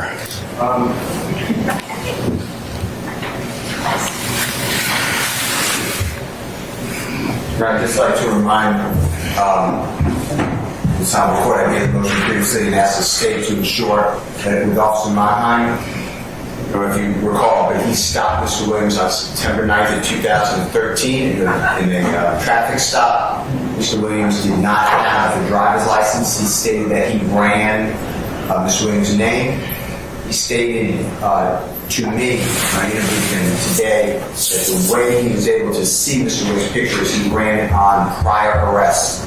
So I would like that to be eliminated. That prior arrest. issue of prior arrest? Yes. State have any issue about that? I don't, unless there's a door opened through cross-examination. Okay, could you instruct him to not reference that? Yes. Please? Yes. Okay, all right. He also stated in the police report, and you had this last time as well, that Mr. Williams was currently on probation. It's in the police report. I believe Mr. Williams was not on probation because his brother used his name as a juvenile. That was the probation, but I'd like that to exclude. I believe we already did that, but I just don't want to get into a position where I'm asking for a mistrial. Okay, can we also tell him not to mention anything about that, Ms. Love, as well? Yes, Your Honor. I believe Okay. I believe, Your Honor, that given what Officer Mannheim will be testifying about, that there will be no need for him at all to go into anything like Well, let's just make sure that we cover those two items in particular, okay? we would do. Okay. All right. Anything else? Yeah, the final one is you admitted over my objection the statement Mr. Williams made. There's a gun found in the passenger seat, if you recall, Your Honor, and then Mr. Williams allegedly said that the gun belonged to a friend. Yes. He's in custody. Mr. Officer Mannheim then asked Mr. Williams whose gun it is, and Mr. Williams did not answer. There was no Miranda. He was in custody. Just asked the second. I didn't say you admitted Mr. Williams' statement that it's my friend's gun over my objection, but the next part would be interrogation. You found the first part to be spontaneous. Yeah. Okay. Fine. So he's basically asking about the second, I guess, or the silence is an admission. Your Honor, what I'm asking, And it's post-arrest. Post-arrest silence. So I want to be really clear here because this is part of some of the stuff that I was mentioning earlier regarding the opening. The state vehemently moves the court to admonish counsel for Mr. Williams to in no way attempt to solicit self-serving hearsay from Officer Mannheim unless the state asks for that information, because we would be entitled to as a statement of a party opponent. you open the door, Mr. Steele, it may come in, so you're just No, I mean the you're just warned at this point in time, okay? Mr. Steele's, I I'm asking that the court preclude Mr. Steele from asking Officer Monheim what Mr. Williams said. When he said that is a friend's gun, that is a self-serving statement. That's admissible. I said that was admissible already. No, Your Honor, it's admissible if the state asks it because it's a statement of a party opponent, not Mr. Williams. What we're saying is they can't solicit that. Are you going to ask them that on direct? No.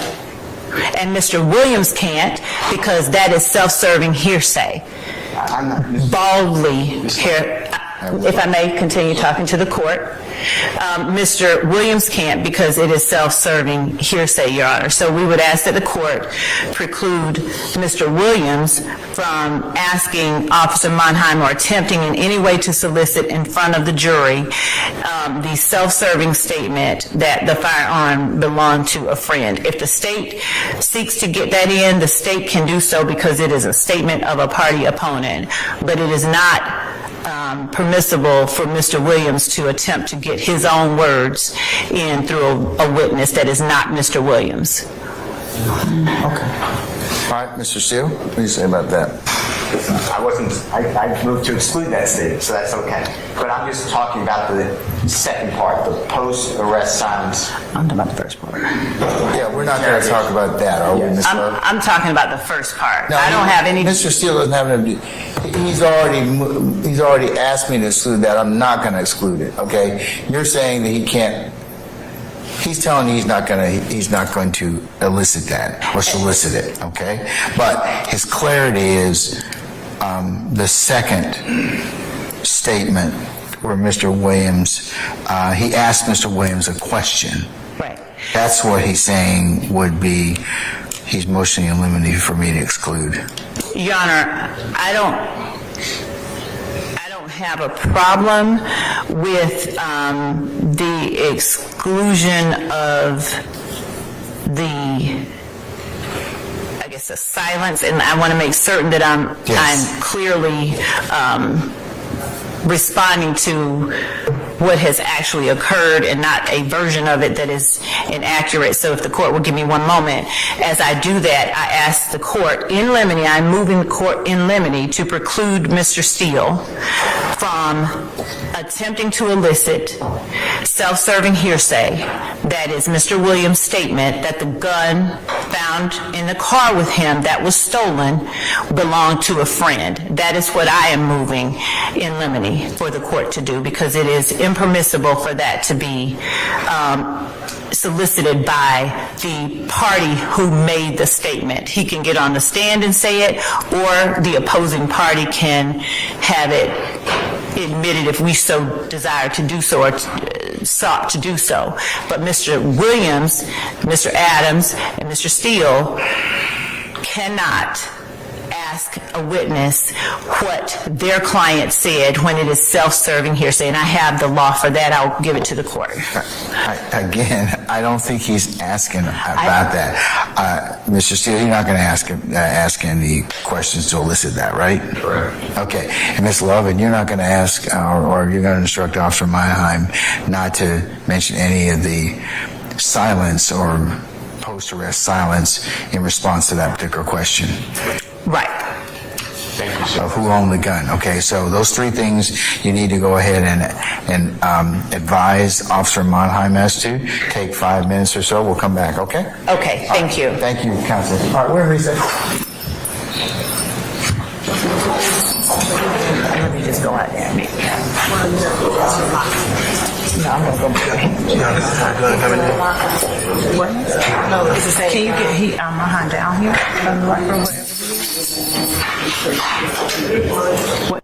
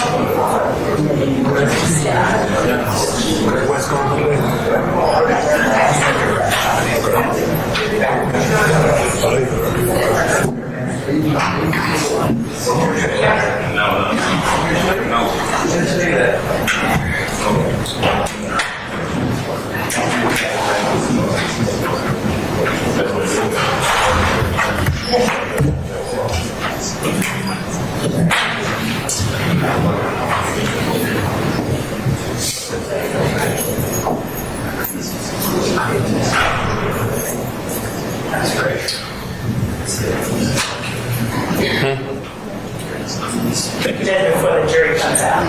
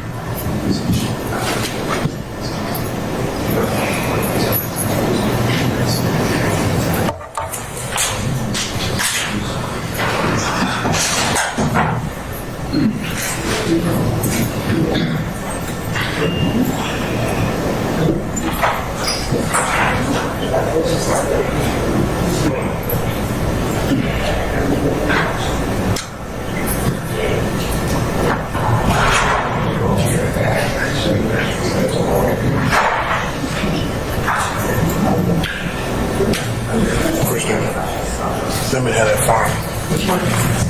The last one I just gave you.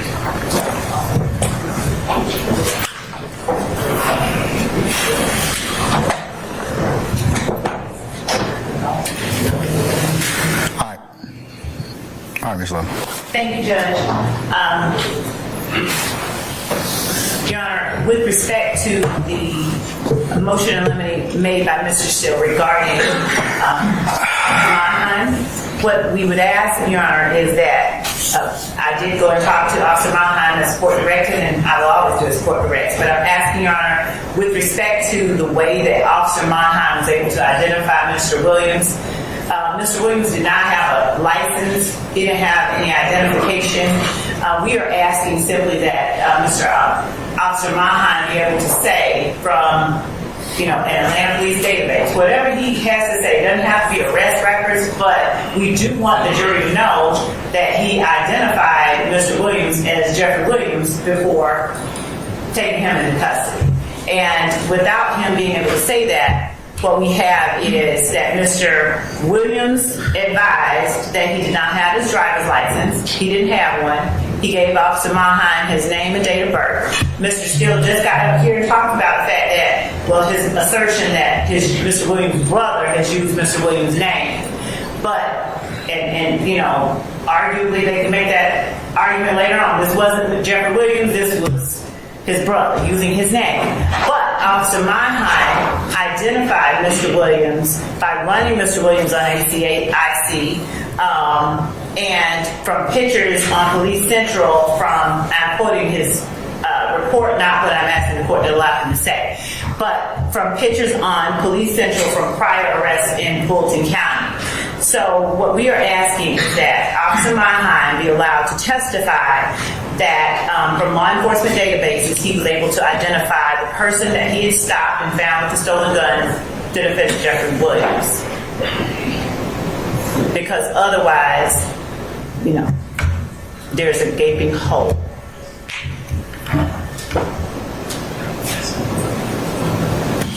Mr. Steele? Your Honor, I would object to that, but I don't mind A, stipulating it's Mr. Williams. I won't make an argument it's not. And B, you ran a computer check. You don't need to say. Yeah, I think making it general would probably be fine. How would that first say, Judge? Well, I think that running a computer check, he was able to determine that was Jeffrey Williams. Okay. Mr. Steele says he's not going to object to that. Okay. It's just that it's more prejudicial than probative if he gets into, there are multiple arrests and I saw it and that's the way I was able to determine it was between him and his brother. Definitely. Okay, well, that's what. Database, okay. Computer is kind of weird. A records check. A records check. Okay, thank you. That'll work. Can we call him now? Yes. Okay. Can you get him in here? And I want to make sure he's clear.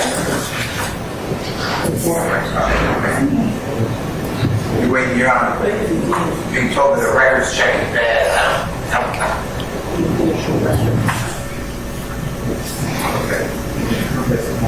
I'm not going to make it an issue. I'm not going to. I stipulate The witnesses in here. Hold on. Ms. Love, can you ask Officer Meinheim to step back? Yes, Your Honor. I think a simpler way is your counsel, your brethren across the bar have indicated is maybe just to stipulate that it's Mr. Williams. Your Honor, I just want to have the officer able to say that he was able to, in some way, confirm. I don't mind if it's database and record. I don't care. I certainly don't want to inject prior arrests, but I do want the officer to be able to say that he sought to confirm who it was that he was dealing with, and that he was able to confirm that it was Mr. Williams. I don't care if it's through records, database. I don't care. Well, then why don't you say the confirming database I'm okay with check? Okay. I will tell him to say that. I ran this information and I was able to confirm. Say again? I ran this information and I was able to confirm. That this is Jeffrey Williams. Yeah. That works.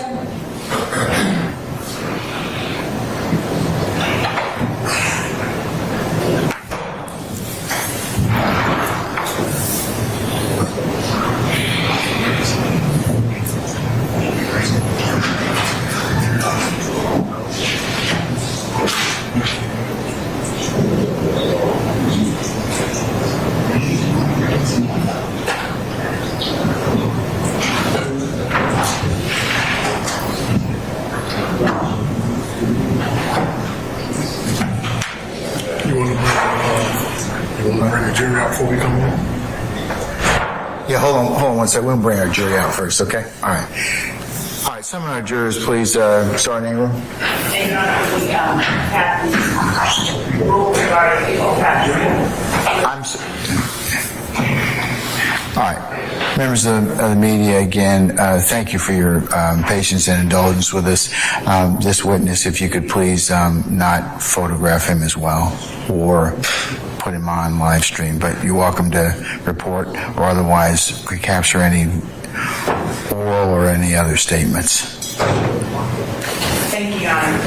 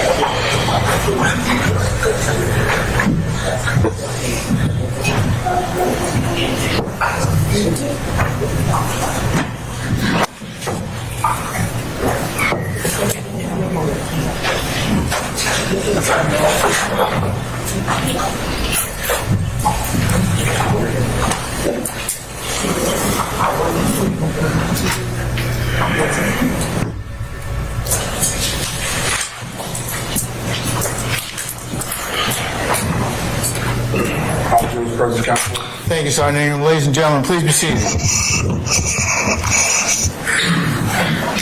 All right, State, call your next witness, please. Your Honor, the state calls for Act 4 Officer, Senior Patrol Officer Michael Monheim. All right, summon Officer Monheim, please. Officer Monheim, good afternoon, sir. If you would please approach the witness stand. Once you get there, if you would be so kind to turn and face Sergeant Ingram and be sworn as a witness, please, before you sit down. You raise your right hand. You swear to affirm testimony you give the truth, the whole truth, nothing but the truth. I do. Have a seat. Spell your first and last name for the court. I know. It's going to be Michael Monheim. First name is spelled Michael. Last name is spelled Monheim.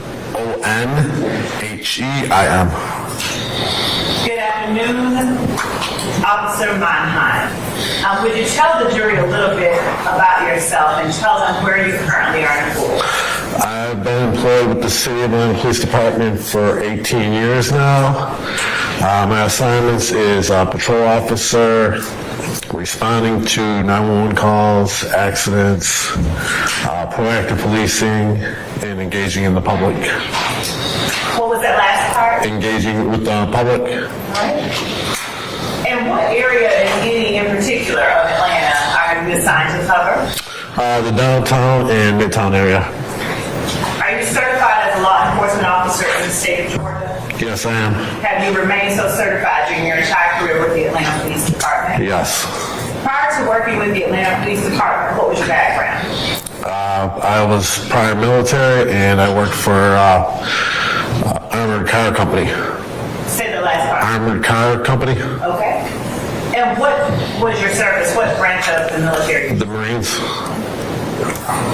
Thank you for your service. How long did you serve in the Marines? 8 years. From what year to what year? From 1996 to 2004. And what was your position within the Marines? I was infantry personnel.